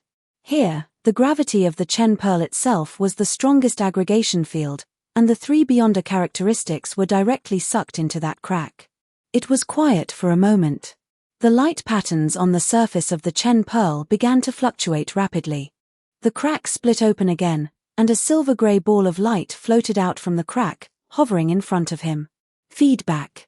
The sequence characteristics of the spectator pathway were disassembled into basic nourishment to nurture the soul and body.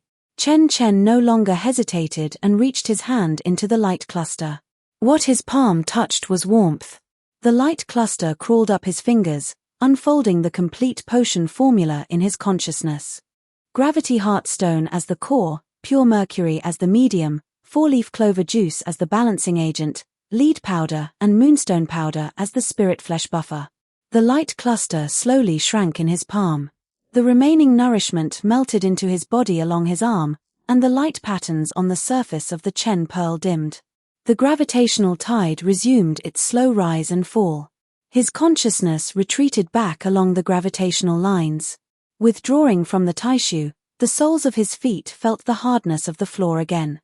The light from the gap in the curtains was still that dim yellow light. His body stood in place without moving a single step. Even though the potion materials had to be collected from scratch, as a former Sequence 7 Beyonder, Chen Chen was already overly familiar with the Backland underground Beyonder materials market. 3 days later. Study. The lead grey gravity heartstone was placed on the desk, the size of a fist, with a noticeable sinking sensation when held in the hand. The pure mercury rolled into 3 spheres in the glass dish. The 4-leaf clover juice was packed in an amber dropper bottle. Lead powder and moonstone powder had been dried under the moonlight, exuding a milky white luster. The potion was a silver-grey suspension in the bottle. When left to stand, the powder slowly formed fine lines perpendicular to the ground, resembling a plumb line settling in the bottle. He tilted his head back and consumed it. The liquid had no taste as it slid down his throat. The spirit-flesh feedback brought by decomposing the spectator sequence 7, combined with the young god soul status from the outcast Chen Chen, completely suppressed and absorbed it the moment the potion entered. The acting method required months or even years of slow integration, but under such a powerful soul. Sequence 9, Waymaster. Refined in an instant. He walked over to the desk. He unfolded a piece of parchment and wrote down the potion materials for Sequence 8 Clockmaker. Time borer shell, quartz sand, geargrass rhizome, pure olive oil, silver tuning fork. He folded the parchment and put it into the drawer. He walked over to the window. The sky in Backland was always grey. From Sequence 9 to Sequence 8, most Beyonders took 1 to 3 years. He had the soul status of a young god and the refinement feedback of the Taishu. The digestion speed was not in the same dimension. But bottlenecks would begin to appear after Sequence 6, and physical strength would become the lower limit. He needed to find a way to temper his physical body in the mysteries world. Perhaps, it wouldn't be a bad idea to collect Beyonder characteristics and throw them into the Taishu abyss for feedback. He patted the silver-grey dust off his hands, walked back to the desk, and sat down. Quartz sand and silver tuning forks could be purchased from consumable suppliers of regular clock workshops. Write the geargrass rhizome as rare plant rhizomes for textile machinery lubrication experiments, and leave it to the gardener to handle. The only thing that required a grey channel was the time borer shell, but Chen Chen did not plan to go find old Cripple in person. It was safer to contact the underground firm that supplied noble collectors under the identity of a viscount. As long as he could afford the money, it would be delivered anonymously to his door. Chen Chen pulled the bell rope beside the desk. Butler Morris appeared at the door of the study 3 minutes later. In his early 60s, his hair was completely white but neatly combed. "Sir."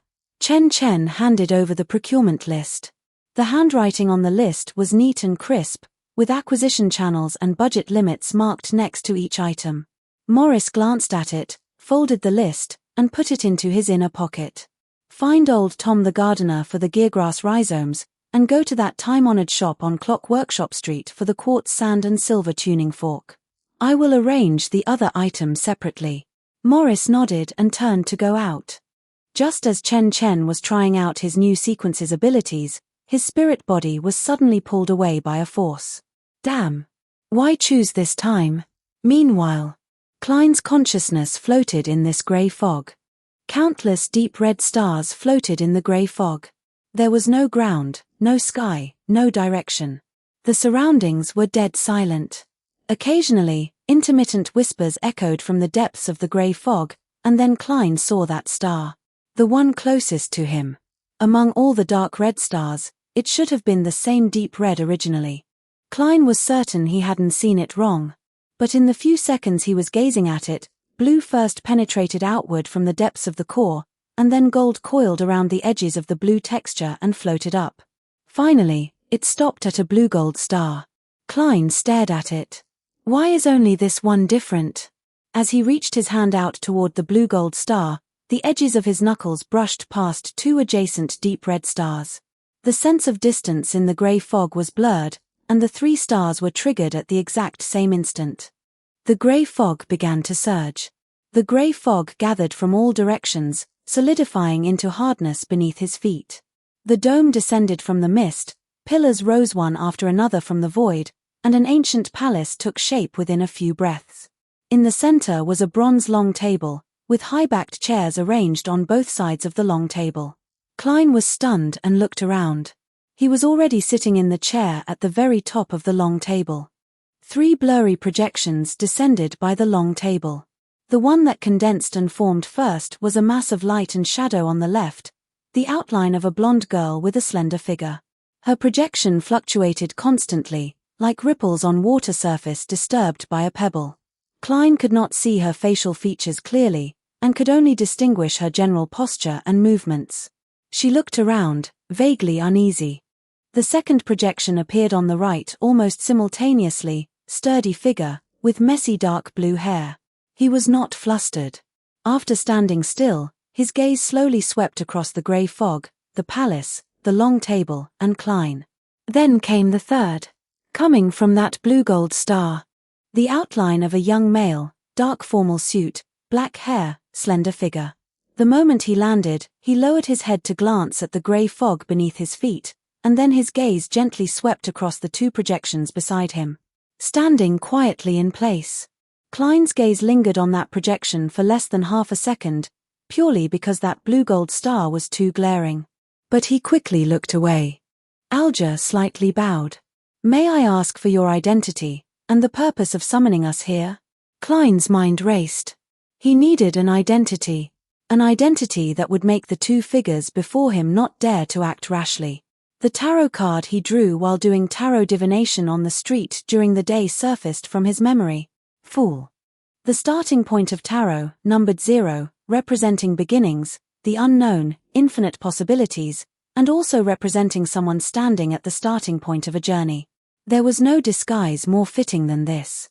This is just an attempt, you may call me Fool. #62 Chapter 62 Keep it under control. Chapter 62 Easily maintaining composure. Mr. Fool, has your experiment ended? Can you let us go back? Alger's phantom stood silently for a moment, observing in secret for a while before speaking. Klein deliberately slowed his tone, maintaining an indifferent and mysterious air. "Of course, as long as you formally request it now, I can let you return at any time." On the other side, Audrey felt a little more at ease.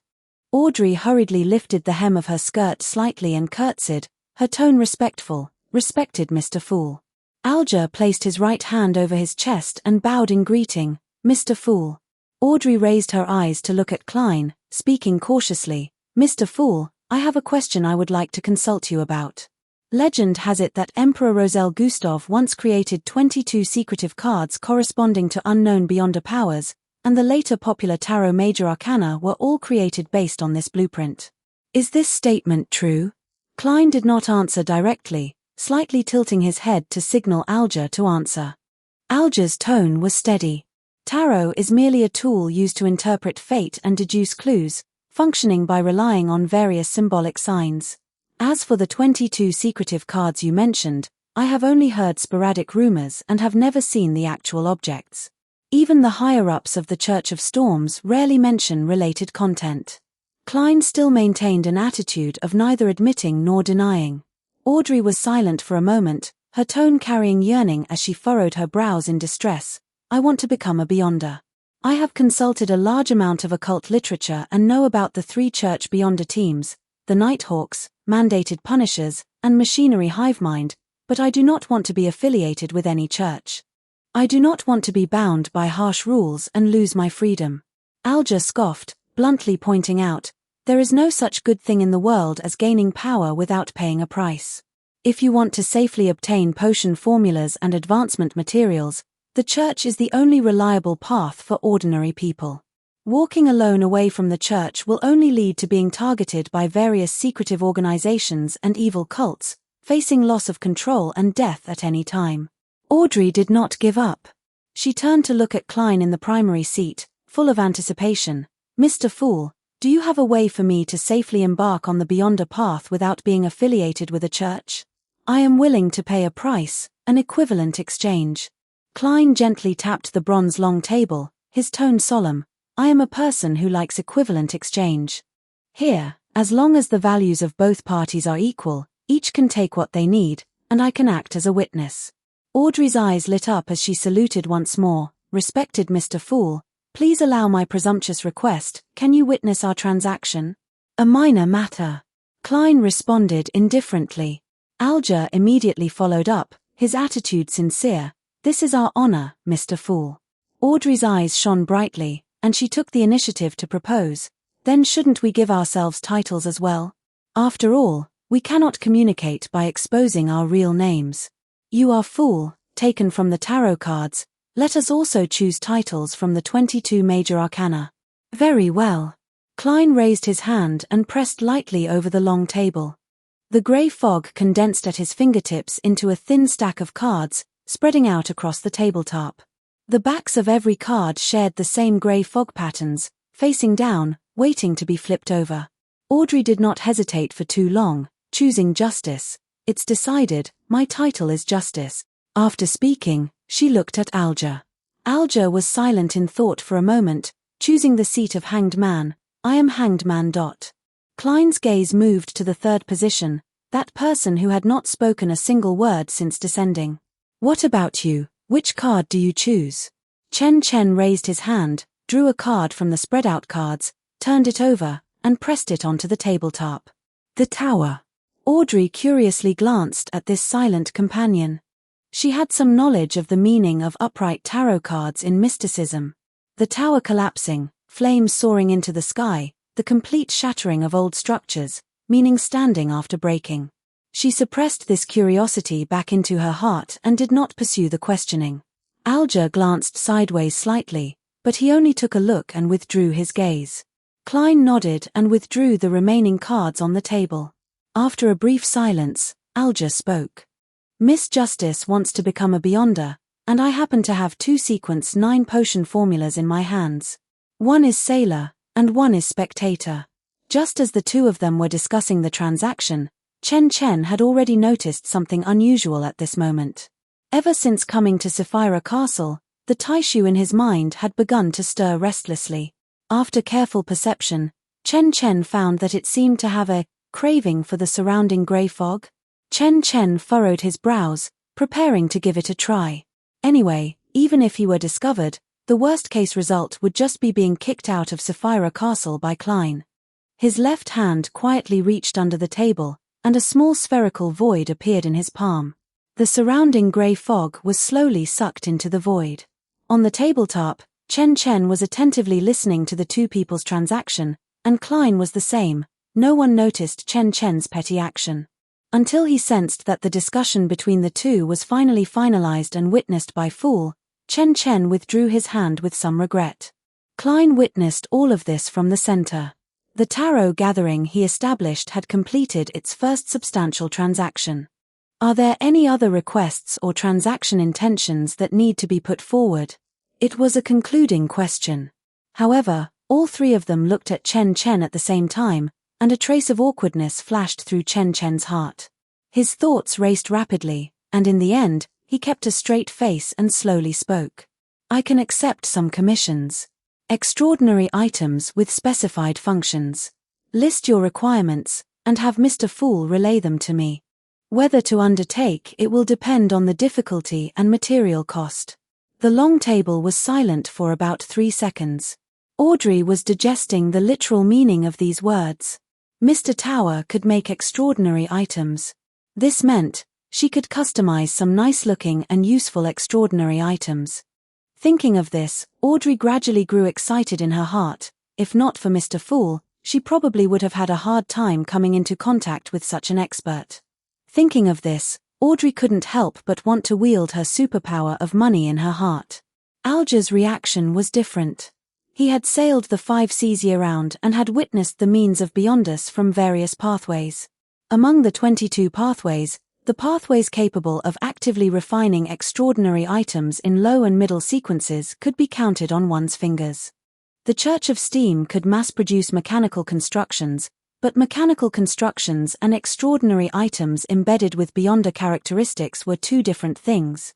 The former were driven by machinery and steam, while the latter involved the sealing and stabilization of Beyonder characteristics, and their technical thresholds were not on the same level.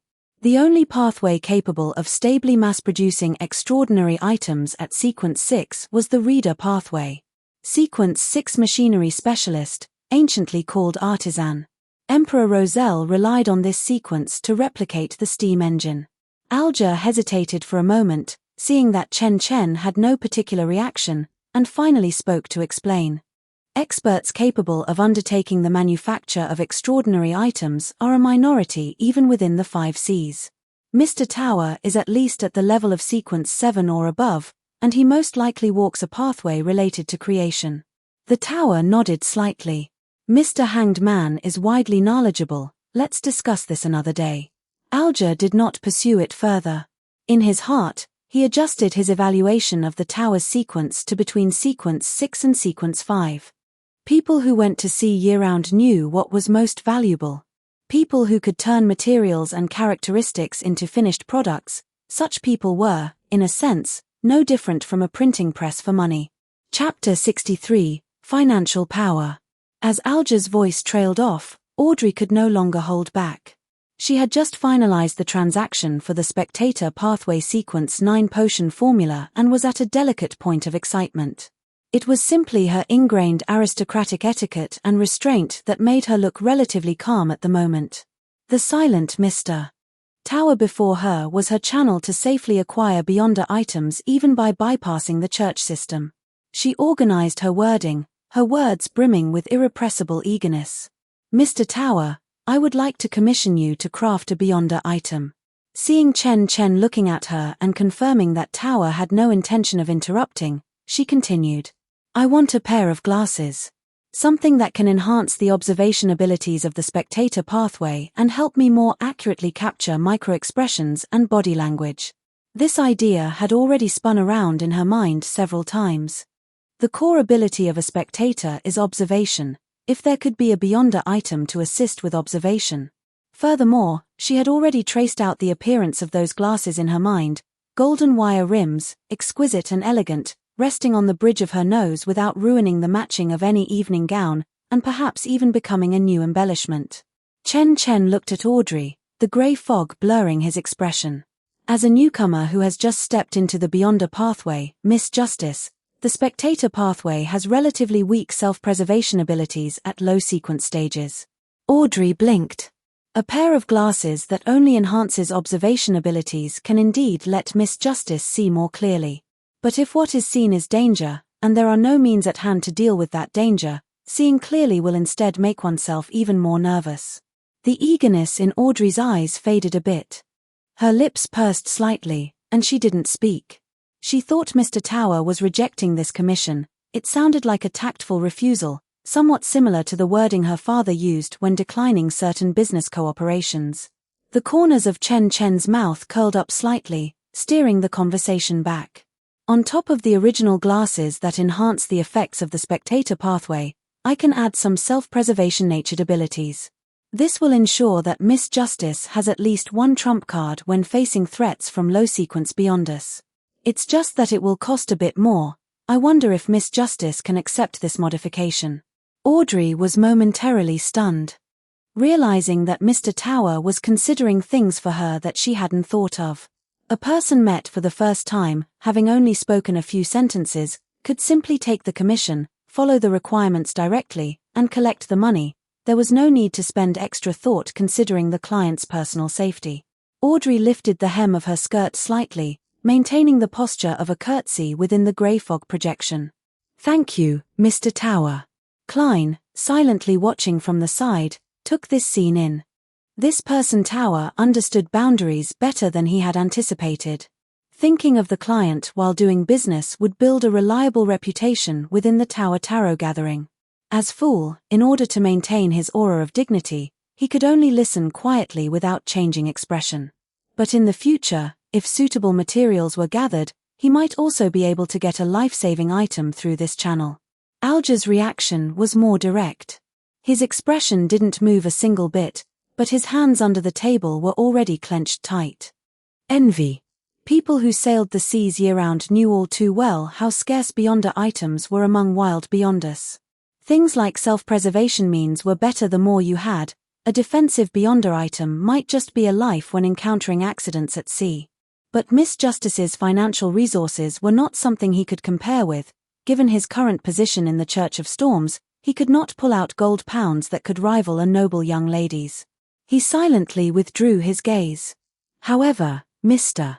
Tower hadn't shut down the conversation completely just now. Tower only said that accepting commissions depended on the difficulty and material cost, without restricting the payment method to only gold pounds. Information and rare materials were in his hands. Perhaps they could also be used as a bargaining chip in the future. After her joy, Audrey quickly recovered the rationality of a noble young lady, her tone leveling out. Mr. Tower, what is the price of this pair of glasses? Discussing the price well before the commission was a consistent commercial principle of the Hall family. She wouldn't forget this even facing a mysterious powerhouse. Suddenly thinking of something, she immediately added a question. If this pair of glasses is to be used past Sequence 8, is it necessary to reserve upgrade space? Chen Chen's answer once again exceeded her expectations. It is recommended to only consider using it up to Sequence 8 for now. The low sequence abilities of the spectator pathway are still in a rapid growth period.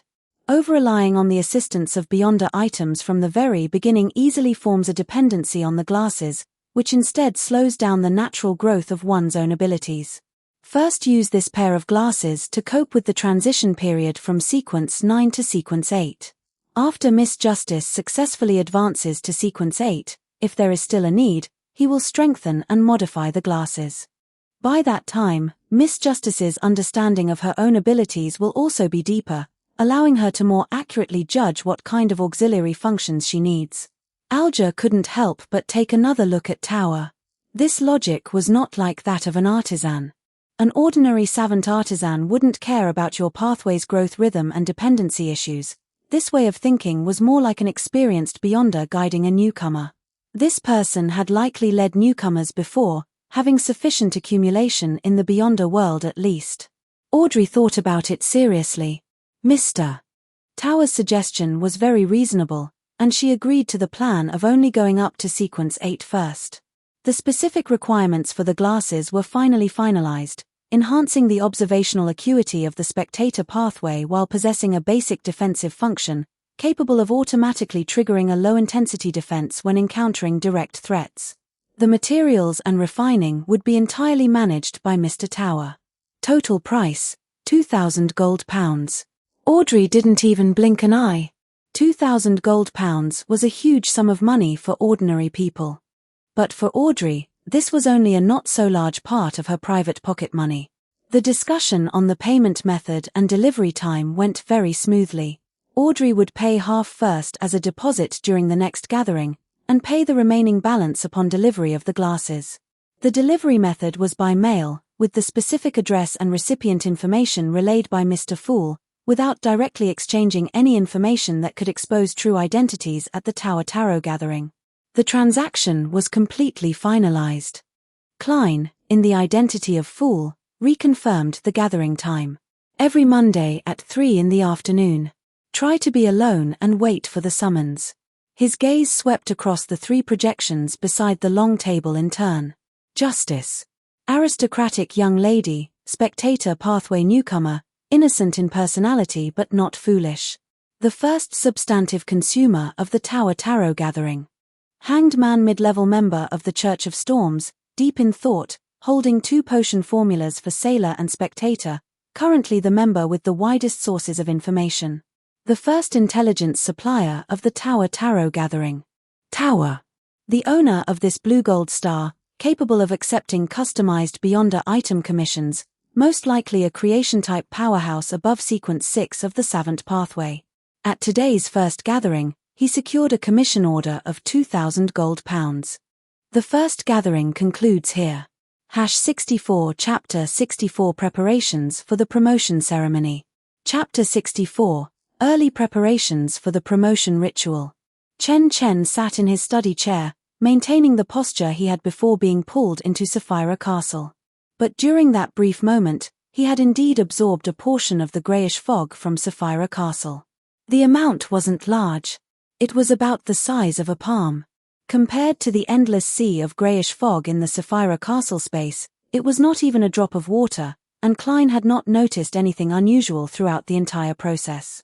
Chen Chen closed his eyes and sank his consciousness into the depths of his soul. The starry sky of the Taishu abyss unfolded within his consciousness. The galactic spiral arms spanned across, and the gravitational tides slowly ebbed and flowed.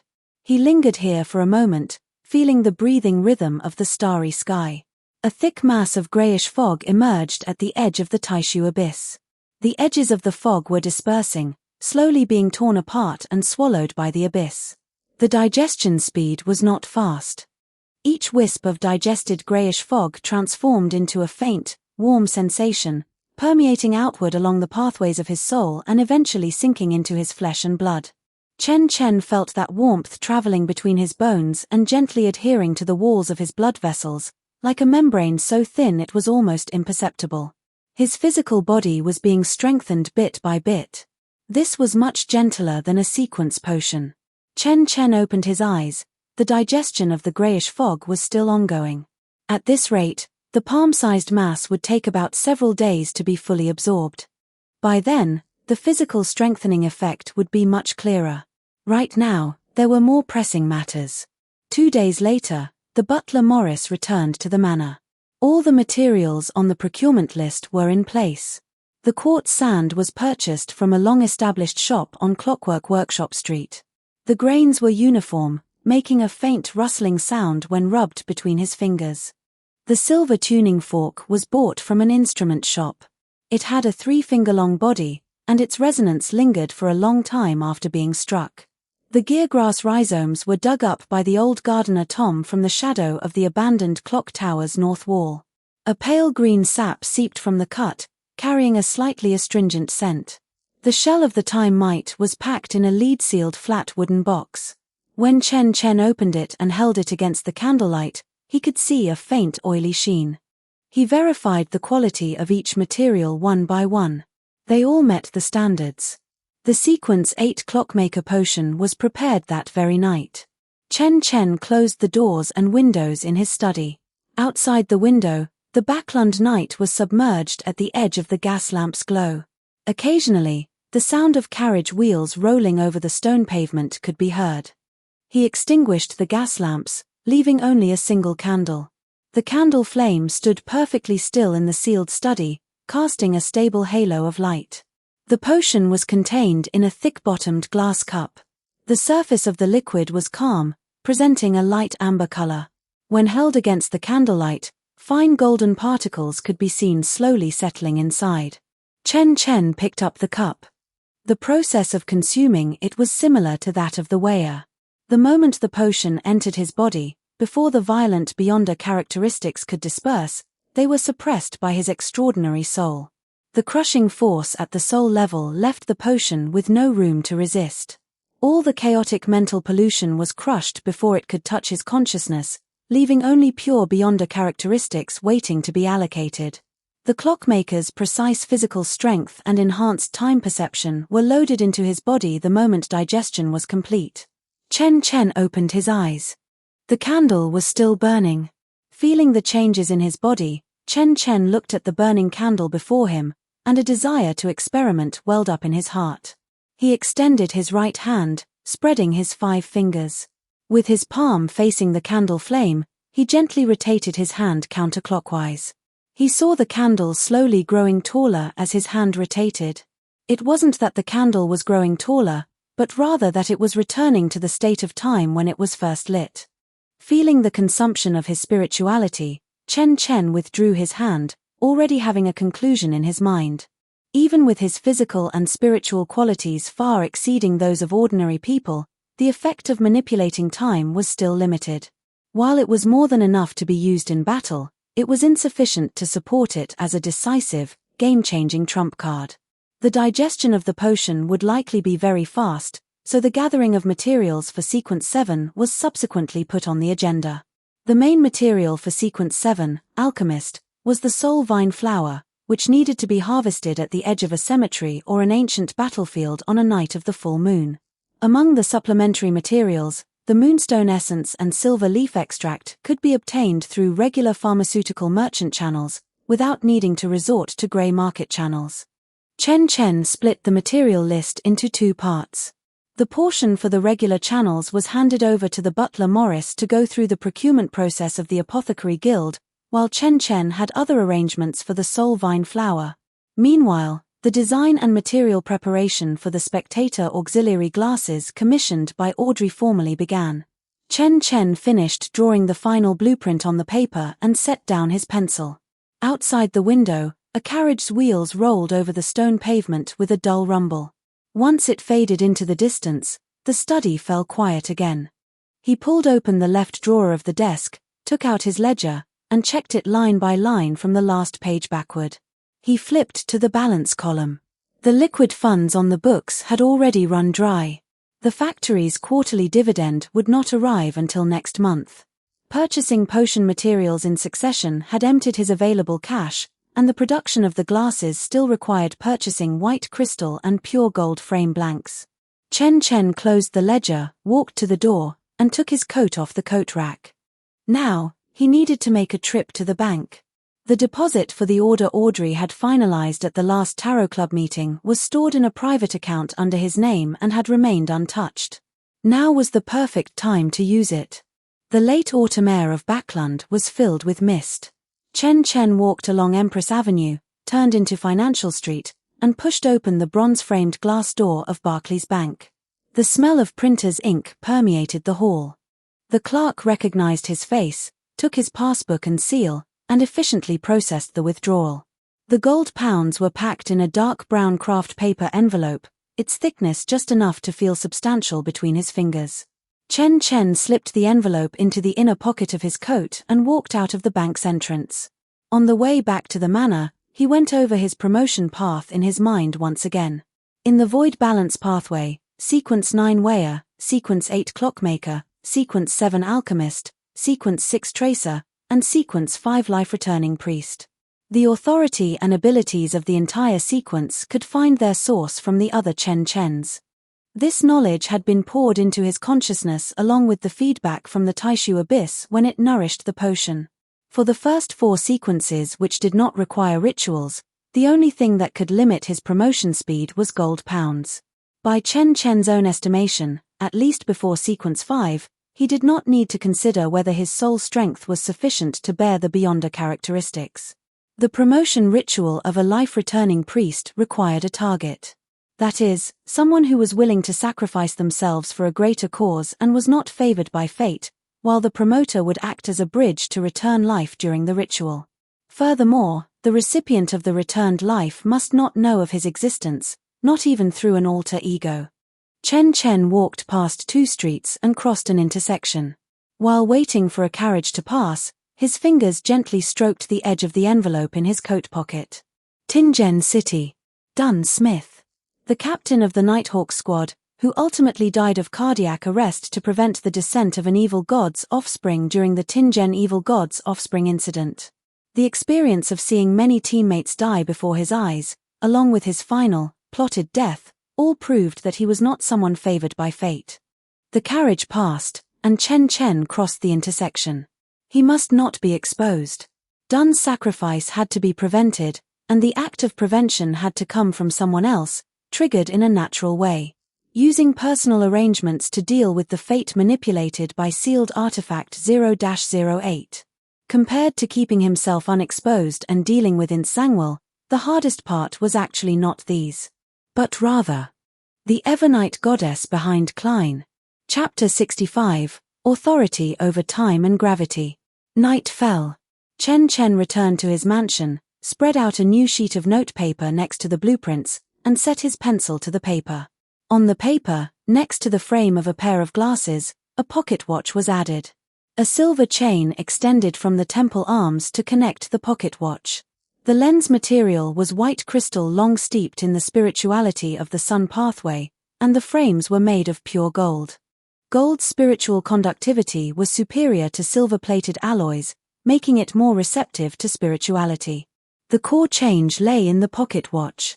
Chen Chen disassembled a newly purchased silver pocket watch and laid out the movement on the table. Gears, mainspring, escapement fork, the brass components gleamed with a warm luster under the candlelight.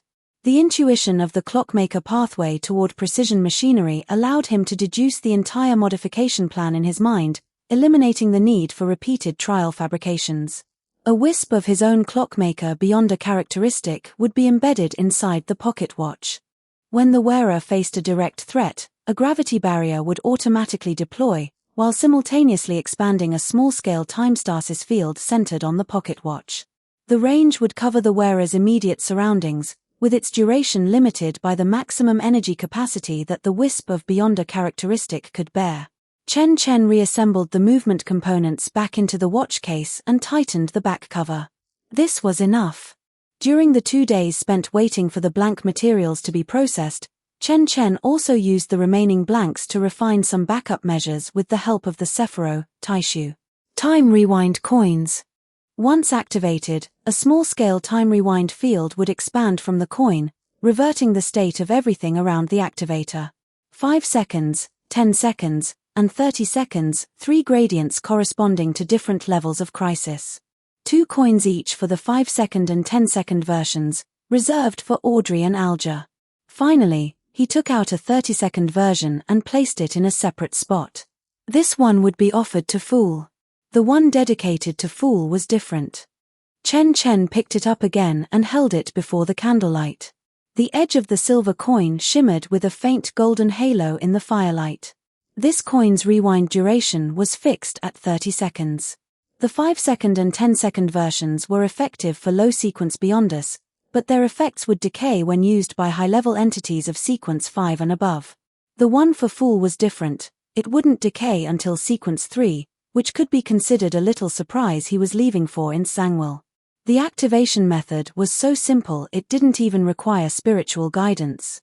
One only needed to flick it upward with their thumb, and the time rewind would trigger automatically. Chen Chen packed Fool's coin into a small velvet pouch and drew the drawstring tight. The remaining coins were bagged separately according to their recipients, with quantity markings dotted on the bags using a finger dipped in ink, 1 dot representing 1 coin, simple and clear. On Monday afternoon, Chen Chen sat in his study for a long time. When the hands of the grandfather clock passed 2:50, Chen Chen counted the velvet bags on the table one by one. Exactly 3 o'clock. Chen Chen did not resist. The familiar weightlessness lasted only for a breath before his consciousness was lifted by a gentle force, pulling him upward. The grey fog spread out beneath his feet.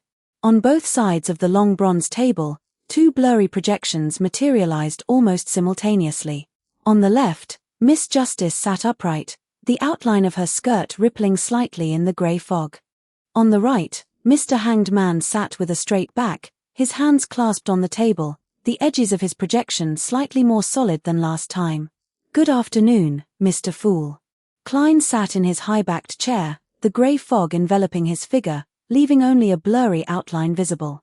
"This is my exclusive honorific name. Reciting it silently when alone in reality will connect you to this place." He paused for half a beat, reciting the 3-line sentence by sentence. "Fool who doesn't belong to this era. The mysterious ruler above the grey fog. The king of yellow and black who wields good luck."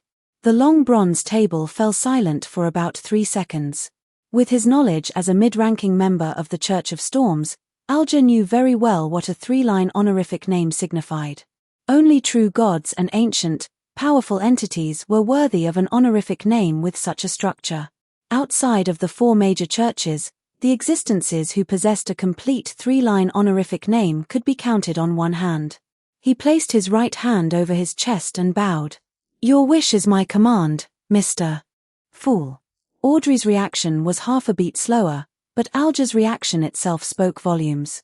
Chen Chen naturally bowed along as well. Seeing the 2 of them do so, she pursed her lips and curtsied in turn. "Your wish is my command, Mr. Fool." The formula transaction was successfully completed under the cover of the grey fog. Subsequently, Klein disclosed the acting method. The other 2 listened with utmost seriousness, while Chen Chen quietly slipped his right hand under the table again, a void manifesting in his palm once more.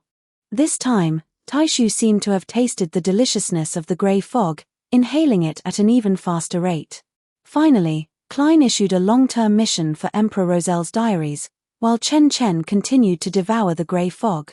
The next segment was free discussion. Audrey asked about her golden retriever, Susie, worrying that her pet's abnormal spirituality would expose her beyonder identity. Alger asked for information regarding sealed artifacts at sea and the ruins of the Balaam Empire.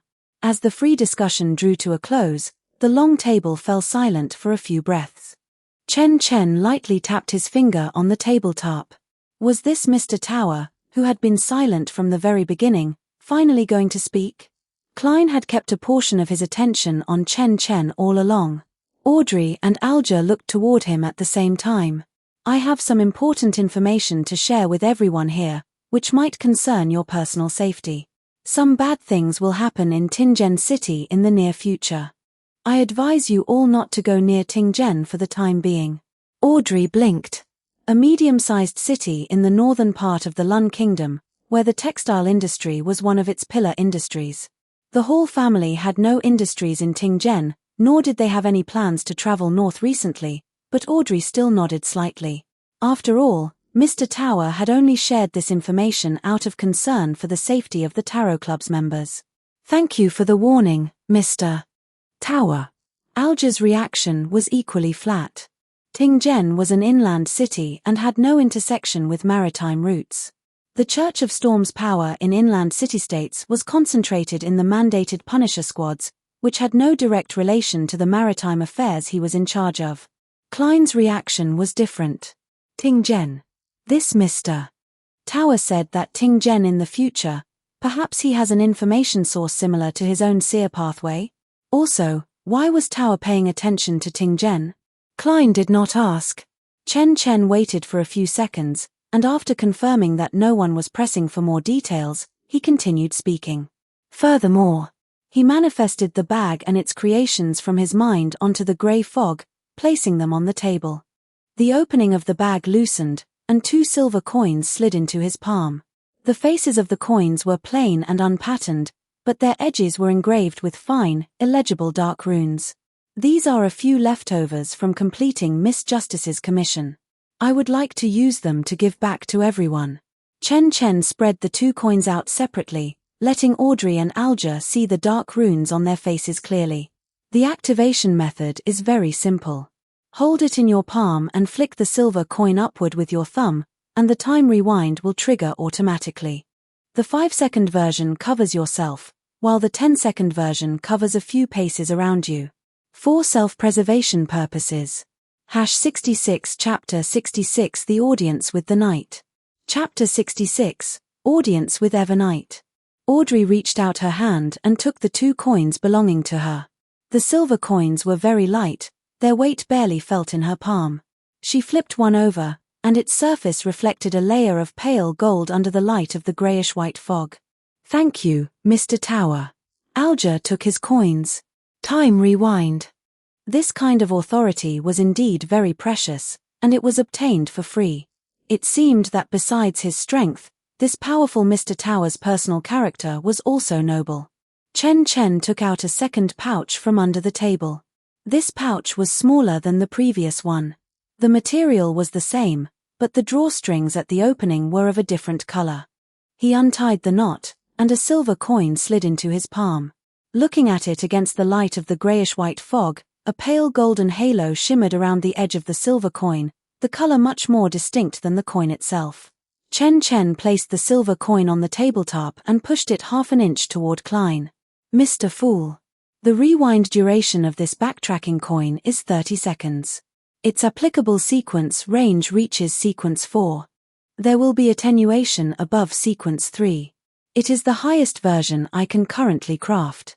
It is inevitable that Mr. Fool's Blessed will encounter mishaps while walking the world. This coin might serve as a safety net at a critical moment.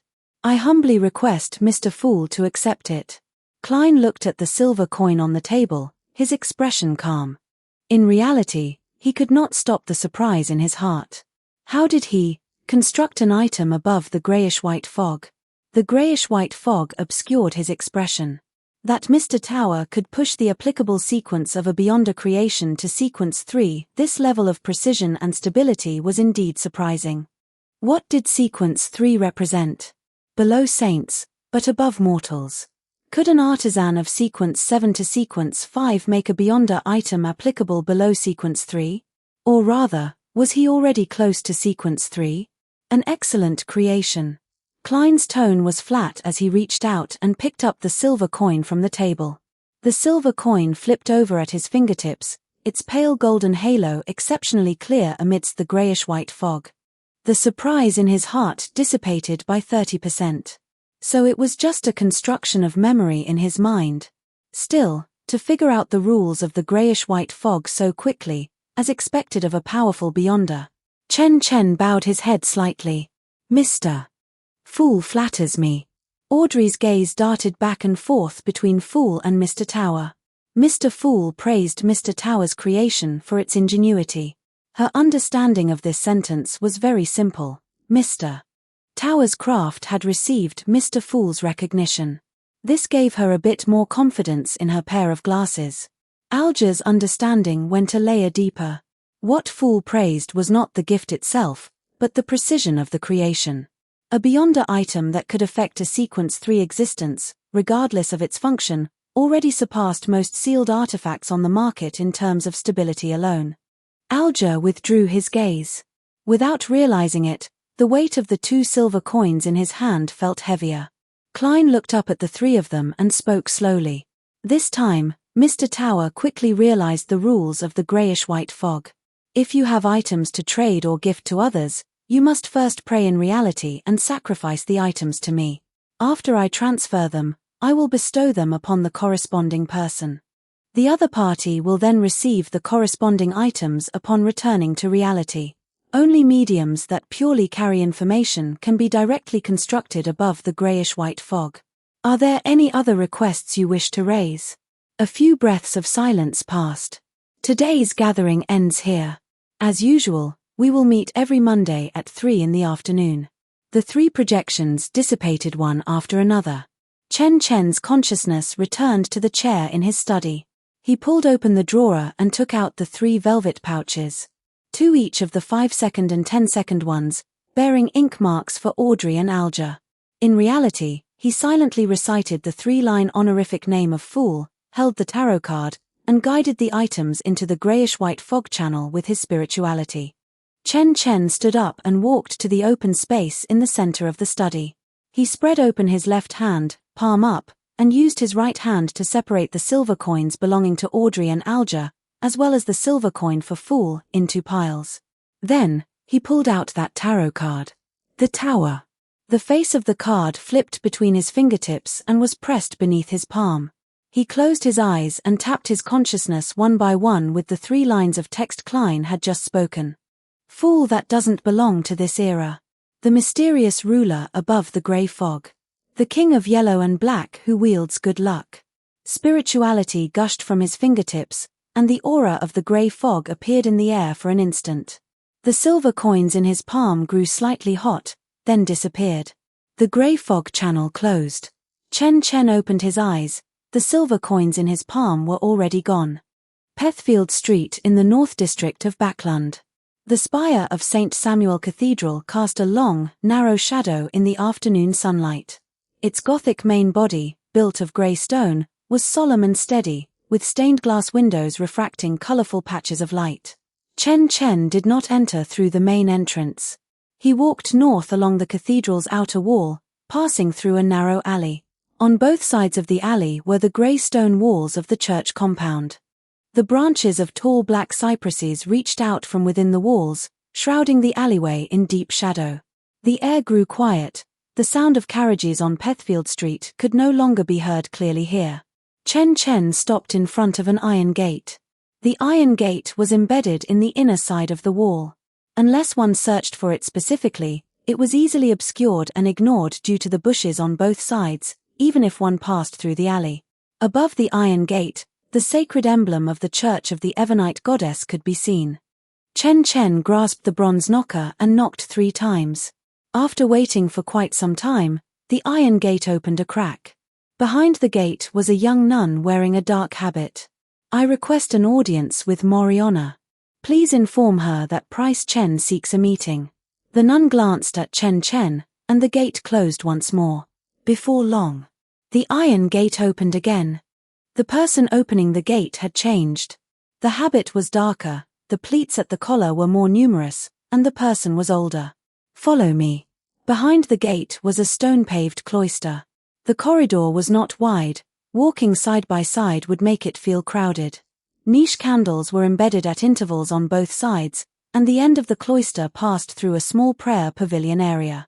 Further ahead, on the left, was a side door leading to the interior of St. Samuel Cathedral. The front ascetic courtyard suddenly opened up at the turn of the corridor. It was an open space paved with rough green stone slabs. A few black cypresses formed a sparse screen around the courtyard, their crowns blocking out most of the sky, leaving only a few fragmented patches of light. Deep within the courtyard was the main building of the Evernite cloister. It was lower and smaller than the St. Samuel Cathedral in front. Its grey stone walls lacked any ornamentation, with only a few small holes at the top letting in faint light. The guide stopped in front of a wooden door. She pushed open the door and stepped aside. Inside the room, there was a wooden table and a chair. A person sat on the chair. It was hard to notice her at first glance. Her presence seemed to have been diluted by something, blending into the shadows and candlelight of the room. Only upon a second look did her facial features emerge from the shadows. A plain and ordinary face, with nothing stunning about it. A pair of pitch-black eyes were calm and distant, like they were submerged in the deepest night, and her dark hair fell naturally. She wore a plain, coarse linen robe patched in several places, with a simple belt made of tree bark tied around her waist. Her feet were bare. Oriana, servant of concealment, sequence 2 of the Evernite pathway, and the head of the 13 archbishops of the Church of the Evernite Goddess. Her gaze landed on Chen Chen. Chen Chen stood one step inside the doorway. He waited until the footsteps behind him disappeared at the end of the cloister, and until the wooden door was completely closed, before speaking. Moriana, I need to travel to Tingen City in the near future. There, I plan to meet a lady named Daily Simone. Chen Chen looked up to gauge her reaction. After confirming he had tacit permission, he continued. My lord has no intention of competing for the authority of this world, nor any intention of touching the barrier of the original creator. We only seek stable promotion and to walk peacefully. Chen Chen paused deliberately for a moment, leaving ample time for her to communicate with the Evernite goddess. Some things will happen in Tingen. I will not personally interfere with the direction of those events. However, some things might change because of people other than myself. The silence lasted for a long time. Oriana raised her right hand, her fingers long and slender. She is already aware. Chen Chen bowed his head slightly in acknowledgement and took a step back. He pushed open the wooden door and retreated into the cloister. The guide was waiting for him at the end of the corridor. She led him back the way they came. Chen Chen stood in the narrow alley for a moment. A tacit cooperation was established. The Evernite goddess had tacitly permitted his subsequent actions. As for how the goddess would utilize him as an external factor, he currently lacked the strength to contemplate such matters. The unfamiliar sequence on him was bound to be impossible to hide. If he wanted to grow peacefully by Klein's side, he could not bypass this guardian deity. More importantly, Klein was an extremely rare material for his future sequence promotion ritual. When Chen Chen returned to the mansion, it was close to evening. Butler Morris handed over today's letters. 2 bills, and an arrival notice from a pharmacy merchant. Moonstone essence and silver ragwort extract had already been delivered, placed in the receiving area at the back door. The gold-rimmed glasses and silver-chained pocket watch had been assembled. The gold frame emitted a warm, dim light under the candlelight, and the crystal lenses were as clear as water. The silver chain of the pocket watch extended from the case, hooked onto the temple of the glasses. When lifted, the links made a crisp sound. Chen Chen wrapped the wooden box with a dark flannel cloth, covered the outside with craft paper, and tied it tightly with hemp rope. Then he directly sacrificed it to Klein so that he could forward it. After finishing this, Chen Chen reopened the account book. After paying for the white crystal, pure gold frame blanks, and auxiliary refining materials, a portion of the £2,000 deposit still remained. He divided this remaining balance into 3 parts. One part was deposited back into the bank to cover the operating expenses of the factory and clinic for the coming months. One part was allocated to Butler Morris, entrusting the pharmacy merchant and mineral merchant to continue purchasing some auxiliary materials required for the Sequence 6 tracer. The third part was used for the preparation of auxiliary materials for the Sequence 5 life-returning priest.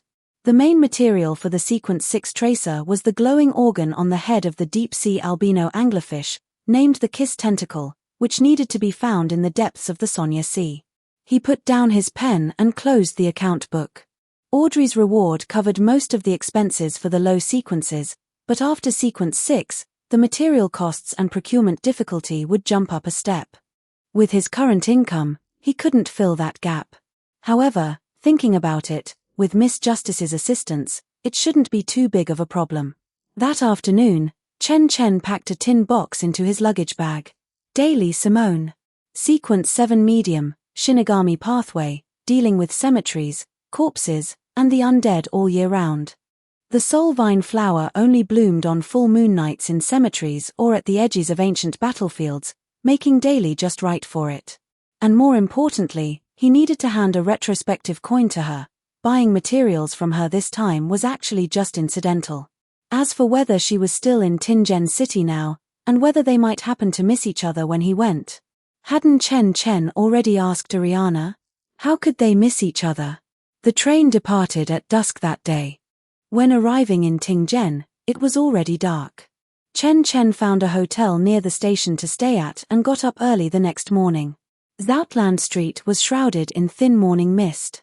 The fog wasn't as thick compared to Backlund, feeling more like the moisture accumulated during the night hadn't been dispelled by the sun yet. The Nighthawk's garrison of grey stone buildings. Chen Chen pushed open the door of the archive room, and the brass bell made a soft sound. Daily Simone sat on the other side of the desk. She wore a loose black hooded robe, with a silver chain wrapped around her wrist, and a white crystal pendant hanging at the edge of her cuff, reflecting soft points of light in the sunlight. Heavy blue eyeshadow and deep blush deliberately suppressed her originally youthful face, creating a gloominess unique to mediums. Chen Chen sat down opposite the desk, placing his luggage bag by his feet. "Hello, I am Price Chen. The higher-ups specifically passed down word for me to cooperate with you in doing a psychological evaluation. To be honest, having been in the Nighthawks for so many years, this is the first time I've waited for a psychologist to come to my door. Dr. Price has quite a background." Chen Chen took off his top hat, revealed a gentle smile, and took out a notebook and fountain pen with a professional air. Madame Ariana believes that the Tingen Nighthawks have been short-handed for a long time, and the mental load of the team members is worth paying attention to. As a medium, Madame Daly is in contact with corpses and the undead all year round, and her cumulative mental exhaustion is more covert than ordinary team members. That's why this exchange is happening. Hearing Chen Chen invoke a higher authority, Daly frowned, but smoothed it out a moment later. This was a psychological evaluation personally arranged by Ariana. She had no room to refuse. "Then let's chat." Daly leaned her body slightly backward, relaxing against the back of the chair. "Where does Dr. Price want to start?" Chen Chen opened the notebook. He unscrewed the fountain pen cap, the nib hovering above the paper surface. "Sleep condition." Daly blinked, crossed her legs, and the hem of her black robe gently swayed with the movement. "Irregular. Pulling all-nighters when there are cases, catching up on sleep when there are none. Occasionally dreaming of residual spirit images from crime scenes, and still remembering fragments upon waking up. A common ailment of mediums." Chen Chen didn't delve deeper. After all, he was just a fake right now, so he turned the page of the notebook. "How long has Madame Daly been stationed in Tingen?" "On and off. In between I ran around providing roving support to Enmat Port, Coniston, Stone." Seeing that the timing was right, Chen Chen capped his pen, closed the notebook, and a subtle arc appeared at the corner of his mouth. "According to my understanding, at such a young age, Madame Daly has already reached Sequence 7. You already have the strength to transfer to Backlund, right?" The relaxation on Daly's face suddenly stiffened. "Tingen has many cases. Necrotic pollution occurs frequently, and the Nighthawks are short-handed. Every once in a while, there are new cases that require medium support. In other places, it might take half a year to go on a fieldwork trip, but here in Tingen, you can run 2 or 3 trips in a quarter. After staying long, you get familiar with it, and I even had a spare key made for the archive room. Chen Chen still looked at Daly with that subtle smile, making Daly feel a bit awkward under his gaze. What on earth do you want to ask? Since Madame Daly has asked like this, then, does Madame Daly have someone she likes? Daly put down her crossed legs, and the hem of her black robe gently fell beside her ankles, no longer swaying. The doctor asks really directly. Chen Chen tucked his pen back into his chest pocket and leaned his body slightly backward against the back of the chair. His gaze fell steadily on Daly's face, neither urging nor moving away. In the archive room, only the ticking of the clock on the wall remained. Seeing Chen Chen's relentless attitude of getting to the bottom of it, Daly's eyelids twitched slightly. She turned her head away, moving her gaze to the grey stone wall outside the window, a small patch of faint blush spreading up her earlobes. With so many people in the team, which one is the doctor referring to? Of course, it's the reason why Madame Daly stays in Tingzhen. Daly met Chen Chen's gaze. In that pair of eyes beneath the blue eyeshadow, the original composure had faded. Chen Chen withdrew his hands and interlaced his fingers, and Daly finally understood the teasing hint in the corners of Chen Chen's eyes. However, at such a young age, the cases and resources Madame Daly can access in Backland are far beyond what can be compared here. The process of applying for a transfer back to headquarters is also not complicated. I am a Sequence 7 psychologist myself. There's no need to hide anything. I think you should understand what I mean. Daly's hands under the desk had already silently clenched her skirt hem, and her heavy blush and eyeshadow covered that youthful flush.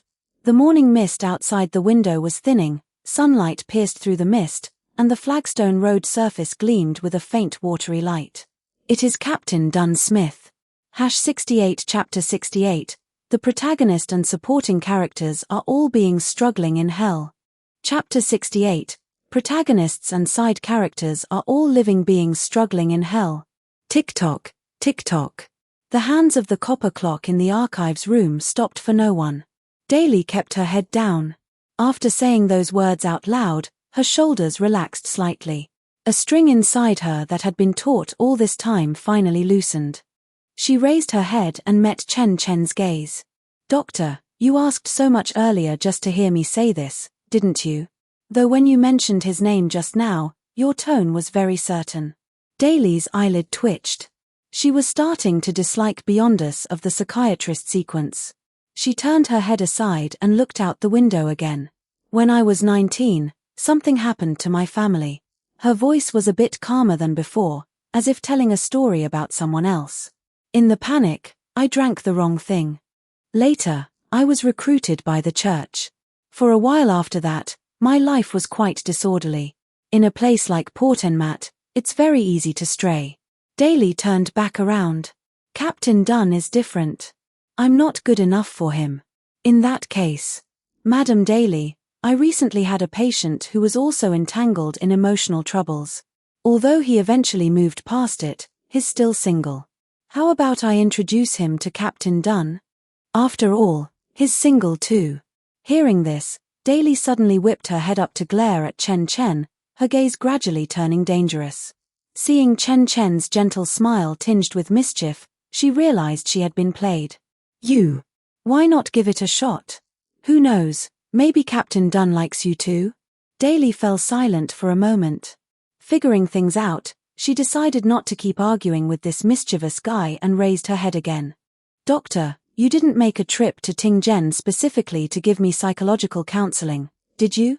Seeing that the chat was winding down, Chen Chen bent over and pulled a tin box used for storing Beyonder materials out of the duffel bag at his feet. I need a soul vine flower. Daly narrowed her eyes, glancing back and forth between the tin box and Chen Chen. Spirit mediums visit graveyards often, so we aren't short on that. She stood up and walked over to a locked wooden cabinet in the corner of the archives room. Unlocking it with a key from her waist, the cabinet doors swung open to reveal several rows of labeled, dark glass bottles. She took out one of them, which had a date written on the bottle in ink. Through the amber glass, a dried vine could be seen curled at the bottom of the bottle. Its bud at the tip was tightly closed, a dark purple nearly turning black. There's only one plant. Is that enough? It's enough. Daly placed the glass bottle on the desk and pushed it toward Chen Chen. Chen Chen took the bottle and placed it into the tin box. Then, he reached into his inner jacket pocket, his fingertips touching the cool metallic surface of a coin. He pulled the coin out and placed it in front of Daly. The surface of the coin was dim, its edges covered in fine, barely legible patterns that looked like weathering wrought by time. What's this? Payment. Chen Chen packed the tin box back into his duffel bag. To use it, place the silver coin on your fingertip and flick it up with your thumb. It might just save your life at a critical moment. Daly reached out, picked up the coin, and weighed it in her palm. Considered one of your personal keepsakes. Chen Chen stood up and picked up his top hat. You could say that. If Madame Daly uses it as a token of love, I would be honored. You really have no filter on your mouth. Chen Chen adjusted his top hat, picked up his duffel bag, and turned toward the door. Madame Daly, neither Madame Oriana nor I wish for anyone to know the contents of our meeting today. I understand. Sunlight flooded in from the end of the hallway as Chen Chen's footsteps gradually faded down the corridor. Daly remained seated at the desk without moving. Keeping her head lowered, she squeezed the coin in her right hand, the coldness at her fingertips slowly dispersing under the warmth of her palm. She flipped the coin over and examined it against the light. It was definitely no ordinary object. At least he has a bit of a conscience. On the night of the full moon, Chen Chen opened the basement skylight in advance. Moonlight poured down through the skylight, laying a patch of white frost across the stone surface of the alchemy table. He lifted the glass dome and pushed the porcelain plate into the exact center of the spot of light. The bud of the soul vine flower trembled under the moonlight. The first petal split open from the top, slowly curling outward. Then the second, and the third. When the flower bloomed completely, a drop of deep purple sap seeped from the stamen, glowing with a faint fluorescence in the moonlight. Chen Chen took out the supplementary materials he had prepared long ago. The milky white moonstone essence was contained in a narrow-necked glass bottle, while the silver-leaf chrysanthemum extract was a pale silver color. He ran through the alchemist potion formula in his mind. The sap of the soul vine flower stamen served as the main material, moonstone essence as the stabilizer, and silverleaf chrysanthemum extract to guide the medicinal properties penetration. The remaining supplementary materials had already been ground into powder according to proportions and divided among several small porcelain dishes. He poured everything into the crucible, heating it over a gentle fire to melt them into a single mixture. The liquid in the crucible churned for a while before its color finally settled into a murky shade close to ink black. Chen Chen poured the potion into a tin cup. The murky liquid lay motionless in the cup, its surface reflecting the moonlight falling from the skylight, resembling a small cup filled with the congealed night sky. He threw his head back and drank it down. The potion felt cool sliding down his throat, but began to burn once it reached his stomach. A warm current spread from his abdominal cavity to his four limbs, seeping along the pathways of blood vessels and bones into every inch of muscle and joint. The Taishu abyss opened its maw within his body, swallowing the remaining beyond a characteristic from the potion in one gulp, crushing it and feeding it back into him. Chen Chen opened his eyes. Sequence 7 Alchemist. About a week after his advancement, Chen Chen entered the East District alone, carrying a canvas bag on his back. The road surface of Ironstone Street was paved with crushed gravel and cinders, making it very rough on the feet. The stenches of coal smoke, sour slop, and animal dung drifted freely through the air, completely ignored by everyone. The houses lining the street were built of red brick, their walls blackened grey by coal smoke. Most window openings lacked glass, covered instead with oiled paper or old newspapers. A sewage ditch flowed along the curb, vegetable leaves and unidentifiable debris floating on the water's surface. Chen Chen wore his plainest grey coat. In his canvas bag were dozens of thumb-sized pills concocted using his alchemist abilities, along with several huge water vats supported by gravitational forces. Every single pill concentrated medicinal qualities targeted at common illnesses in the East District. Coughs and wheezing from pneumoconiosis, stomachaches from lead poisoning, and rashes or ulcerations caused by malnutrition. Whether to act out the alchemist role or truly out of a touch of kindness in his heart, he had arrived in this slice of hell today. Chen Chen manipulated gravity to fill the water vats at a public well, then walked up to a vat and dropped a pill into the water. The pill sank to the bottom and slowly dissolved. Amber-colored liquid rose from the bottom of the vat, blooming into the water and gradually dyeing the entire contents a light amber hue. People queuing up formed a crooked line in front of the water vat. An old miner coughing up blood leaned on a cane, his knuckles enlarged and deformed, with indelible coal dust embedded under his fingernails. A female worker suffering from lead poisoning had blue-tinted gums as she held a baby whose hair had fallen out. Barefoot children stood in line, scabbed rashes on their calves and toes purple from the cold. 3 young people helped maintain order beside the water vat, a child worker who had lost 2 fingers in a textile factory machine, a washerwoman whose husband died in a mining disaster, leaving her to raise 3 children alone, and a 17-year-old dock laborer whose spine was already beginning to curve. Chen Chen gave each of them 10 pence, giving more would backfire instead. Scoop with the wooden ladle. Half a ladle per person. Chen Chen stood by the water vat just like that, without uttering a word. The line moved forward slowly. The wooden ladle scooped up the medicinal water and poured it into broken bowls, old cups, and chipped earthenware jars presented by the sick. The problems of the East District were not something medicine alone could heal. Pneumoconiosis required ventilation equipment and maximum working hours, lead poisoning required changing the factory raw materials, malnutrition required a dining table with enough food to satisfy hunger. These things were the pain of an era that a single pill could never cure. Yet right now, he had only this tiny pill. An afternoon passed. The surface of Ironstone Street remained as muddy as ever, and the smell of coal smoke in the air did not lessen. The medicinal water in the vat had been scooped down to the bottom, leaving only the last bit of amber residue settled at the base. Yet the line was still very long, extending from beside the vat all the way around the street corner, with no end in sight. Chen Chen folded the empty canvas bag and tucked it under his arm. The child worker missing fingers seemed to realize something and looked up at him with hope in his eyes. "Mister, will you come again next time?" The washerwoman and the dock laborer looked over as well. Chen Chen cast a glance at the endless queue. "If I have the chance, I will." Turning around, he stepped into the fog. Backlund's fog thickened toward dusk. Grayish-white moisture surged up from both sides of the street, swallowing the red brick walls of Ironstone Street, along with the coughing and footsteps of the queuing crowd. As if nothing had ever happened. Chen Chen's grey coat quickly melted into the fog, leaving behind only an outline that gradually faded away. Chapter 69 Sequence 6 Tracer. A few days later. Above the grey fog, at both ends of the long bronze table, crimson light flared up one after another. Audrey's projection was the first to condense, the outline of her dress swaying slightly in the fog. Alger followed closely behind, his projection motionlessly still. Remember this site's domain name, Taiwan Novel Network, great experience, awithdiaresis.awesome. Chen Chen felt the solidity of his projection, it was about the same as last time. Klein's projection emerged at the honor seat of the long table, the grey fog flowing slowly around him. Then came the 5th ray.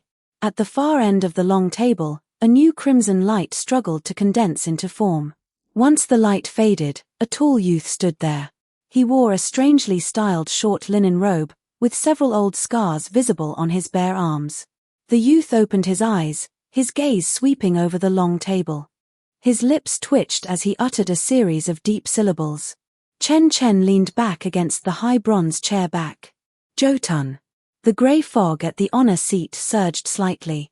Klein's projection slightly raised his right hand, causing fog to fall from the dome and swirl around the youth. When the youth spoke again, those deep guttural sounds automatically translated into Lun. "Where is this? Who are you?" Klein gave a brief response in his capacity as fool. The youth remained silent for a few seconds, his eyes slowly moving between the projections on both sides of the long table, before asking no further questions. Audrey and Alger answered his questions about the outside world. Sunlight, the sky, the sea. The city of Silver did not have these things. During the codename selection process, the youth drew one card from the 22 major arcana and placed it on the bronze table surface. The Sun.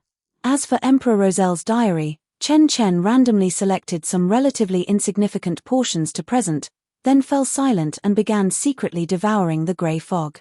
Only when everyone had finished submitting Emperor Roselle's diary pages did Chen Chen resentfully pull his hand back. Alger took the initiative to start the transactions. Rear Admiral Hurricane Chilangos has been confirmed to have snuck into the inland of the Lun Kingdom, with his destination being Backlund. He possesses sealed artifact Creeping Hunger. I am willing to pay a reward for everyone to keep an eye out for his whereabouts. Miss Justice nodded slightly. I am in Backlund, so I will keep an eye out. Alger turned to Chen Chen. There is another batch of Beyonder materials from a black market salvage team at the outer perimeter of the restricted zone. Among them is a rostral tentacle of a deep-sea albino anglerfish. I believe Mr. Tower will be interested. Your quote. The two finalized the trade using the time coins crafted by Chen Chen. As the free exchange segment drew to a close, Chen Chen brought another matter to the table. I have another commission that I would like to trouble Mr. Hanged Man with. Chen Chen looked at Alger meaningfully. It is to help me find an ancient book titled Groselle's Travels. The reward will be a custom Beyonder item tailored specifically to your requests, crafted by me. The bronze long table fell silent for a moment. Alger suppressed the surge of emotion in his heart and hurriedly agreed. I will keep an eye out. The entire fantasy world in the book, constructed by the Dragon of Imagination using the authority of Visionary, would in the future be cast into the Taishu Abyss to serve as nourishment for advancing to a higher sequence. Chen Chen remained silent for a moment, then turned to Audrey. The crimson light of his projection flickered on his shoulder. Miss Justice. Audrey tilted her head. Please go ahead, Mr. Tower. I need a loan. 1,500 gold pounds. Audrey hardly hesitated. Of course. Chen Chen waited for the expected second half of the sentence. No interest required, Audrey said in a lighter tone. The advice about the spectacles last time already helped me a lot. Consider this loan my repayment for Mr. Tower's professional expertise. Curiosity about this Mr. Tower surged in Audrey's heart as she asked tentatively. Mr. Tower, should this money be delivered directly to you, or transferred through Mr. Fool? Through Mr. Fool. All right. Her hint having been declined, Audrey lowered her eyes in slight disappointment. Chen Chen naturally understood Audrey's hint. After all item transactions default to being transferred through Fool, yet she had suggested delivering it directly to him. Chen Chen shook his head slightly with a helpless smile, feeling there was no need to spoil the mood since she was, after all, his major patron. Nor did he need to put up a grand front like Klein at the Tarot Club. Recently, I will be taking care of some matters in Backlund. Perhaps I might happen to meet that pirate vice admiral. Audrey was stunned for a moment, but quickly picked up on the subtext of Chen Chen's words, her tone betraying a hint of excitement. Understood. Alger remained silent in the grey fog. The gathering ended. Chen Chen's consciousness returned to his study. On the desk stood an extra lead-sealed iron box. The lead-grey luster on the surface of the iron box reflected a dim sheen under the candlelight. Chen Chen reached out and opened the lid, letting a faint beam of cool white fluorescence leak out from the gap. Ice-cold. Like grasping a handful of temperatureless moonlight.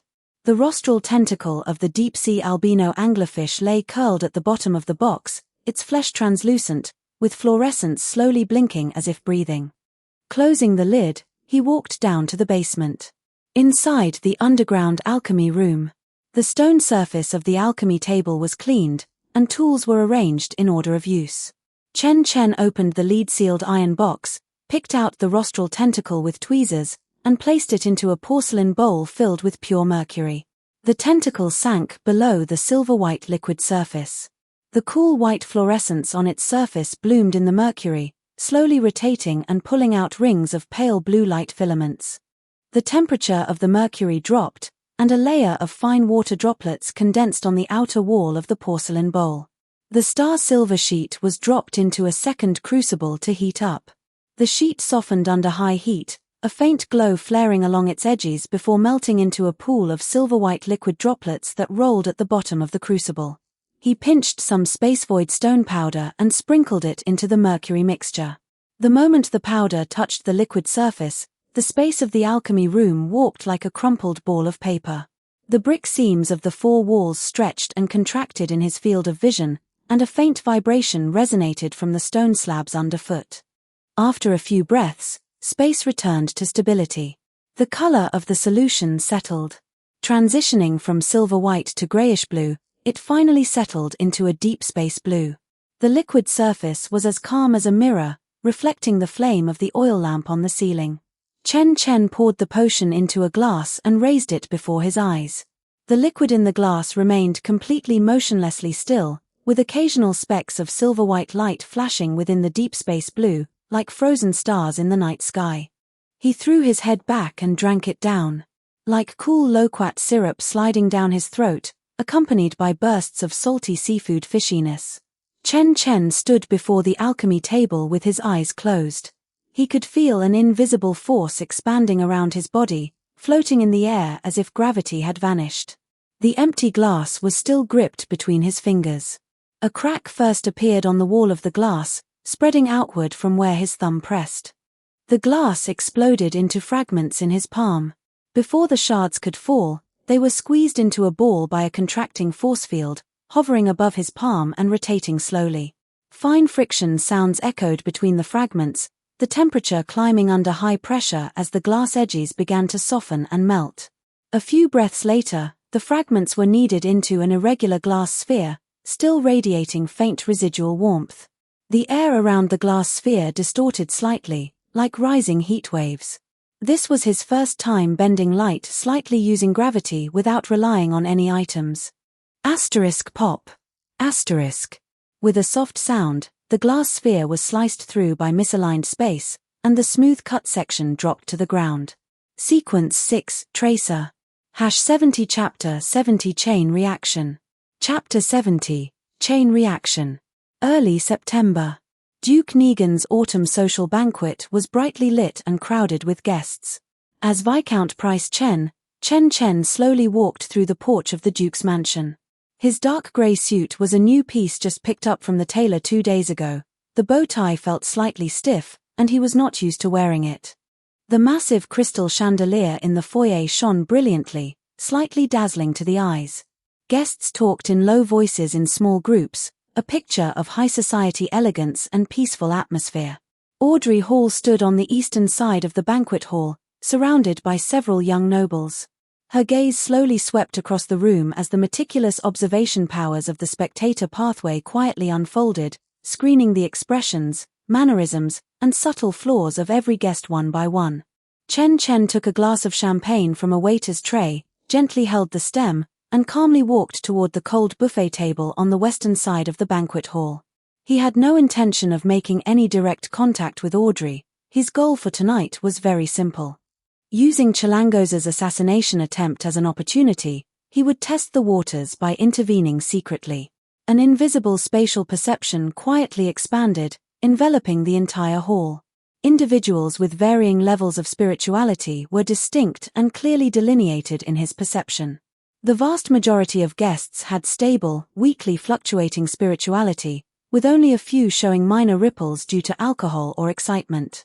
Soon, a special outline was precisely targeted. Blonde, tall, and thin, wearing neat and proper formal attire, standing in a relaxed and natural posture, perfectly fitting the demeanor of a fallen noble. On the surface, there were no flaws, but within spiritual perception, he completely lacked the vibrant life rhythm of a normal person. There was only the false stability disguised by a sealed artifact. Creeping hunger. Target confirmed. Chen Chen gently placed his glass on the cold buffet table. Almost at the same moment, Audrey's gaze swept over from the other side of the hall. The ultimate insight of the spectator pathway instantly captured an extremely uncoordinated, stiff deviation in the blonde man's micro-expressions, like an ink stain on a sheet of white paper, glaring and jarring. Keenly sensing he had been spotted, Chalangos instantly abandoned his disguise. Dropping his right hand to his side, His fingers curled slightly as swift air currents rapidly gathered between them. An invisible wind blade formed instantly. Meanwhile, at the main seat of the hall, Duke Negan's pupils contracted sharply as the spirituality of a wind-blessed surged around him. As a Sequence 6 wind-blessed and a core secular agent of the Church of Storms, he immediately smelled lethal danger. His body stiffened instinctively, and he raised his hand to activate a wind barrier. The close guards around him instantly went on high alert, stepping across to shield the Duke as the cheerful conversations of the nobles in the hall suddenly froze. At that very moment, Chen Chen's gravitational field suddenly expanded. Seeing that his chance was gone, Chilangos controlled the sharp wind blades he threw to change direction, severing the heavy cables supporting the central crystal chandelier of the hall. The cast-iron frame and brilliant crystal lights, weighing hundreds of kilograms, plummeted from several meters high before the guests below could even scream. The momentum of the fall was forcefully arrested by invisible gravity. The heavy chandelier suspended steadily in midair, its crystal prisms rotating slowly and reflecting tiny specks of light over the banquet hall, where no one had yet recovered their senses. Delayed panic suddenly exploded through the crowd. Raising his left hand, a repulsive shockwave abruptly burst outward with Chen Chen as its center, striking straight toward Chilangos's chest.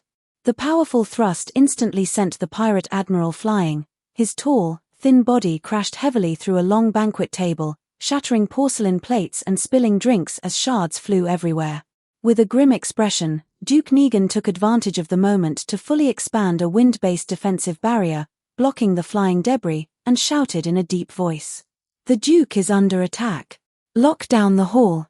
Having weathered many storms, though still shaken, he maintained the calm composure of a grand noble, immediately directing the guards to control the scene and prevent chaos from spreading.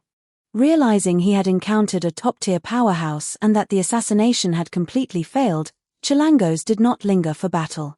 Using the momentum of the impact to flip and land, he forcefully smashed through a huge French window with his shoulder, turning and fleeing without hesitation amidst a shower of glass shards, heading straight toward Green Park outside the city. Chen Chen did not give chase. Someone was already waiting there. Isaac Eggers would carry out the final interception at the destination. The gravitational field slowly retracted, and the massive floating chandelier landed safely on the ground without causing secondary casualties. Chen Chen deliberately slowed his breathing and let his shoulders and arms tremble slightly, putting on an exhausted posture as if he had acted hastily and exerted all his strength just to barely repel the assassin. This was to avoid drawing suspicion, but observing Chen Chen's reaction at this moment, Audrey slightly knitted her brows. The Duke's armed security and the church's perimeter beyond guards quickly flooded in, methodically guiding guests to evacuate to the side hall while locking down the scene to eliminate hidden risks. Duke Negan stood in place with a solemn expression. His gaze swept across the messy hall and lingered on the broken gap of the French window, his eyes filled with wariness and chill. An assassination attempt by a pirate admiral at a noble banquet in the inland capital, the implications behind this were massive. Blending into the evacuated crowd, Chen Chen slowly withdrew outside. At the corner of the corridor, he ran into Audrey face to face. After the chaos, the two unfamiliar noble guests briefly locked eyes. Audrey's gaze lingered on him with a hint of scrutiny and doubt. Chen Chen calmly withdrew his eyes and quietly followed the flow of people out of the mansion. Over the next few days, the name Price Chen was mentioned repeatedly in Backland's high society. That viscount who often goes to the East District slums to give free medical aid and distribute medicine actually played the hero at the Duke's banquet tonight. At a noble afternoon tea party, a viscountess spoke with a soft chuckle, her tone dripping with playfulness and unvarnished mockery, while several nearby nobles echoed her laughter. Audrey sat quietly at the tea table, silently listening to all the discussion. She had long heard rumors of the good deeds in the East District. So, it was the same person. As for playing the hero, Audrey shook her head gently, disagreeing with the notion. Deep down, she faintly felt that this seemingly heroic act was either to digest a potion, or genuine kindness in his heart. Autumn in Ting-Zhen always arrived earlier than in Backland. Daly stood before the window of the second-floor archives room, standing quietly for a long time. Lowering her eyes, she looked at the old coin in her palm, its surface was covered with a mottled layer of light gray. Steady, approaching footsteps echoed from the corridor, breaking the quiet of the room. Daly quickly clutched the coin tight, suppressing the subtle emotions in her eyes, and slowly turned around. Dunn Smith was walking over from the end of the corridor, holding a neat brown case file under his arm. At a glance, his demeanor was still as calm and reliable as ever. Daly, tonight's field operation roster and weapon distribution list require your signature to confirm. Captain. Hearing her voice, Dunn looked up at her with a gentle gaze, containing an imperceptible touch of attentiveness. Daly opened her palm and gently placed the coin on the desk, pushing it toward Dunn. It's very simple to use. Just press the silver coin against your fingertip and flick it with your thumb. At a critical moment, it might just save your life. Dunn did not reach out for it immediately. He keenly sensed that Daly was unusually quiet today, lacking her usual casual uninhibitedness and carrying an indescribable solemnity. Daly lowered her eyes slightly and pushed the coin forward another half-inch, her tone soft yet stubborn. Captain, you always charge at the very front during field operations. Keeping this on you will be far more useful than keeping it with me. Dunn fell silent for a moment, a subtle hint of unease passing through his heart. He could clearly feel the beyonder power lingering on the coin, gentle yet stable, definitely no ordinary item.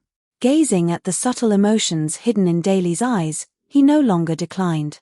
Reaching out, he picked up the slightly cool coin and carefully tucked it into the inner pocket of his uniform, close to his heart. Thank you, I will keep it safe.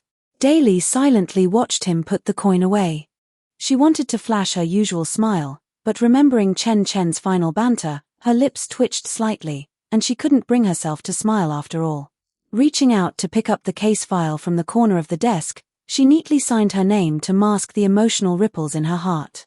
After signing, she looked up at Dunn, her tone carrying a forced relaxation, casually asking as usual, "Yesterday's pot of black tea was brewed just right. Captain, please brew me another cup." The sense of strangeness in Dunn's heart grew even stronger. Sensing her spiritual state carefully, it was clear and stable, with no sign of corruption by evil entities, yet Daly's unusual behavior today felt wrong in every way. But he didn't ask further questions, only nodding gently, "All right." The steady footsteps faded into the distance, disappearing at the end of the corridor. Daly reached out to pull open a drawer and retrieved a neatly folded transfer order from its deepest recess. The appointment approval letter for going to Backlund. The submission deadline for the transfer order had long expired, yet she had delayed resubmitting it. Wait a little longer. Just stay for a few more days. Ever since that psychiatrist had dropped subtle hints, a lingering sense of foreboding hung heavily over her chest, impossible to dispel. Chapter 71 Resurrection Coin. One more time. September in Tingen brought damp, cold morning winds. In the Tingen Nighthawks branch building, Daly was leaning over her desk, signing the second quarter attendance summary, when suddenly, the tip of her pen produced an abrupt, harsh drag across the paper. She raised her head. Note: please remember our website domain for a better reading experience. Footsteps were already rushing down the hallway. More than one person. As Daly pushed open the door to the archives room, she happened to see an on-duty team member rushing up from the stairwell.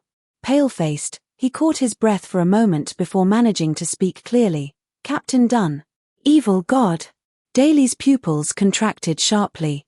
She violently drove her spirit body to rush toward the Tingen Nighthawks team headquarters where Dunn was. An infant's shriek pierced through the building's stone walls and wooden planks. The area in front of Channy's gate was in complete ruin. Megos' body was torn open down the center of her torso, her head gone. From the severed edge, a dark gray fog of decay surged forth. As soon as it touched the stone slabs on the ground, a layer of dark gray mold instantly coated the stone surfaces. Her abdomen bulged high, something writhing beneath the skin, its outline bulging out and sinking in by turns. Every contraction sent a visible ripple of grayish-black energy spreading outward from the mother. Leonard, holding Blood Vessel Thief, was the first to strike from the flank. The stealing effect of the sealed artifact temporarily suppressed the profanities leaking from the mother, preventing several nearby low-sequence members from losing control on the spot. The muscles in his shoulders and arms were strained tight, dark veins creeping from the back of his hand all the way up his forearm as the corruption from the sealed artifact and the evil god's spawn tugged back and forth inside him. The second cry came without warning. An invisible shockwave exploded outward from Megos' abdomen, sending Leonard flying. His back slammed into the outer wall of the building to the left of Chani's gate, cracking the masonry in a spiderweb pattern before his body slid down against the wall. The sealed artifact slipped from his hand and rolled several paces away, his head slumped to one side as he passed out cold. Only Dunn and Klein were left on the field. Dunn opened the lead container holding St. Selena's ashes. The instant the lid was lifted, countless cold, slippery black threads gushed out from the box, spreading in all directions. The threads wrapped around the headless monster's limbs, torso, and its constantly writhing abdomen. As they tightened, the expansion of the decay fog was temporarily halted. Megos struggled violently within the cage of black threads, snapping several strings with every thrash, leaving fine black powder leaking from the breaks. The evil god's spawn inside her abdomen cried continuously, each sound like fingernails scraping across a chalkboard. The mental corruption constantly eroded the black threads, causing the binding effect to decay at a steady pace. Klein circled around the edge of the cage. Lacking strong offensive means, he was almost helpless against a monster of this level. He constantly adjusted his positioning, trying to find an angle where the mother's defenses were at their weakest. Dunn's breathing grew heavier and heavier. He looked down at his right hand. That hand, having absorbed too many Beyonder characteristics of his comrades, had fingertips trembling slightly. His gaze hardened, he hesitated no longer. He thrust his right hand into his chest. His fingers sank into his chest and yanked outward. Dunn's spine arched violently. Ooh! Ah! His beating heart was clutched tightly in his palm, blood trickling down between his fingers and dripping onto the lead-grey inner wall of the ashes box. He pressed his heart into the container. His fingers slipped from the rim, dragging several dark red streaks along the surface of the lead box. St. Selena's ashes devoured the sacrifice, causing the black threads to erupt wildly. The open ground was woven into an airtight net of crisscrossing massive lines. Most of the evil godspawn's cries were suppressed, the mother's struggles diminished, and the spread of the decay fog was locked firmly within the cage of black threads. Dunn was still standing. His chest cavity was completely empty. His eyes remained stubbornly open, his grey pupils losing focus. Klein seized this moment. The final flaring sun charm was activated at his fingertips, as the golden light of sun divinity engulfed Megos, who was locked down by the black threads. The mother disintegrated in the brilliant light, charred debris scattering from the air as the evil god's spawn, lacking a physical vessel, turned into greyish-black smoke and retreated into the abyss. After the intense light faded, nothing was left on the open ground except scorched stone slabs and ashes still drifting in the air. Klein's spirituality was completely drained. He couldn't even summon the strength to stand firm, his knees buckled, and he propped himself on the gravel with one hand, gasping as the edges of his vision began to turn black. Dunn leaned against the wall. His hand still held that posture, having pressed his heart into the ashes box, before limply dropping down. From the shadows, someone stepped out slowly. Ince Zangwill. Dark golden hair hung over his forehead. A black robe concealed his frame. In his hand, he held 0-08, Quill of Al-Zuhad. Its body gleamed with a warm, ivory-like luster, and a drop of wet ink still lingered on its nib. This pen could write reasonable coincidences and bring them into reality. From beginning to end, this disaster in Ting-Gen was a script he had written. Klein's consciousness grew hazy from the exhaustion of his spirituality. His fingers instinctively reached into his coat's hidden pocket, touching the cold metallic surface of a coin. With a pierced chest and zero spirituality, his body no longer obeyed him. His fingers hooked around the edge of the coin, but he couldn't even summon the strength to flip it. Fart! His fingertips slipped off the face of the coin, falling onto the gravel. Ince pierced Klein's chest with one hand. He casually took the lead container of St. Selena's ashes, followed by the dropped coin. Its surface was stained with blood, its edge engraved with fine, barely legible patterns, bearing a lingering trace of spiritual fluctuation that did not belong to this era. Klein's movement just now had subtly activated the coin, leaking its inner spirituality and piquing his curiosity. He flipped it between his fingers once before tucking it into his pocket. He turned and vanished among the ruins. Klein lay fallen in a pool of blood. When Daly ran to the headquarters, what she saw was Dunn leaning against the wall, a hollow black hole in his chest, his fingers loosely clutched, with flesh and blood from his own chest lodged under his fingernails. A few steps away, Klein lay flat on the ground, his left chest pierced, the pool of blood beneath him expanding inch by inch. Daly rushed to Dunn's side, her knees slamming onto the gravel, completely unmindful of the dull pain of stone edges digging into her kneecaps. She grabbed his wrist. Cold. No pulse. Her hands holding the corpse's wrist trembled slightly. Suddenly, as if remembering something, she violently released Dunn's wrist and reached toward his chest pocket. The front of his uniform was soaked through with blood from his chest, and her fingertips touched a small, hard, round object through the fabric. Time coin. When her fingers pulled the coin from inside the pocket, its surface was still stained with the blood sprayed from Dunn's chest warm. Daly pressed the coin against her fingertip. Placing her thumb against the edge of the coin, she flipped it upward with all her strength. The coin flipped.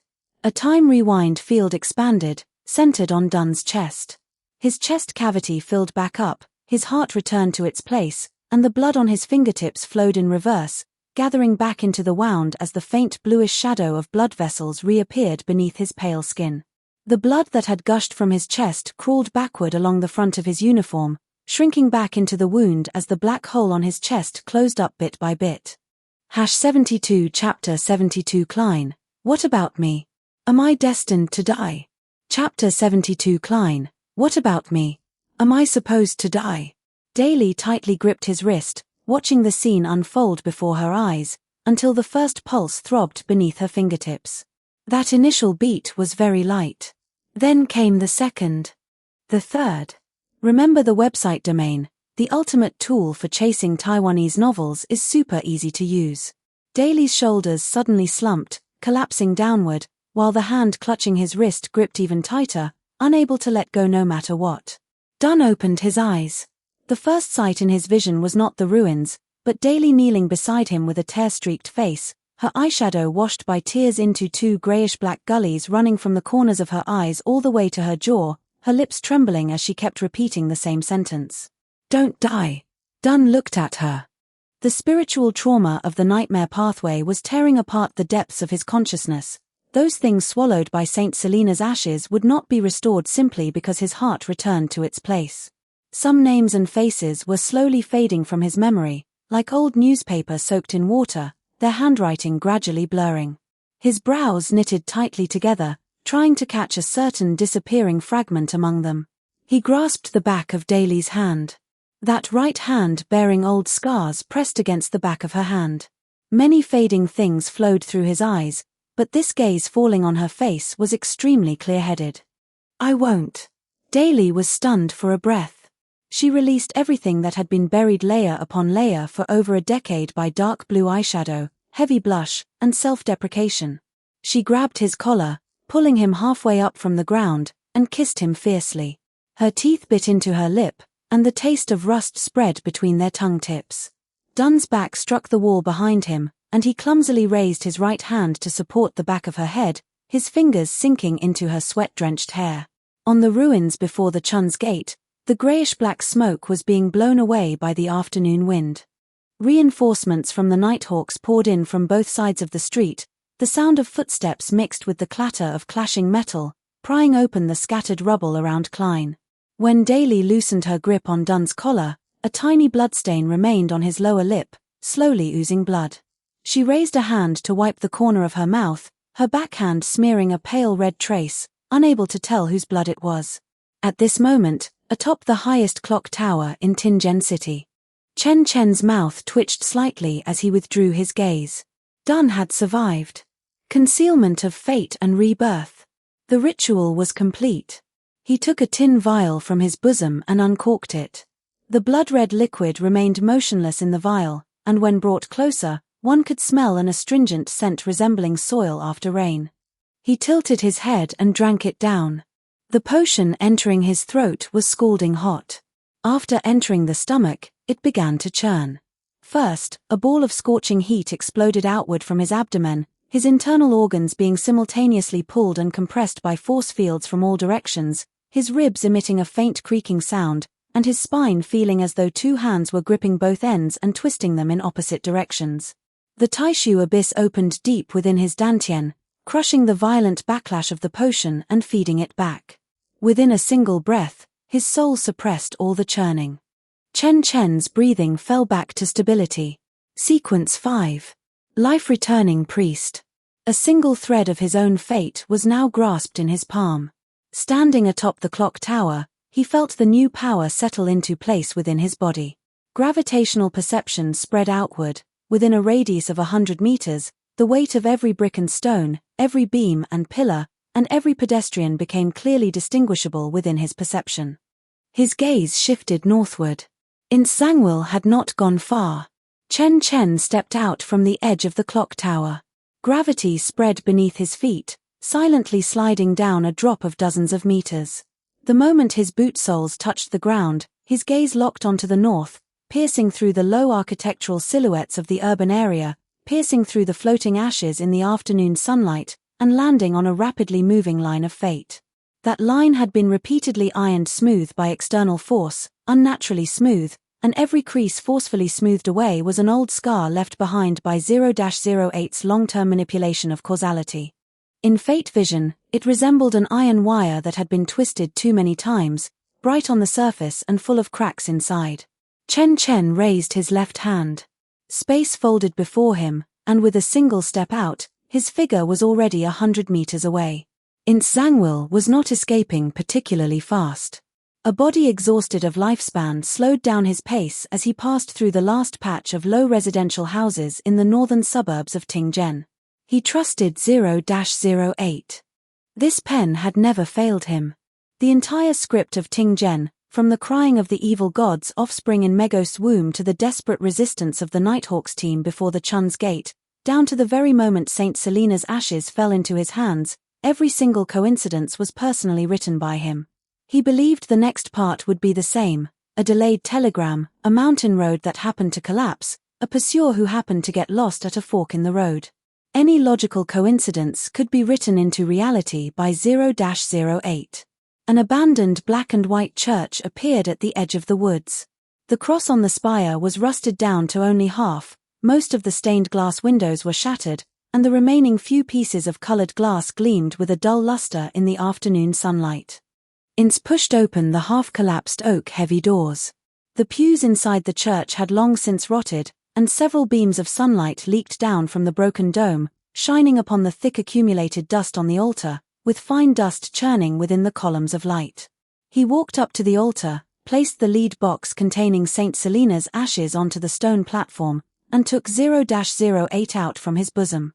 The body of the pen still retained the lingering warmth from the previous writing. He needed to write a new coincidence, one that would allow him to smoothly escape Tingzhen and find a secluded location to complete his cross-pathway advancement. The nib carved the first stroke of ink into the void. Suddenly it stopped. Ince felt the pen body growing hot. It was not the normal warmth during writing, but a scorching heat spreading from the nib toward the barrel. He looked down at the nib, the ink marks spread futilely in the void, trying to weave into a complete causal closed loop, but every single ink line broke and dissipated midway through its extension. Those coincidences he had written countless times without ever failing could not find an anchoring point to land upon for the very first time. The nib began to vibrate. The vibration transmitted from the nib to the barrel, and then to his fingertips, feeling like he was holding an iron nail being repeatedly hammered by a heavy mallet. Ince's Adam's apple rolled. He raised his head and, through the shattered doorframe of the church entrance, saw a figure walking over from the edge of the woods. Wearing a greyish-blue formal suit, his pace was not fast. He caught up. Ince's wrist tightened abruptly, and the nib accelerated its movement in the void, leaving a distorted trace of ink. The loose gravel on the road must precisely trip the newcomer's footsteps. The startled birds flying overhead must precisely obscure the newcomer's vision, a breeze passing through the woods must precisely whip up dust to blur his eyes. The ink marks intertwined into causal chains in the air, and then every single chain shattered with a bang at a certain node of its extension. Chen Chen's fate had fallen into his own palm, allowing no interference from any external object. 0-08 could find no vulnerable spot to pry open. The pen body grew even hotter. Ince felt his palm get branded, a stinging pain of being burned coming from beneath his skin. Knowing it was already useless, he casually shoved 0-08 into his sleeve. Although I don't know where you came from, but blocking the way, you must die. Simultaneous Transmigration. We level up alone across multiple worlds. Chapter 73, Destiny, held in the palm. 3K. Die. Ince Zhangwell raised his right palm, and the brand on his palm suddenly lit up. The gatekeeper's spirituality exploded inside the church, and a decaying chill spread from the altar to the surroundings. The bronze underworld door swung open behind him with a boom, and the undead inscriptions engraved on the door panels shimmered with dark green phosphorescence. Countless rotting arms poured out from within the door, with missing finger bones and half-peeled flesh hanging from their palms. Undead tentacles followed closely behind, sweeping through the entire church accompanied by the netherworld's chilling wind. Cold. The cold of the underworld penetrated to the bone. Ince's lips were moving. Words of the dead. The gatekeeper's spirit erosion incantation silently rolled toward that figure at the church doorway. This was the most concealed lethal range method of his as a Sequence 5 gatekeeper, having been used several times in the past without ever failing. At the same time, all the undead residing within his body rushed out, their broken spiritual forms dragging a grayish-white trajectory in mid-air, merging with the undead pouring out from the underworld door to form a churning vortex of undead in the center of the church, encircling and killing the target. 10 breaths later, a person was still standing in the core area of the undead vortex. Ince saw that the moment the underworld whispers touched the person's surroundings, they melted away silently, like snowflakes falling into boiling water. He saw the undead pouring out from the underworld door begin to twist and deform a few steps away from that person, torn into scattered spiritual mist by an invisible force field. He saw the spiritual bodies that had resided within him for many years disintegrate one after another during the charge, their grayish-white spiritual light dissipating in the pillar of light cast by the church dome, leaving not even a wail behind. He saw the other person raise his left hand, fingers slightly spread. A gravitational singularity unfolded in the center of the church. Within 100 meters, the direction of gravity suddenly reversed. All the undead pouring out from the bronze underworld door were simultaneously pulled from the ground into mid-air, countless rotting arms waving randomly in a weightless state. Creak, creak. Under the crushing force of gravity, they were squeezed into a continuously shrinking clump of spiritual debris. The bronze door itself emitted a teeth-aching metallic deformation sound under the distortion of extreme gravity. The dark green phosphorescence on the door panels flickered several times, and finally, amidst a low cracking sound, it was forcefully closed, and the luster of the undead inscriptions completely extinguished. The air was frighteningly quiet. Only Ince's increasingly heavy breathing remained in the church. Ince pulled 0-08 from his cuff, rolling into a pile of rotten wood fragments. His fingers gripped the pen body and scratched frantically in the void, the ink marks overlapping and intersecting, and his writing speed was more than twice as fast as before. He tried to write forcefully, writing about the pursuer's sudden spiritual disorder, writing about a secret passage appearing beneath his feet that led precisely to a safety spot, writing any cause and effect that could reverse the situation. The temperature of the pen tip was already hot enough to blister his fingers, but he didn't let go. The ink marks broke one after another in the void. The pen body began to vibrate violently, like holding a struggling living creature. Ince's fingers had been burned through, revealing bare white bones. Angered, he threw the pen directly on the ground and violently rushed toward the church door. The gatekeeper's steps changed direction midway, and his right palm, wrapped in the decaying spirituality of the Shinigami pathway, struck Chen Chen's side neck. This was his full-strength blow as a Sequence 5. The edge of his palm shimmered with a grayish-black luster, and the air was scorched by spirituality with a faint burnt stench. Chen Chen did not dodge. The moment the palm strike made contact with the skin, it was neutralized by the physical body itself, failing to leave even a red mark. Ince looked at his own palm in disbelief.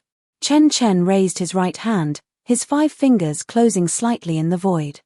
Gravity converged from all directions, exerting uniform compression. Ince's body was lifted half an inch from the ground, his boots leaving the stone slabs, and his arms were locked to the sides of his body by gravity. His chest began to cave inward, his ribs making faint creaking sounds, and his lungs were compressed. Then came the spine, one by one, from the coccyx to the cervical vertebrae, every single segment deforming under the uniform tightening of gravity. Chen Chen clenched his 5 fingers into a fist. After a teeth-aching sound, the church fell silent again. Chen Chen withdrew his right hand. Ince Zhangwill's body fell on the stone steps in front of the altar, fragments of black clerical robes mixed among the shattered flesh and blood. The lead box containing Saint Selena's ashes fell beside a broken candlestick. Chen Chen bent down and picked up the lead box. A silver coin stained with dried blood rolled out from the shattered flesh. It was the one Klein failed to flip. Unfortunately, it had already been compressed by Chen Chen into a thin silver pancake, of which only the previous appearance could be vaguely discerned, and the spirituality within it had completely collapsed. Finally, there was 0-08. Chen Chen picked up the pen, its tip still stained with a drop of dried ink. The Taishu abyss opened a gap in his palm and threw the pen into it. The moment the pen body fell, it was crushed by the abyss. The ink, the pen holder, and the spectator pathway characteristics it contained all transformed into the most basic spiritual fragments, which were fed back and absorbed. This Grade 0 sealed artifact, which ran through the game of destiny, disappeared from the world prematurely on this unknown afternoon. Chen Chen stood before the altar of the abandoned church, glancing at the scattered flesh and blood on the ground. He turned around and walked through the broken door frame of the church. Space folded before him, and with a single step, his figure disappeared among the tree shadows. Sunlight finally shone into the broken dome of the black and white church, and a few bird calls came from the woods, quickly returning to silence. The grey fog churned beneath the bronze long table, silent and motionless. 5 spiritual body projections took their seats almost simultaneously. Fool sat loftily in the main seat, robes woven from the grey fog hanging down from the back of the chair, his face hidden behind the mist. Justice stood up first, pressing her right hand against her chest. Praise be to Mr. Fool. Hanged Man and the Sun followed closely behind. Mr. Tower saluted synchronously, his movements unhurried. Fool nodded slightly, his voice as calm as water. The regular meeting begins. Exchange intelligence in turn, conduct equivalent trade, and you may speak freely. Hanged Man leaned forward, about to speak. Mr. Tower raised his hand to cut him off in advance. Mr. Fool, please allow me to report first on the ins and outs of the Tingzhen incident and Chilangos. Hanged Man's movement paused. The Sun looked left and right, failing to understand the reactions of the 2 seniors. Fool's voice came from behind the mist. Speak. Mr. Tower placed his right hand on the table, his fingertips pressed together. On the night of Duke Negan's assassination, I happened to be at the banquet scene. Chilangos sneaked in disguised as a guest to commit the murder. After his identity was exposed, he threw wind blades to cut the chandelier cable, and took advantage of the chaos to smash the floor-to-ceiling window and escape. The moment we crossed paths, I glimpsed that his destiny trajectory was already closing. Death would catch up to him within a few breaths. I did not pursue. Mr. Tower turned to Hanged Man. 3 days later, news of his death spread. It was indeed at the hands of Mr. Fool's subordinate. Hanged Man silently nodded. Confirming his death is already the best news for me. Klein lowered his eyelids behind the grey fog. Of course he knew. When Mr. Azik intercepted and killed him, and the pirate general's corpse was discovered among the bushes in Green Park, not even a single valuable item was left on his body. That sealed artifact had indeed fallen into his own hands. Mr. Tower moved his gaze away from Hanged Man and faced Fool again. After the Chilangos incident, I captured the spiritual fluctuations of the evil god's spawn in the direction of Tingzhen. The spiritual body projections on both sides of the bronze long table were stunned. I arrived a step late, and the Nighthawks suffered heavy casualties. However, I intercepted in Sangwil at the abandoned church in the northern suburbs of Tingen. He possessed 0-08 and Saint Selena's ashes, and was preparing to cross pathways to advance to Sequence 4. I have already beheaded him. 0-08 has been completely destroyed, and Saint Selena's ashes have been returned to the Church of Evernight. The long table was dead silent. Hanged Man's pupils slightly constricted within his spiritual projection. A Sequence 5 gatekeeper, equipped with a Grade 0 sealed artifact, mastering destiny writing, was crushed head-on. Miss Justice had been looking at Mr. Tower all along. Her gaze had not moved away from the very beginning. Mr. Tower. Her voice was crisp and clear, and her tone was as proper as her usual regular meeting speeches. I was also present that night when you forced back Chilangos. It's just that I didn't clearly see your figure at the time. This sentence floated above the long table for less than a second. I recognize you. Mr. Tower turned his head, his spiritual body within the blue-gold shimmer facing Justice. Miss Justice, the force was a bit heavy that night. If it disturbed your banquet's elegance, my apologies. You recognized correctly. Miss Justice's lips curved up slightly. It's fine. That night's banquet was more exciting than any other year. Hanged Man did not participate in this conversation, and the son completely failed to understand what these two people were talking about, but felt that he shouldn't interrupt. Fool remained silent behind the grey fog, his fingers tapping lightly on the armrests. Klein watched this scene from above the grey fog, the churning emotions in his chest far too complex. The enemy who killed him was crushed to pieces by Mr. Tower's own hands, and a favor was already owed. The Tingen evil god Chaos came at a heavy price for the Church of Evernight. Fool's voice came from behind the mist, his tone steady as ever. 0-08 has completely perished, and Saint Selena's ashes have returned to their rightful place. Well done. Mr. Tower bowed slightly. Klein clenched his hands tightly. He clenched them in the folds of Fool's wide robe sleeves. Dunn was alive. Daly hadn't lost her captain. Ince Zangwill died in an abandoned church whose name no one even remembered. It could already be considered a decent ending. He took a deep breath, and the grey fog responded to his respiration, surging toward him from all directions, pressing those churning things back deep into his chest. I will repay this favor in the future. Fool's voice remained steady. Continue. This round of Tarot Gathering's intelligence handover was far smoother and cleaner than usual. Hanged Man did not have unnecessary pleasantries, skipping straight to matters related to Chilangos, and was the first to state the latest external movements. The situation in the outer seas of Biome is becoming increasingly turbulent. In addition, the sea god Cayutus is wildly expanding its power by gathering believers.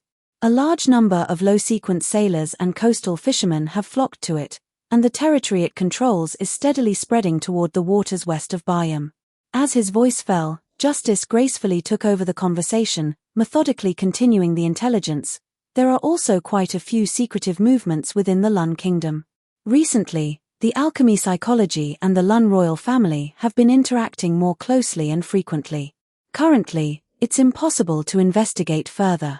She paused slightly, adding the recent situation of her two friends. Because Forsh frequently overdraws her beyond her abilities, the backlash from the Starry Skies murmurs has become increasingly severe. I think. After listening, Mr. Tower only said, I can look into and handle Forsh's matter. Justice nodded lightly, then I'll leave it to Mr. Tower. The final exchange ended, and the four crimson spiritual bodies dissipated one by one. The grey fog closed in again. Klein stood alone in Sapphira Castle. The bronze long table was empty, and the crimson traces on the seats were receding. He raised his right hand, making a slight grasping motion in midair. Ince Zangwill was dead. He wasn't killed by himself. Klein withdrew both hands into his sleeves. The grey fog wrapped around his spiritual body, covering it upward from the soles of his feet. This matter ends here. 74 Chapter 74 A leisurely daily life, but a struggle like a trapped beast, 3K. Chapter 74, A leisurely daily life, Nothing more than a cornered beast struggle, 3K. Grey mist laced with starlight rolled back from the four corners. 7 figures solidified in their respective positions. The abyss beneath the transparent floor opened at their feet, with occasional golden threads flashing through its pitch-black depths. The galactic spiral arm of the starry dome stretched across the sky above, starlight filtering through thin layers of grey mist onto the round table. Dragon Clan Chen Chen sprawled on one end of a sofa, the back of his head sinking into the velvet headrest. His eyes were half open, his fingers tapping fast and impatiently on the armrest. Amazawa Chen sprawled on the other end of the sofa, dark circles around his eyes heavy like a pair of bruises. Mortal Chen Chen sat cross-legged on a cushion at the edge of the abyss. The outcast Chen Chen's young spirit silently emerged from his physical body. The Tensigan's golden ring slowly rotated around the outer edge of his pupils, first sweeping over the dark circles under Amazawa Chen's eyes before floating back above the round table without saying a word. Hyuga Chen leaned against the edge of the round table, arms crossed, the pale golden glow of his golden ring Tensigan stably revolving around the outer edges of his pupils. Ethan Chen sat in a chair, a pair of white wings drooping down from both sides of the seat back. Lord of Mysteries Chen Chen walked over to the round table and sat down. Finally, I can leave that damned place Amazawa Chen spoke first. Mortal Chen Chen opened his eyes and glanced at him. So you basically freed yourself. I'm already out. I'm no longer in the tomb chamber. In the end, we relied on artifact refining to manually maintain the barrier instead. Amazawa Chen pulled his gaze back from the dome, his mouth twitching slightly. I'm living with Rico now, in a small courtyard in the rural suburbs. Mortal Chen Chen's lips twitched. You were finally willing to move out. Tengen kicked me out. She said since there's an alternative, staying would just be a waste of manpower. Though I promised her I'd go back once every 2 weeks for maintenance. She takes it pretty seriously. The outcast Chen Chen's young spirit floated above the round table, the luster of the Tensigan's golden ring casting an extremely faint reflection in the water-like grey mist. Does Rico know about the formation core? Amazawa Chen rubbed his eyes. Haven't told her yet. If I tell her, she'll start overthinking again. She'll overthink even more if you don't tell her, the outcast Chen Chen said. I know. What about the rest of you? Amazawa Chen changed the subject. Dragon Clan Chen Chen opened his crimson vertical pupils, which narrowed into a thin vertical line within the grey mist. We're currently in Japan. We're sweeping through the half-breeds there along the way. If we can recruit them, we will. If not, we'll refine them directly into dragon pills. The White King's authority corresponds to the mind, right? The outcast Chen Chen mused. Perhaps once the White King's authority was secured this time, the issue with his missing lower corpse might see some progress. Hyuga Chen turned to Mortal Chen Chen. That deer you raised, didn't you say it licked something by stealth earlier? The azure-scaled deer. Mortal Chen Chen felt a headache just thinking about that thing. He frowned slightly and spoke. It was greedy, licked the vitality liquid inside the life-nurturing bottle. Just 3 licks, and it actually awakened its bloodline. From the looks of it now, it seems to be a hybrid of Lushu and Jumong. These red markings have appeared on its fur, and it hasn't woken up yet. It'll take 3 years at the earliest to know the result. By then, I should have already formed my nascent soul. However, the heavenly thunder bamboo also benefited from this gluttonous deer, popping out 2 stalks of golden thunder bamboo for me. The outcast Chen Chen's young spirit descended and stopped beside the round table. Lord of Mysteries Chen Chen looked at him. How about having no lower corpse? I went to find 2 Junfang. The grey mist fell quiet for a beat. Hyuga Chen and Mortal Chen Chen shifted their gazes over at the same time. Chuanxing's 2 Junfang, the corpse demon. I got the method to draw out the 3 corpses from him, but I haven't used it yet. The outcast Chen Chen's young spirit slowly circled halfway around above the round table. Even though I lack a lower corpse, I still don't have full confidence in handling the other 2 corpses. Now is not the time. I need to observe another example first. Feng Bao Bao, Amazawa Chen chimed in. Yes. I'm following Zhongchulan right now. The outcast Chen Chen's young spirit drifted another half-circle. Feng Baobao's state looks like someone born without the 3 corpses. I need to observe her closely. It's best if Zhongchulan doesn't notice, but even if he does, it doesn't matter. He hasn't reached the point where I owe him an explanation. Hyuga Chen pulled the topic back. He straightened up from the round table, the patterns on his dragon horns flashing a final streak of pale gold in the grey mist. Things in the hidden mist village have settled on my side. Mai Terumi took office as the 5th generation Mizukage. The Bloody Mist era is over. The Bloody Mist exams have been abolished, and the Anbu Slaughter Squad has been disbanded. Violence can end an era, but it cannot build one, so I restrained myself. The purpose of other villages existing now is merely to serve as motivation and a whetstone for the current hidden mist village. What about you? Ethan Chen froze for a moment, then spoke slowly. On my side, I found 10 steles corresponding to the 10 chapters of the Holy Scripture. The previous stele corresponded to the chapter of the time-patrolling bird. Right now, I'm mostly collecting magic from the other steles. It's quite leisurely. After Ethan Chen finished his sentence, the grey mist fell quiet for a moment. Forget it, he's just like that. Amazawa Chen spoke up. Once the remaining 9 formation cores are activated simultaneously, I'll be free. The outcast Chen Chen's young spirit descended from above the round table. I'll hold off on the 3 corpses technique for now. Observing Feng Baobao will likely take some more time. Once the White King's authority is obtained, if an authority in the mental domain is truly what I think it is, the gap from lacking the lower corpse might be filled from another direction. Amazawa Chen nodded. The outcast Chen Chen's young spirit slowly sank back into his physical body, the residual glow of the golden ring at his brow flashing and vanishing as it returned to its place. He sat cross-legged on the cushion, his breathing growing long and steady again. Hyuga Chen stood up straight from the round table. Golden patterns pulsed gently on his deep blue dragon horns like breathing. Lord of Mysteries Chen Chen sat by the round table until the end without saying much. The grey mist closed in toward the center from the edges of the transparent floor. The galactic spiral arm of the starry dome faded, and the final trace of greenish-grey starlight on the round table flickered out. The grey mist closed completely. Morning light leaked through the gap in the curtains, slicing a narrow band of pale gold across the ceiling. Amazawa Chen sank the back of his head into the pillow, feeling the faint scent of soap lingering on the cotton pillowcase. He opened his eyes. The clatter of a spatula hitting an iron skillet came from the direction of the kitchen. Amazawa Chen sat up from under the blanket.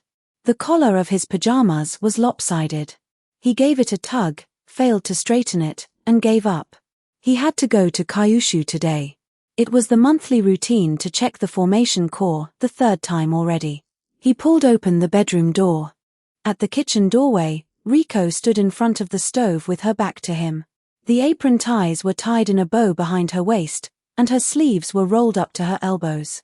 She was pouring egg mixture into a rectangular copper tamagoyaki pan.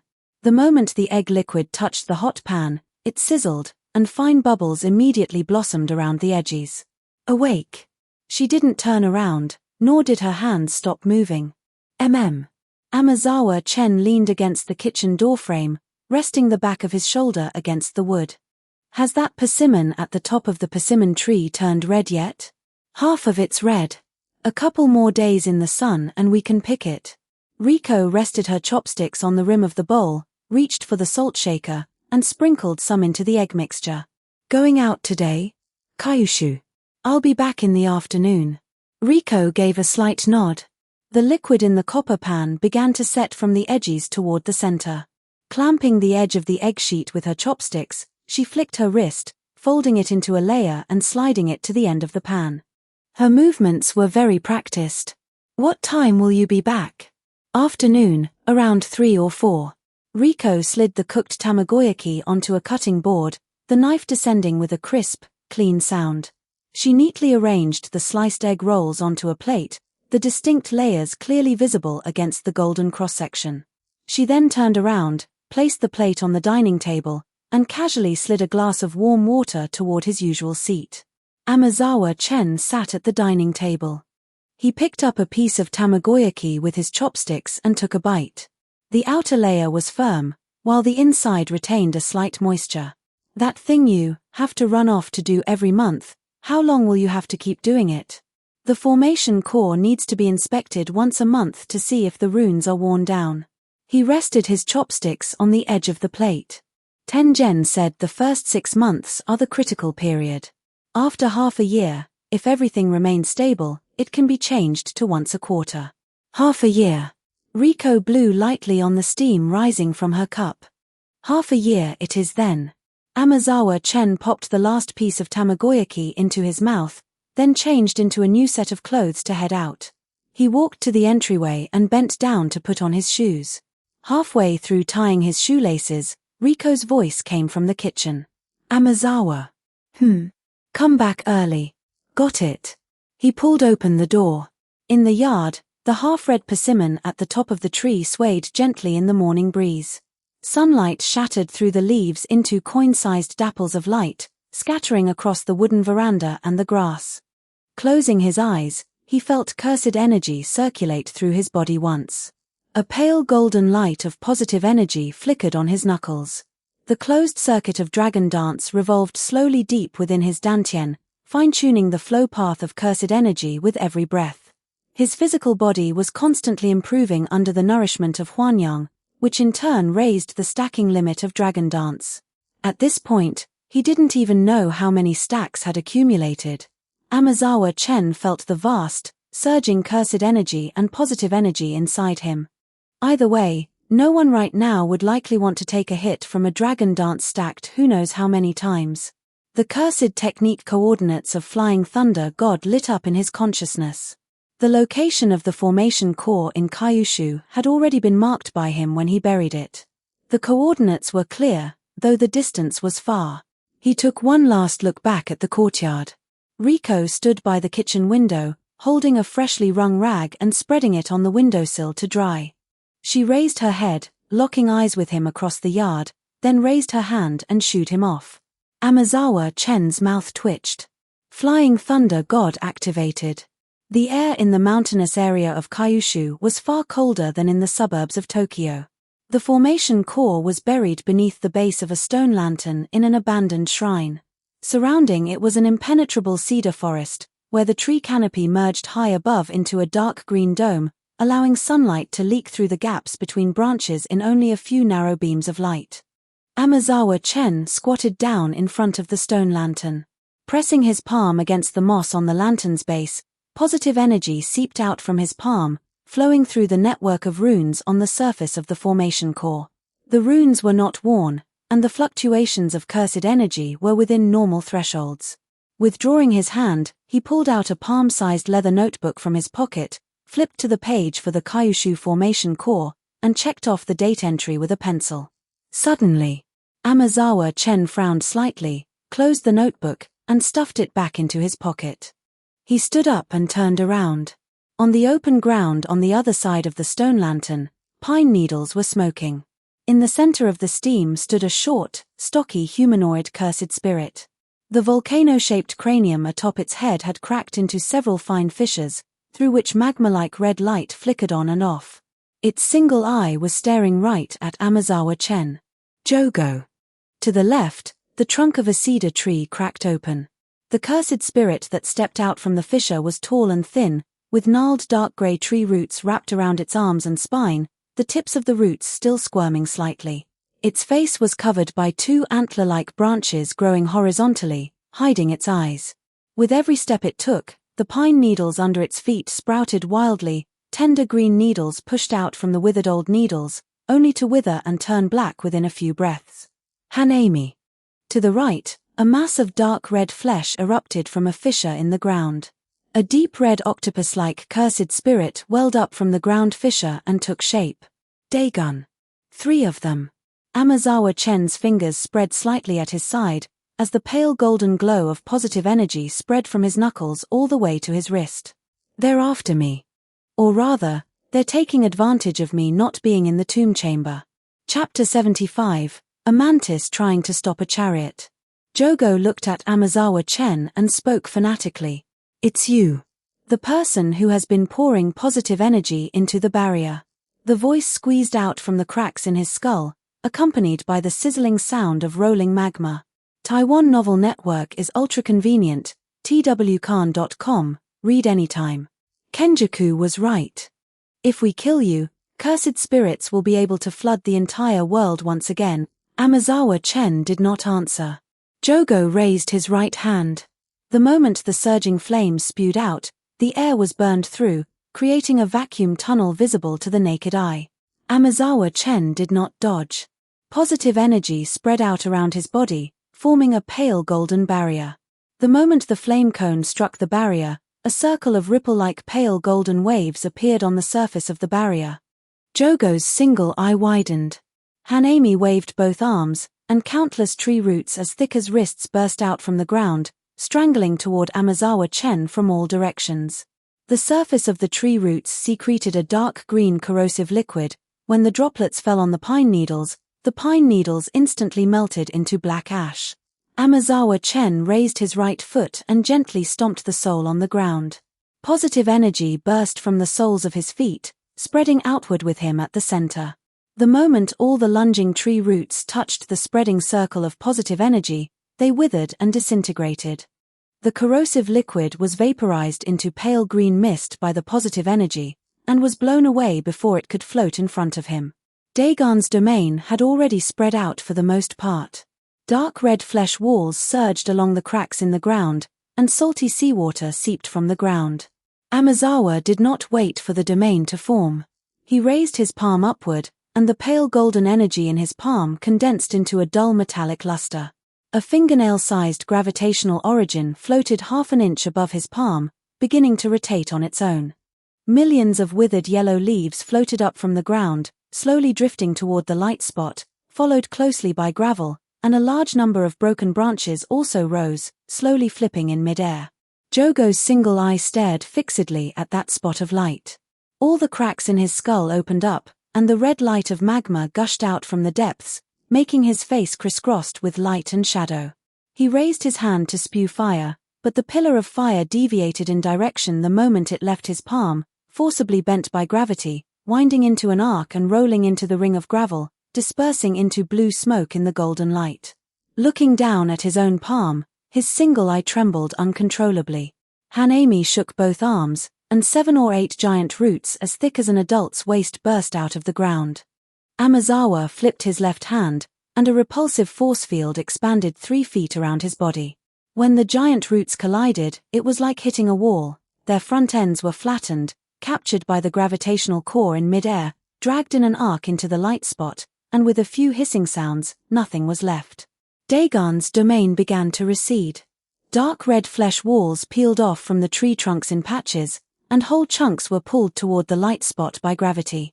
The seawater seeping from the ground no longer overflowed outwards, but instead floated upward against gravity and was sucked into the core. The rotation speed of the gravitational core accelerated, and the air vibrated and hummed endlessly. The branches of the fir trees bent toward the light spot, slender twigs broke successively, and the entire forest tilted slightly. Jogo's feet left the ground. He dug his 10 fingers into the mud, trying to anchor himself. New cracks burst open in his skull, and the magma was drawn into slender fire lines flying into midair. Hanami couldn't hold on first. Its wooden body was light and was uprooted. Reaching out to grab a fir tree, the tree was also uprooted, and its root system broke free from the soil with dense snapping sounds. Throwing out new roots in an attempt to grab any fixed object, all of them were captured by gravity, flying toward the core at an accelerated speed, person and roots alike. Dagon was the heaviest. Its tentacle suckers tightly gripped the rock, the muscles at the edges of the suckers tearing and bleeding, leaving the ground together with the boulders. The 3 cursed spirits crashed toward the gravitational core from 3 directions. Their wooden tendons and bones creaked, Dagon's tentacles lashed about randomly, and with every lash, a section was swallowed in, its suckers bursting one after another. Amazawa closed his 5 fingers. Gravity collapsed inward. Gravel and broken branches, fragments of flesh walls, and the bodies of the 3 cursed spirits were all pressed toward that fingernail-sized dark golden origin. Amazawa Chen clenched his fist. Planetary devastation formed. A dark sphere several jong in size hung amidst the forest, its surface embedded with debris. The aura of the cursed spirits completely dissipated, and their flesh, blood, and cursed energy were ground clean. The sphere landed gently, pressing out a shallow circular pit, and pine needles flew in all directions. Amazawa lowered his hands, and the golden light on his palms faded. The rotation speed of the dragon dance inside his dantian slowed down, and the heat in his right arm slowly flowed back. The forest quieted down. The stone lantern stood in place.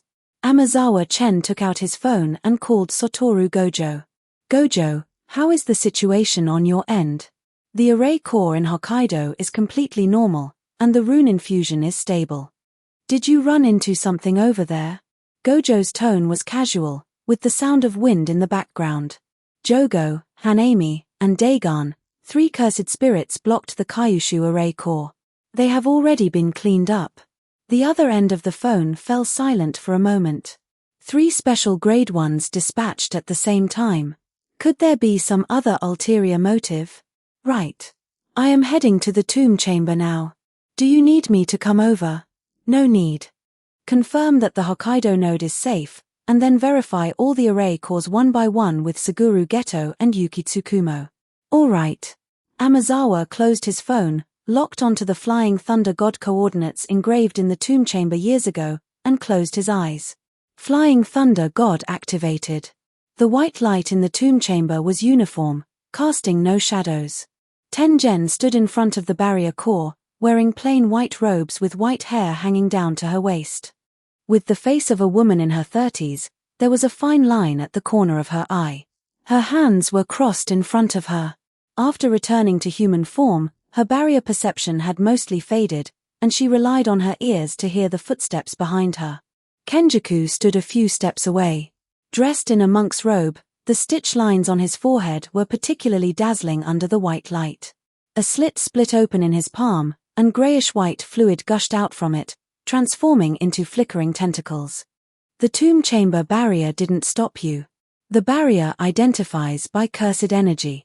You are familiar with this body's cursed energy. I preserved the corpse very well. Tungan's gaze fell on that stitch line, and then shifted to the tentacles of idol transfiguration. Mahito's cursed technique. Looking at those tentacles, he should have fused with a cursed spirit. Kenjaku's gaze lingered on Tungan's face for a moment. His brow slightly knitted together. You have turned into a human. Kenjaku was no longer calm, and his emotions couldn't help but fluctuate. When did this happen? Tengen did not answer. Seeing Tengen remain silent, Kenjaku's mind had already begun to brainstorm. This was something he hadn't expected. The prerequisite for controlling Tengen was that she was still Tengen. The core hub of the ninefold firmament barrier, binding these things to a Tengen who was transforming toward a cursed spirit, could allow idol transfiguration to transform and control her. But now she had turned into a human, obviously the trick of that brat named Amazawa. With Tungan's cursed energy reserves, idol transfiguration no longer stood a chance. Then that saves a step. No need to control you. Just kill you, and the barrier will collapse all the same. As long as you die and the ninefold firmament collapses, I'll just reverse the infusion path of the array cores. That will work just as well. He took a step forward. It's just changing the order. Tengen looked at him and shook her head slightly with regret. You miscalculated 2 things. First, his blood is engraved in the underlying runes of the array network. Reversing the infusion path requires his cursed energy characteristics. You can't get it. Second. There was no time to say the second. Because the white light behind Kenjaku was cut off by a suddenly appearing silhouette. 76 Chapter 76 Looking to the Future, Seclusion. Chapter 76, Looking to the Future, Seclusion. What Kenjaku Huan Suo sensed was not a sound. The skin on the back of his neck suddenly tightened, and every hair stood on end. The speed at which he turned around was much faster than his speech just now. At the same time, his right palm lifted, and grayish-white fluid burst from the split, tentacles growing wildly and whipping straight toward that silhouette. Amazawa Chen raised his left hand. A repulsive force field expanded in front of him, and the pale golden light of positive energy condensed into a barrier no more than 3 feet wide. The tentacles of idle transfiguration collided with the repulsive force field, their front ends flattened, and the grayish-white fluid decomposed by itself in the pale golden light. Without touching the soul, idle transfiguration was just an amorphous dead object. Amazawa Chen looked down at the mastermind behind the scenes in front of him with an indifferent expression. His right hand lifted, fingers spread wide. The pale golden light of positive energy spread from his knuckles to his wrist bones, and Dragon Dance was fully activated deep within his dantian. That buff, stacked an unknown number of times, traveled all the way up along his spine and poured into his right arm. The halo condensed on his hand emitted waves of heat that distorted the air. Kenjaku Huan Suo's left hand was forming hand signs, moving so fast that his finger joints left afterimages in the air. But his cursed technique had not yet had time to take form when the heat wave pressed over a step ahead, shattering the cursed energy structure all around his body into pieces. Amazawa Chen's right hand gripped the back of his head.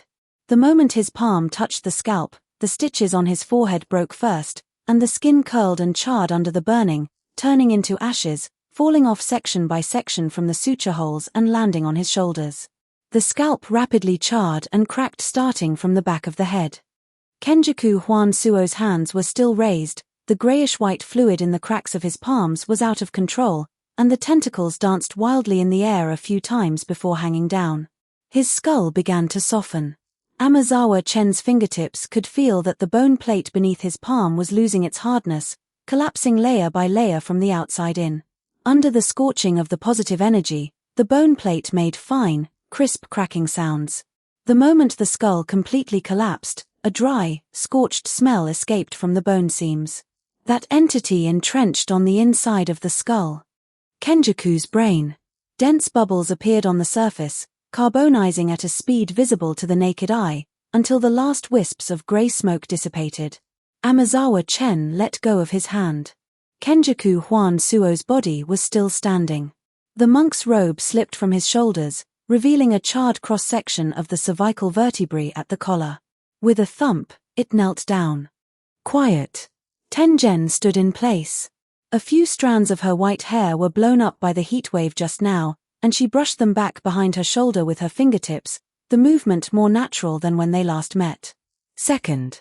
Tengen finished what she hadn't finished saying just now. The speed at which you rushed back this time is much faster than 2 months ago.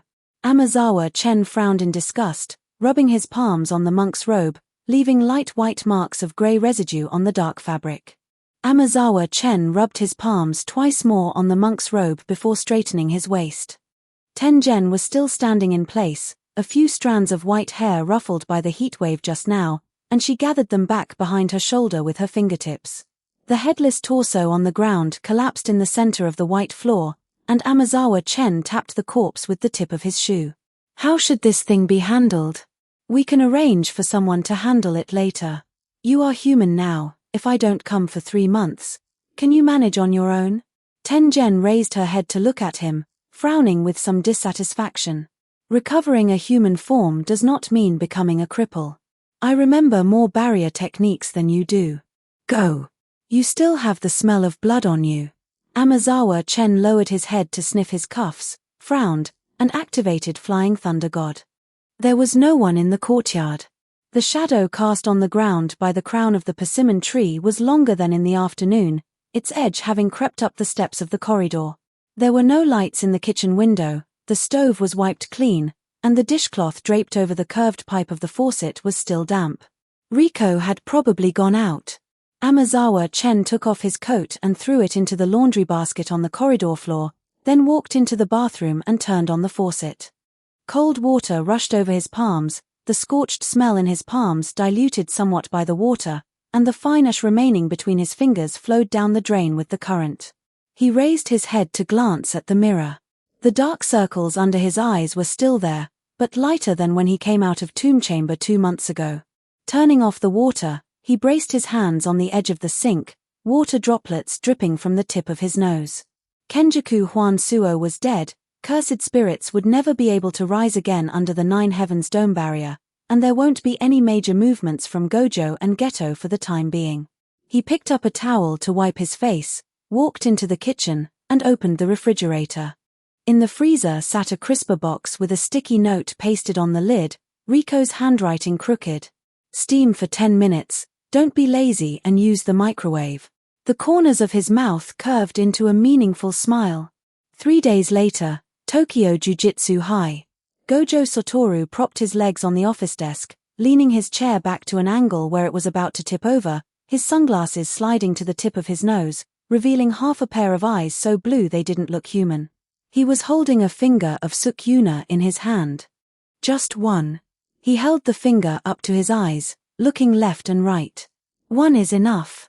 Amazawa Chen sat opposite him, tapping his fingers twice on the desk. Send the rest to Tomb Chamber. Tengen will handle it, sealing it in the core of the barrier to slowly digest as nourishment for the Nine Heavens Dome. The dignified king of curses, reduced to a battery for a barrier. Gojo Satoru placed the finger back into the sealing box, which made a muffled thud when the lid closed. Itadori is just a kid, are you sure he can? It itself is the best cage Kenjaku Huansuo prepared for Sukuna. Amazawa Chen pulled the sealing box over and placed it beside his hand. Where is he now? In the dormitory. Gojo Satoru leveled his chair, moved his legs off the desk, and pushed his sunglasses back into place. Panda and Inumaki are watching him. After he completely masters Sukuna's cursed technique, erase Sukuna's soul. He will be equivalent to carrying half of Sukuna's cursed technique library, not counting his own inborn cursed technique. Amazawa Chen stood up and walked to the window. Outside the window was the training ground of Jujitsu High. Geto Suguru was standing in the center of the field, with several lower-classmen lined up in front of him, fluctuations of cursed energy rising and falling. Geto has been doing well lately. Gojo Satoru also stood up and walked over to his side. He has always been doing well. It's you who used to be too arrogant. Amazawa Chen pushed open the window, and the sounds of collisions and shouts from the training ground poured in. Let's talk business. I am going into seclusion. The time is hard to determine, short as a few weeks, or long as years. Gojo Satoru did not answer immediately, falling into an uncharacteristic silence. What about the jujitsu world? Those old folks in the higher-ups, after you killed Kenjaku Huansuo, their usefulness is completely gone. The higher-ups sent a confidential letter a few days ago, actively asking me if I have any personnel adjustment suggestions. Amazawa Chen turned around, leaning his back against the window frame.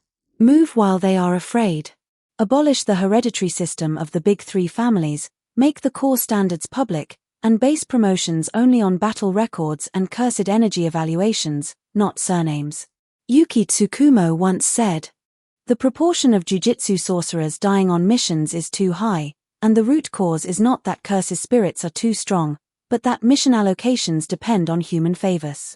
This system you mentioned needs someone to hold down the fort and execute it. It's not something that can be solved by fighting a battle, it's something worn out day by day. Gojo Satoru looked into his eyes.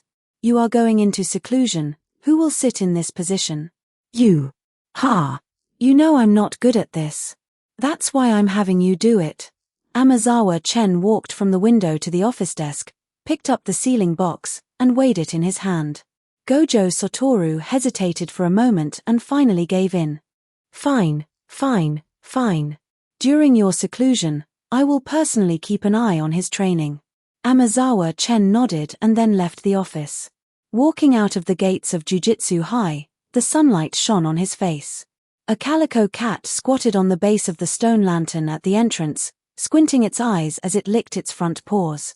A black sedan was parked on the side of the road, the back seat window rolled down to reveal Riko's face. She rested her arm on the edge of the car window, holding a paper bag in her hand. I bought too many dried persimmons.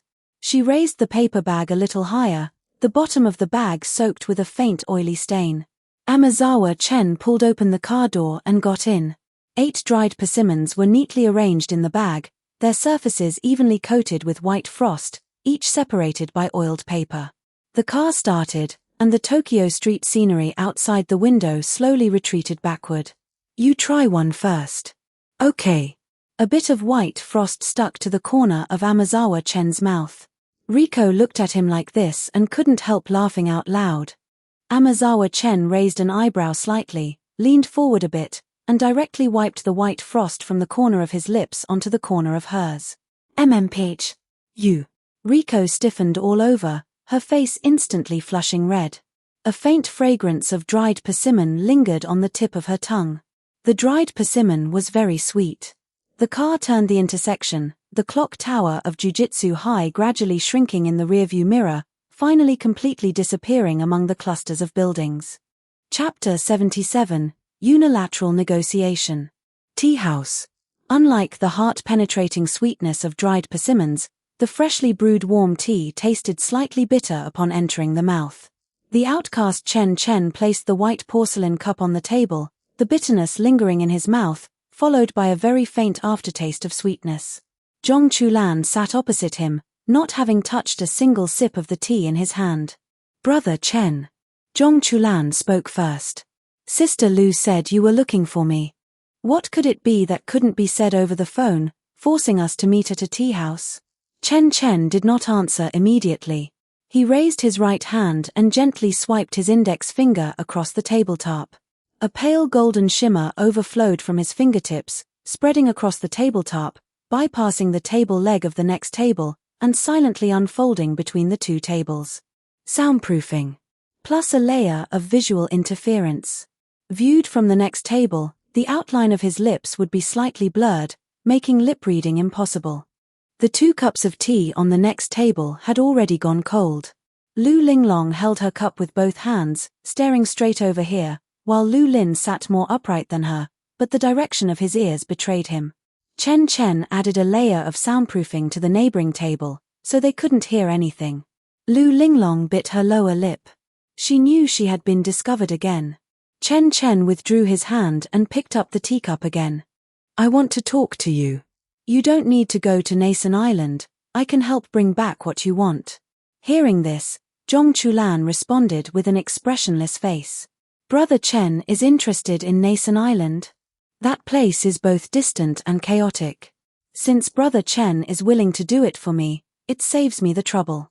He picked up the teacup, took a sip, and pondered for a moment. "Then the condition is..." "Feng Bao Bao." Zhong Chulan's motion of swallowing tea stiffened, and he put the cup back on the table. "Sister Bauer?" He blinked, maintaining a decent smile. "What does Brother Chen want with Sister Bauer?" "Lend her to me to study for a period of time." The tea house fell silent. Next door, Lu Linglong stood up and sat back down, her sleeve pulled by Lu Lin. She could see the two of them talking and see Zhong Chulan's expression turn subtle, but she couldn't hear what they were saying, which made her even more anxious. Zhong Chulan lowered his head to look at the teacup in his hand, and his thoughts began to drift uncontrollably. When Lu Linglong approached him to bridge the gap for this Chuanjian high-ranking master, she had mentioned that her senior brother reached the realm of young god at such an age, which could be described as a peerless genius only encountered once in a millennium. The young god realm of the Chuanjian mysterious gate far surpassed ordinary people in its perception of souls, primordial spirits, and the 3 corpses. For him to suddenly ask to borrow Feng Bao Bao, it couldn't be a casual mention, it was, because he had already seen something. Brother Chen's words come out of nowhere. Zhong Chulan smiled and pushed the teacup half an inch away. "Study." "Study what?" "Although Sister Bauer is a temporary worker for the company, she is also my partner. If you want to borrow someone, you at least have to tell me what you are borrowing her for. I recently had a few questions regarding my cultivation." Chen Chen put down the teacup and looked indifferently into Zhong Chulan's eyes. "From my observation, Feng Bao Bao was born without the 3 corpses. When Chuanjian alchemy cultivation reaches the step of the young god, the 3 corpses are an obstacle that cannot be bypassed. I think there might be something on her body that I need to confirm. We will just talk, nothing else." Zhong Chulan's smile was still hanging on his face, but his hands had tightened slightly, and his heartbeat began to speed up. He had always thought that the biggest secret was longevity. Now there was suddenly an extra one, not just longevity, but that she herself was different from others. The young god. This was the great Tao that the Chuanjin mysterious gate took pride in. Brother Chen has sharp eyes. Zhong Chulan picked up the cup again and took a sip of the cooled tea. The bitterness was gone, leaving only a faint astringency. However, I still have to go to Nason Island. Chairman Zhao assigned the task, and if I don't go, I can't report back. As for Sister Bao's matter, can we talk about it after I come back? Chen Chen lowered his head to look at the remaining bit of tea in his cup and swirled the cup. He naturally knew what Zhong Chulan was thinking. Feng Baobao's secret of longevity was originally only gripped in the hands of Zhong Chulan, Xu San, and Xu Sai. One more person knowing meant an extra layer of risk.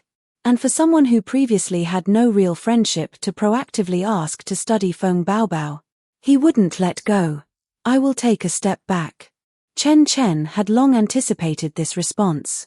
I can conduct it under the company's supervision. Zhong Chulan raised an eyebrow. Company supervision? For these words to come out of your mouth. He still remembered the details written in the case file of the Divine Machine 100 Refinements incident. Chairman Zhao interrogated him personally, and he passed all the lie detector tests on the leniency bench. Later, during the confinement period, this big shot directly left North China, and the company didn't even receive a report. Afterwards, Zhao Fengshu sat in his office for half a day, and finally only approved temporarily do not pursue.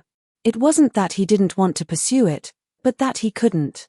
The company had no substantial binding force on the person in front of him. Confinement was useless, lie detectors could be bypassed, and physical force didn't even need to be mentioned.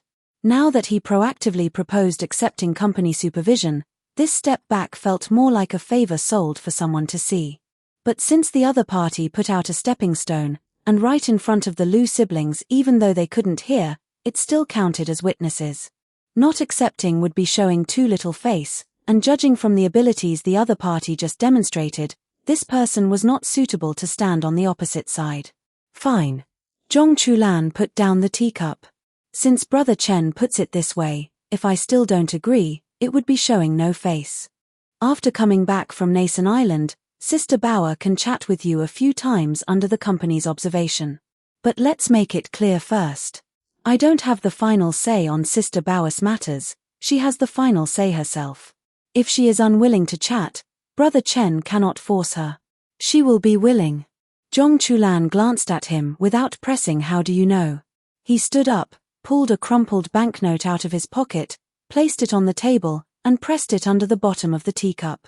I'll treat you to the tea. As for the matter of Nason Island, I'll take what Brother Chen just said seriously. Chen Chen picked up the cup and drank the last mouthful of cold tea. The bitterness had long since dissipated, and the sweet aftertaste clung to the surface of his tongue, warm and lingering. He placed the cup next to the banknote, stood up, and removed the soundproofing. At the neighboring table, Lu Linglong stood up almost simultaneously, her gaze observing back and forth across their faces. Are you done chatting? Lu Linglong lowered her voice, her gaze falling on Zhong Chulan's face, wanting to read something from it. But she couldn't tell anything. There was nothing on Zhong Chulan's face. We're done chatting. Zhong Chulan put his hands in his pockets and shrugged. Let's go, Sister Lu. I still need to pack my luggage, and we depart the day after tomorrow. Chen Chen turned and walked toward the stairs, not stopping his footsteps as he passed by Lu Linglong's side. Hesitating for a moment, he turned his head slightly and said something in a low voice. Let's go. Don't worry about the matter of Nason Island. Lu Linglong was stunned for a moment, and then the gloom in her heart dissipated a little. They walked out of the tea house gates. The sunlight on the street was much brighter than inside the tea house, making him squint slightly. Chen Chen walked along the eaves toward the depths of the alley, his figure gradually swallowed by the shade of the wall, narrowing his eyes slightly in the shadows. What if Nason Island were gone? How would that be calculated? 78 Chapter 78, Just a Tree Spirit That Has Grown Up. Chapter 78, Just a Tree Spirit That Had Grown Into Power. Waves surged beneath his feet. Chen Chen hovered above Nason Island, his tunic fluttering in the sea breeze. Viewed from above, Nason Island looked like a crooked leaf, and the bulging area in the center was where the divine tree stood. Looking down from this height, the Nason palaces surrounding the sacred forest looked like a fence deliberately built by someone, enclosing something that had lived for over 1,000 years. Gold rings slowly revolved around the outer edges of his pupils. The divine tree's chi spread outward from the direction of the sacred forest, wave after wave, dense and viscous. The end of every chi meridian was connected to a living person, some thick, some thin, covering the entire foundation of the island densely like a spiderweb. Expanding his divine sense outward from within his body, he saw that those who had been bestowed with golden branches by the divine tree displayed pale gold patterns extending from their hearts to their limbs. Nason guards. Nason king. The holders of the golden branches scattered across various parts of the island could all be considered the cunning rabbit's backup paths. A spirit monster parasitizing human civilization. Relying on devouring human vitality, it had formed this deformed, primitive society that worshipped the strong. Chen Chen cupped his hands together in front of him, catching a unique aura. 6 storehouses thief. Ruan Feng. Deep within the dense forest, inside a cave, the aura was so immense that it didn't seem like something a human could cultivate to. Li Muxuan, on the other hand, was enjoying himself in the market. Chen Chen withdrew his gaze, his figure plunging straight down from the high altitude. The dense forest flashed past rapidly on both sides of his field of vision. In an instant, his feet were already stepping on the stone slabs outside the cave. The cave was not large. Ruan Feng sat with his back to the cave entrance, a coarse pottery bowl placed beside his hand, with a little less than half a bowl of unknown red liquid remaining at the bottom of the bowl. Hearing the commotion behind him, he was just about to turn his head. Chen Chen's right hand reached out from his sleeve, fingers spread wide, and he had already arrived behind Ruan Feng, clasping the back of Ruan Feng's head. The moment his palm touched the scalp, divine sense poured in through his 5 fingers, and Ruan Feng's body suddenly stiffened.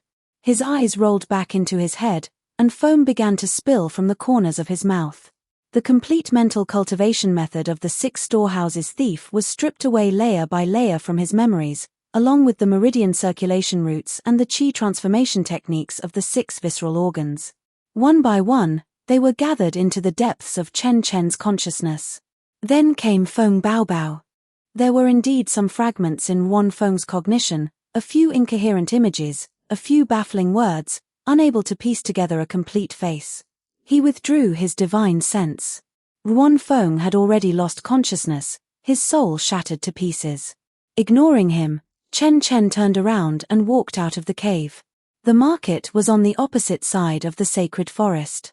Darting out from the edge of the dense forest, his feet 3 feet off the ground, he glided past several rows of low stone houses and an abandoned livestock shed. The wooden signboard at the entrance of the market was blown crooked by half by the sea breeze, and a few stalls still displayed dried goods and fishing nets that hadn't been packed away in time. Chen Chen landed at the doorway of a dilapidated container store deep inside the market. On Li Muxuan's table sat a wine glass. Outside the window, people were running past, and someone was shouting something. Presumably, Behemoth's warships had docked at the port, and the people in the market were retreating toward the interior of the island. The old man did not move. Watching the figures running past outside the window, he picked up his wine glass, took a small sip, and then slowly turned his head to look toward the doorway. His gaze lingered on Chen Chen's deep blue tunic. That was neither Nason's attire nor Behemoth's. Could it be Chuanzhen? He narrowed his eyes and placed the wine glass back on the table. Chen Chen did not speak. He raised his hand and slapped Li Muxuan across the face with just the right amount of force, stunning him without damaging his brain. The force was enough to knock him unconscious without injuring his tendons or bones. Li Muxuan's body slumped to the side. Chen Chen supported his shoulder with his left hand and felt around his waist with his right hand for a thumb-sized metal sphere. Devouring pouch. His fingertips pressed against the surface of the pouch shell, runes flashed, and Li Muxuan's figure was drawn into the pouch. He turned around and walked out of the container store. The people in the market were already surging toward the center of the island. Behemoth's warships had docked, and sporadic gunfire came from the direction of the port. Chen Chen passed through the crowd, and no one noticed him. With a gentle push off the ground, his figure rose into the air once again. Most of the important things were already in hand. As for Zhong Chulan, he simply didn't have the mood to bicker with him. As for that tree spirit, Chen Chen hovered above the island, looking down at the divine tree surrounded by palaces. He raised his right hand and spread his 5 fingers wide. Wisps of heaven and earth chi gathered in his palm. Black, cyan, red, yellow, white, the chi of the 5 elements intertwined in his palm. He slightly curled his fingers. The 5 colored lights merged into one, transforming into a brilliant golden radiance. This golden light elongated in Chen Chen's palm, turning into a blade of light. 5 chi, golden wheel reincarnation explosion. In the center of the sacred forest, the Nason Palace. The Nason King stood before the divine tree, her hands folded in front of her. The golden branch patterns on the tree were glowing not with their usual gentle gold, but with a dazzling, scorching light. It was like a warning. Following a mystical intuition, she raised her head and looked up at the sky through the cracks in the dome. Above the treetops, the clouds were being pushed apart by a golden beam of light. This light was descending from an even higher place, and she felt the stone slabs beneath her feet trembling. It wasn't an earthquake. It was the divine tree shaking. The roots twisted violently in the soil beneath her feet, every single rootlet tightening simultaneously as if trying to pull itself out of the earth. This is... She didn't finish her sentence. Irina pushed open the palace doors and rushed in, all the color drained completely from her face. Your Majesty. Outside, above. The blade of light slashed horizontally across. The dome of the sacred forest palace was struck head-on. The moment the stone came into contact with the golden light, it silently turned to dust, even the sound of shattering swallowed by the radiance. Stone pillars from the collapsing dome fell from above, and the trunk of the divine tree shattered in the golden light. The bark was blasted open layer by layer from the outside in, and thick golden liquid gushed out from the cracks, a mixture of vitality and consciousness accumulated by the divine tree over 1,000 years of parasitism. Those liquids churned in the air, trying to condense into a new form, trying to spread along the ground, trying to drill beneath the altar, trying to climb up the hem of the Nason King's garment. The Nason King lowered her head to look at that mass. When it climbed onto her ankle, it was no longer warm, the touch was cold and slippery, like some drowning thing desperately gripping the last bit of driftwood. The driftwood was her. She stood there without moving. The dome was sliced open, and sunlight poured in through the cracks, dazzlingly bright. She thought she would hear many sounds, prayers, screams, the roar of the palace collapsing. There were none. The sound of the wind. The sound of the waves. And the increasingly heavy heartbeat within her own chest. The golden liquid on her ankle was receding. A part of the divine tree was stripping away from her body, because it discovered that her anchor leading to the future was being uprooted from the thread of fate by the gravitational field of that light. Irina was still standing at the doorway. The color on her face had not yet returned, her lips trembled, her eyes grew wider and wider, and suddenly she took a step back. Your Majesty. Then the golden light swallowed her outline. At this moment, the palace dome shattered completely. The stone was disintegrated the moment it touched the blade of light, and not even a complete speck of dust could be found. The trunk of the divine tree was split down the very center, the crack tearing all the way from the roots to the treetops, and the golden liquid gushing from the cracks was vaporized instantly the moment it touched the blade of light.